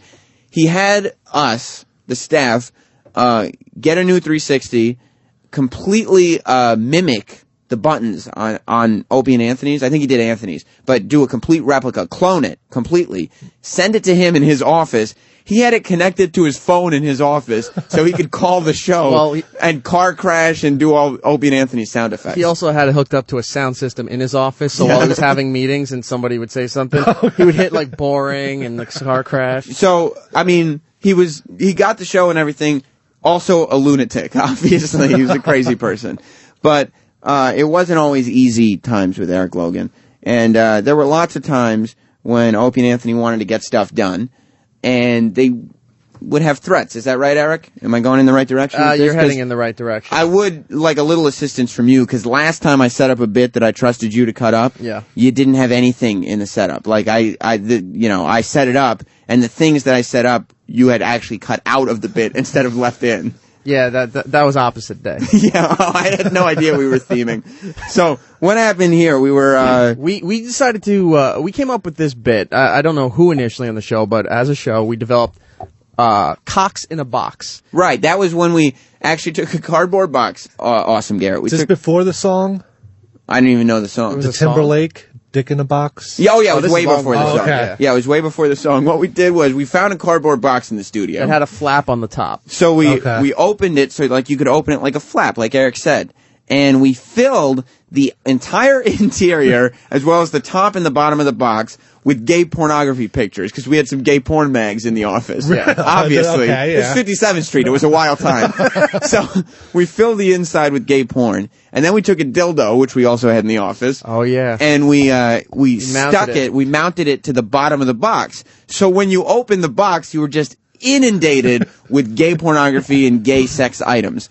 We closed the box, and none of this was on the outside. It was just a cardboard box, and wrote on the outside of the box, "Free puppies." But that would trick people. Right. And then what we did is we put the box on the sidewalk on 57th Street. And then I went way across the street and hid with a video camera. And I think, Eric, were you or Danny? It was Danny on the street. Danny was on the phone, calling into the studio, and we were observing as people opened the box, checking for free puppies, finding lots of hard phalluses. Like dicks. Was it mostly women? No, it was anybody. Women and men. Where we were, there was a lot of businessmen walking back and forth at that time. Yeah. But so, Eric, we did the bit once. We did it, believe it or not, without approval. We just did it. Huh. That was one of the benefits of being isolated on an island on 57th Street. And we found out from management that was not to be done again. Yeah, we had to take it off the street. And Opie and Anthony had a big problem with that. Yes. And so explain. So we got our big boss, Eric Logan, on the phone, right, Eric? No, not yet, because we tried getting in touch with Logan, but he was in a meeting or something or avoiding us. We couldn't get him on the phone. So Opie and Anthony decided that we're going to have to take matters into our own hands and have the pests email cock photos to Eric Logan's corporate email. Now, does this bit include a conversation with Eric Logan or just about? What this bit is, it's like one or two callers. It starts off with one or two callers talking about how they're sending the photos to Elo. And then finally, Elo has to call in to address all of this. And then he starts reading through his email and describing what he's getting. Garrett, if you were to go on the Jay Thomas show, and who's your boss? Craig Schwab. Okay, if you guys said, Craig Schwab. If you guys said, send Craig Schwab pictures of erections, would Craig Schwab call in and be like, hey guys, what are you doing? Honestly, I think because he's from the NEW days too, actually. Does he go on the air? No. Well. But I don't think he would mind that. You gave out his email address on the air? Yeah, oh, okay. And then listeners sent him. I think you kind of I forgot about that part. Pictures of. I said his name. There you go. We'll never figure it out. We say lots of names here. Eric Nagel. If they can figure it out, Eric Nagel. We say names all the time. So this is what. Hotline. Hello. You know someone important. Get out of here, Roland. So we. I gotta start memorizing phone numbers. We did this. We had the listeners send him cock pics. This is the aftermath and the setup, really, of cock pics to Elo, the new who's currently the president of Harpo, on After Opie and Anthony Live. After O&A Live. I love it. A cockalypse now. Oh, my cockalypse now. It's kind of hard to say. A cockalypse now. Luftcaca. Luftcaca is flying over. Hey, Joe from El Paso. Joe? Hey, Joe? Yeah, this gives a whole new meaning to You Got Mail, as in M-A-L-E. Oh, M-A-L-E. You've got mail. Very good. It's Chris in Mississippi. Chris? Hey, it's Chris. Hey. Hi, guys. Love the show. I think we need to change Elo's name to Swallow. What? Do we? Swallow. Are you sure? Yeah, let's go to Kirby from Whackbag. Kirby, what's up?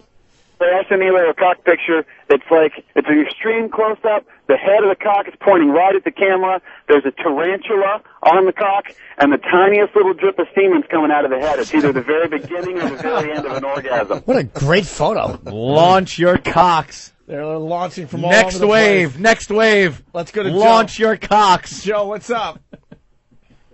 Joe. This is Joe from New Jersey. Hey. First-time caller, long-time listener. Dude, this is the fucking gayest show ever. I know, and we're proud of it. We've got to launch You ever see a cock come apart like that, man? Holy shit. Come apart like that. Let's send the bitch cock pictures. Let's send cock pictures to the whole village. Do it for Manny and Sal's cocks. Let's say hi to Pat in Boston. Pat, what's up? Elo gets the cocks. Don't make a fucking maniac out of me. Oh, very nice. Wow, Baghdad Bob is calling. Baghdad. This is Baghdad Bob. There are no cocks invading the XM compound. Well, apparently not one picture has made it through. Did he yell Frunkus? Yeah. Frunkus. Let's get a Bill in Jersey. Bill. Oh, we will stay the course, gentlemen. We will stay the course. This ain't your cock, Elias. Wow, the phones are just lit. Hotline is ringing. It's Elo. It's how the cock laughs. Let's see how Operation Cock is going. Let's talk to the enemy. Elo! Are you guys having fun yet? Hi, Eric. Elo? Hi. How are things? Couldn't be better. I bet. What's wrong, Elo? Nothing's wrong. Have you checked your mail? All 242 of them, yeah. Oh, Jesus. That's just the first wave, my friend. Right. Well, you know, what? By the way, the other thing that I think that, you know, good God, who the hell? He can't even. God. What was that one? This one is directly from Cock UK. This is Ivan. Look at that. The British are always willing to help us out. That had to be a real pioneer of that shit. Whoever got cumcock.uk was really ahead of the game. Cumcock. He really knew that this internet was going to take off. Yeah. Elo, could you just read off maybe some of the subject lines that are coming in? Resume.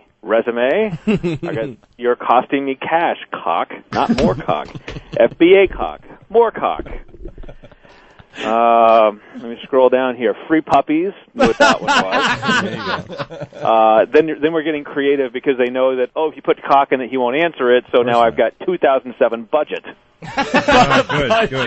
Good. Because the message board has been chatting with each other, trying to get a battle plan together. So they probably because the key is to make sure he opens the subject up line something business oriented. Yeah. What's in the budget one? What's in the budget one? Oh, fuck, hold on a second here. Oh, great. This is a guy who actually does take a picture of his cock from his cell phone. He wasn't home, but he had to participate. Yes. He's in line at Starbucks. It's like an insurgent. Yeah, exactly. That was an RPG Anthony, or whatever it was called. An RPG. Hey, Anthony. Improvised, IE, whatever. Yes, Elo? Anthony, is your email up right now? Are you forwarding them to me? No, I'm just going to. I'll forward you the budget cock. All right, let me pull up. Now the other thing too. Now, Opie, you, I think, and Anthony both, you've talked to my assistant here at the office, right? Yes. So I had to bring her into my office, and I said, "Now, listen, we're going to have a delicate conversation." And she thought she was getting fired. And I said, "You're going to see a lot of cocks today. You're going to see a lot of cock today. I need you not to sue me. I need you to understand that I'm not sending you the cock, but there will be a lot of cock." I am not kidding you. I'm having a hard time logging onto my email. Everything's running really slow. I think because the entire email server at XM is going to break down here. Here's a sample. This is great. This is almost like we're doing a damage assessment before the next strike. You know how you have to look at, see if the buildings have been damaged enough?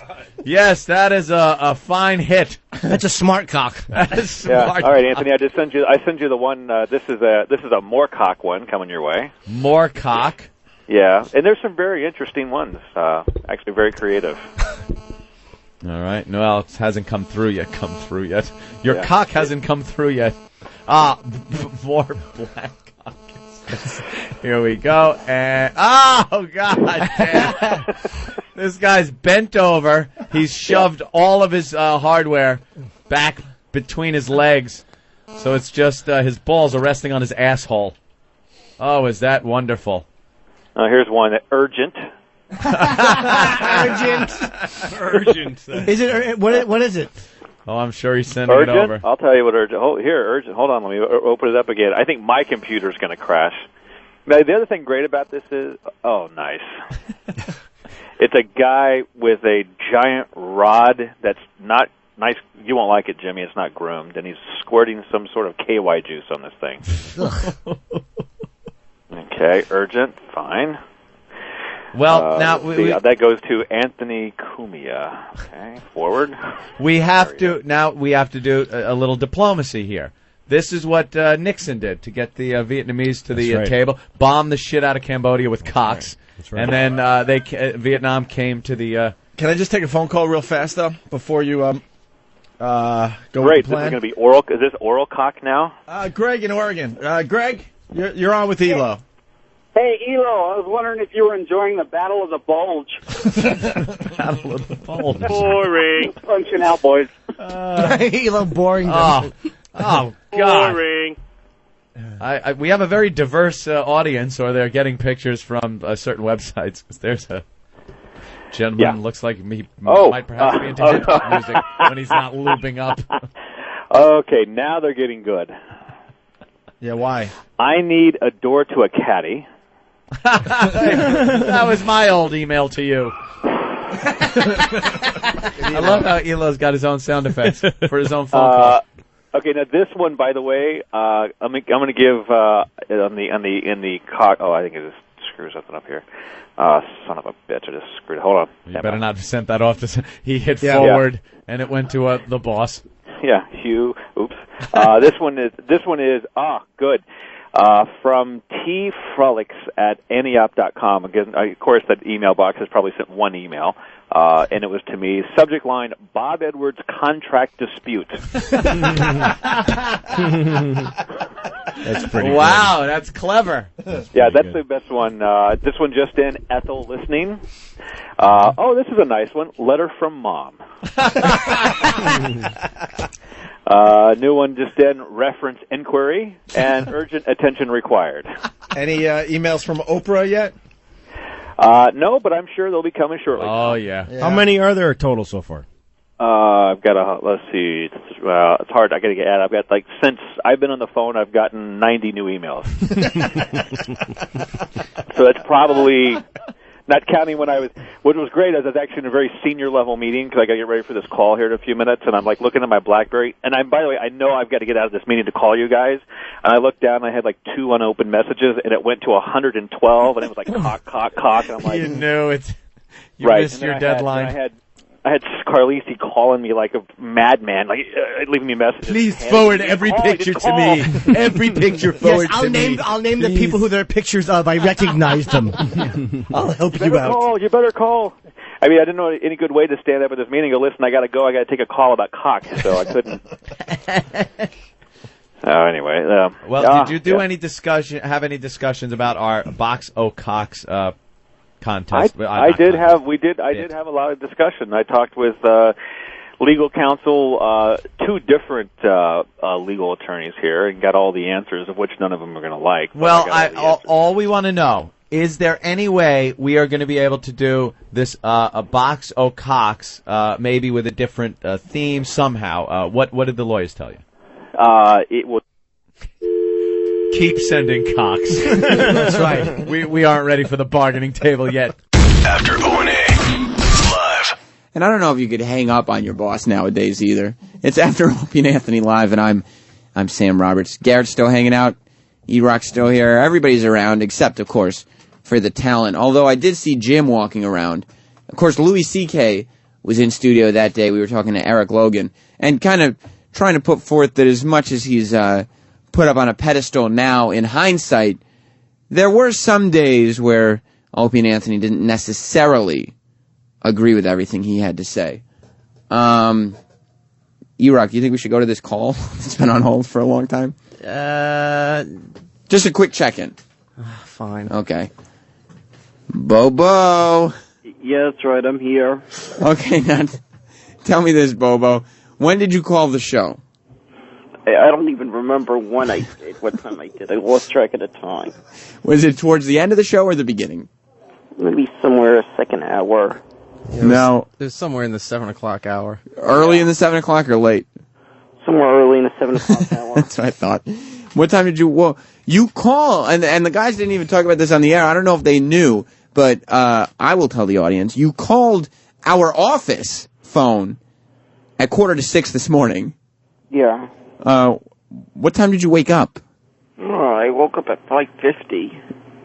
Well, then how did you call it 5:45? Did you hear? Because it's not like I just made it up. I said, you called it 5:45, and he said, yes, that's right. And I said, what time did you wake up? 5:50. How did you do that, Bobo? Oh, no, maybe I got up a little bit earlier than that. Why'd you get up so early? No, I don't know, because I wanted to make sure that the video was sent. Well, you guys might not know this. You probably should, because we talked about it on the show, but Bobo did stand-up comedy last night.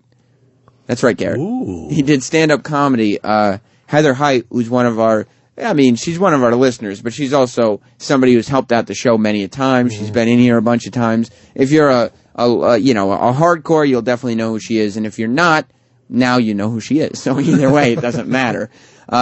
She's a stand-up, and she was doing a show last night. She got Bobo on the bill. Now, was he introing like he did Voss? No, he got to do a set. Bobo, how long did you do? How many minutes? It was 7 minutes. Okay, 7 minutes, and that was squeezed into a 3-minute YouTube video. How? I don't know how. Are you sure that was a full 7 minutes, Bobo? I don't know if it was a full 7 minutes or not, but... Eric, you're better at math than me. Can 7 minutes be squeezed into a 3-minute video? I don't think so. No. Okay, so we're probably went 3 minutes. We're probably looking more like 2.5 minutes because we also had the intro and the outro on there. How was it? Yeah. The video. Oh, the video? Yeah. I laughed. Okay. All right, that makes sense. Bobo, how did the show go? I think it went great. I got laughs. You did. Did you? Was there? How many people were in the audience? Maybe about 30. Wow. 40. And I guess I remember you saying it was a door deal. So what kind of percentage were you getting of the door? I wasn't getting paid for this one. No, that's not what you told us. You told us you were getting... I didn't want to make you guys feel so bad. Why would we feel bad? No, I didn't want to make you guys feel so bad, that's all. Well, go ahead, Eric. I was just curious, did Bobo bring his own headshots like he did the other time? Did you bring headshots to sign? No, I didn't bring this one. You didn't even set up a merch table to get some cash? No, I didn't, because I don't have merch. Why don't you have merch? You had headshot. Travis is walking down the hallway. You should have shirts and headshots, Bobo. Something to add to this. It'll be if they get a little bit more established, I bet. Well, first, before you get merch, you should also get paid to do this. Yeah, exactly. When I'm starting to see Travis is coming in here. Did you hear what just happened? Yeah. That Bobo said that he didn't get paid, and the reason that he didn't tell us that was because he didn't want us to feel bad. That he told Bobo, are you sure? He's sparing our feelings. Yeah, are you sure that it wasn't just a deal where they said, yeah, we'll give you a percentage, and then they were just like, look, there's 30 people, and Bobo, let's be honest, you didn't draw any of them. I'm very sure. I didn't want to make you guys feel bad. Bobo, you told me that you were getting an unprecedented 50% door deal. They just said that would have been Bobo. That would have been $150. I don't want to make you guys feel so bad, all right? Why would I feel bad? Why would we feel bad? If anything, I would feel bad for Heather Height, who to give up 50% of her door, then you got to pay the club and the other comics. Wait, I said that so you guys didn't feel so bad, all right? Why would we feel bad? I don't know. Travis, you saw a full video, and you even pulled the audio that Opie and Anthony are going to play on Monday. 7 minutes? Is that how long? Bobo said he did 7 minutes. Well, that was how much time I had. Travis, you pulled the audio. Sure did. What are we looking at? About 3 minutes. About 3 minutes. Okay, so I estimated correctly. All right, well, that's how long it went, though, all right? Why didn't Bobo decided he only needed to do about 40% of the time that he was given. Well, I'm glad they didn't pay you. How many jokes would you say are no 3 minutes? How many jokes? Or attempted? Well, Four. there was about two. Oh, wait, hang on. It was about two. Yeah, two. About two. It was about two. And one of them we made up and gave to him. Oh, yeah, that's right. Which he proceeded to butcher. Bobo, you did the Minnie Mouse joke? Yeah. Great. I thought that was strong when we thought of it. So they offered you 7 minutes of stage time. Yeah. And as an aspiring stand-up comedian, you thought you would go ahead and only use 3 of the 7 minutes, and in that full 3 minutes, only tell 2 jokes. Well, I wanted to make sure I got everything in, so when I was planning on what I was performing that day, Yeah. I wanted to make sure it fit the 7 minutes and didn't go over.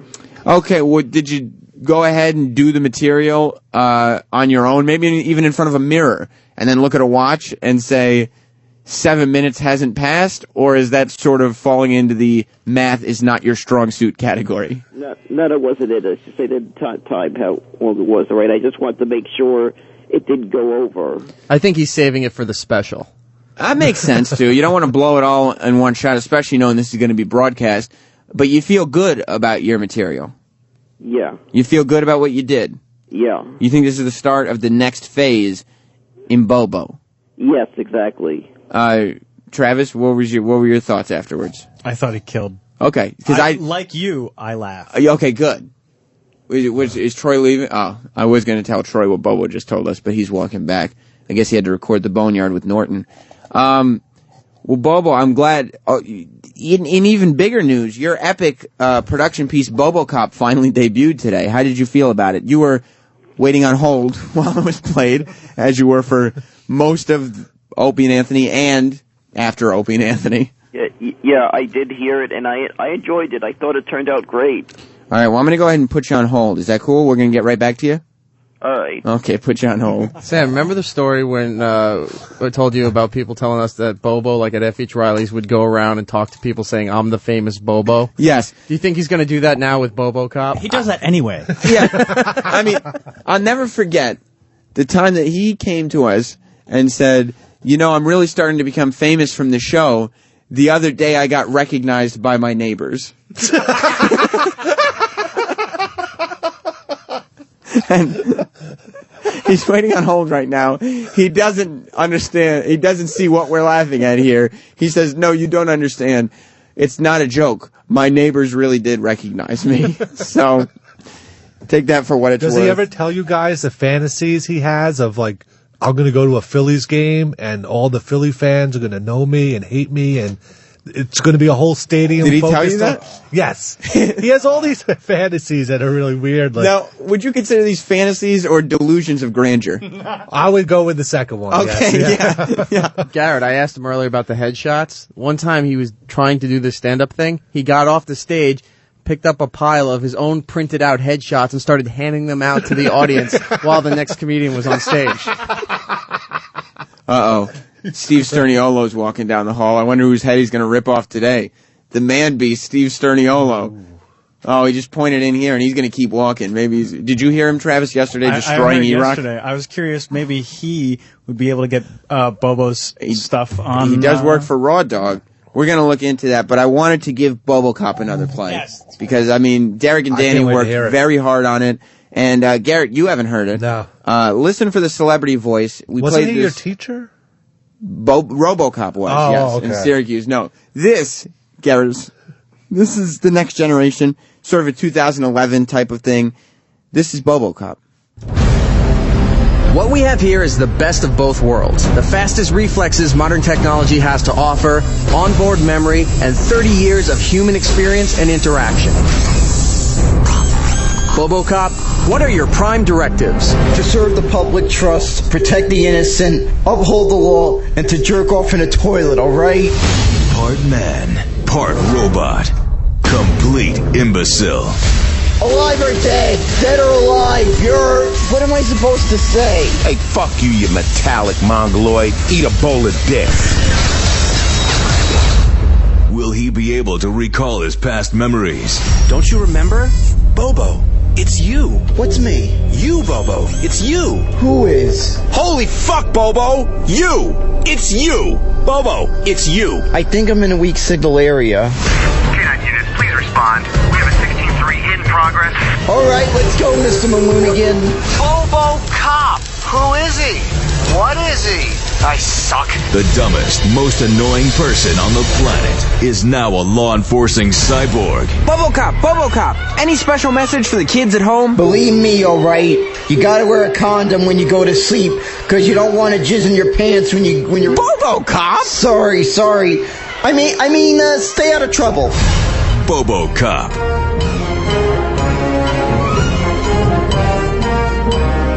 And yes, Garrett, I know you were looking at me. The voice that called him a mongoloid and told him to eat a bowl of dicks. That was indeed star of Law and Order SVU, Ice-T. Yes, that was Ice-T who told BoboCop to eat a bowl of dicks. Bobo!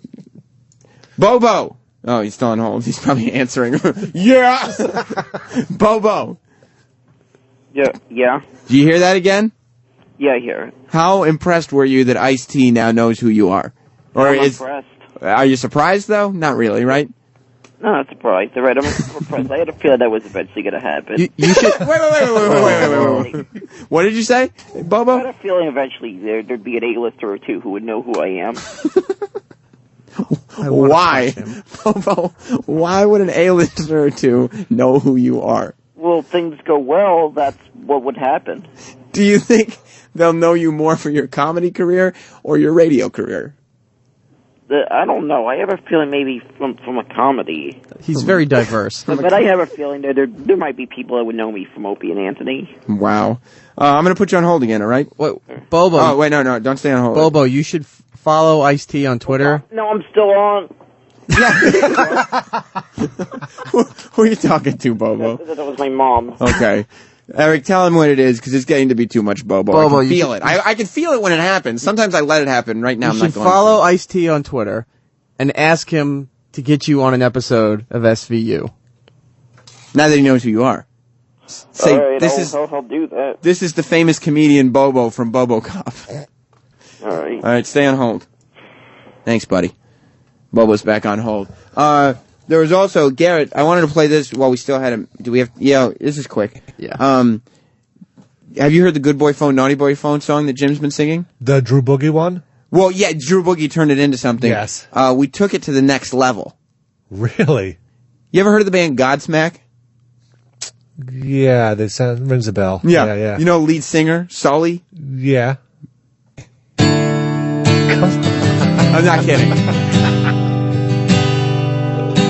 Good boy phone and your naughty boy phone, your naughty boy phone and your good boy phone, your good boy phone and your naughty boy phone, naughty boy phone and your good boy phone. Your good boy phone is when you're home with the old crow, and your naughty boy phone is when nobody's home and that little fucking whore from Canada blows up your phone. It's your good boy phone and your naughty boy phone, your naughty boy phone and your good boy phone, your good boy phone and your naughty boy phone, naughty boy phone and your good boy phone. I like the naughty boy phone. It's magic. Sully from Godsmack, everybody. Listen, we got to wrap up. Ron and Fez are coming up next. I'll be on Hits 1 this afternoon until... That's new. Yeah, really. Hey, there's airtime. I'll take it. From 5 to 9 p.m. I'll be on Hits 1 today, so you can listen to your Ron and Fez. Actually, you'll have to compete a little bit, because the replay of After Opie and Anthony Live will be on at 7. I'll be on Hits 1, so you'll be able to take your choice. I wish some of the bosses knew who I was. I'm on every channel. It's ridiculous at this point. Eric, it's a crime at this point. Yeah. I mean, the people who run this channel know, but beyond that... Did you see what happened to Shuley? He used to be you. He had his own show. He had nobody knows. 6 shows. I could be on 90 channels. They'd never know. Fizzled out. And was like, fuck you. 2 weeks ago, I was on 3 channels at the same time. Nobody knows me. Nobody knows who I am. What difference does it make? This has been After Opie and Anthony Live. Hopefully I'll see you later on Hits 1. If not, see you Monday. Stay tuned. Ron and Fez coming up next. Fuck you! Opie and Anthony show is now over. For real this time.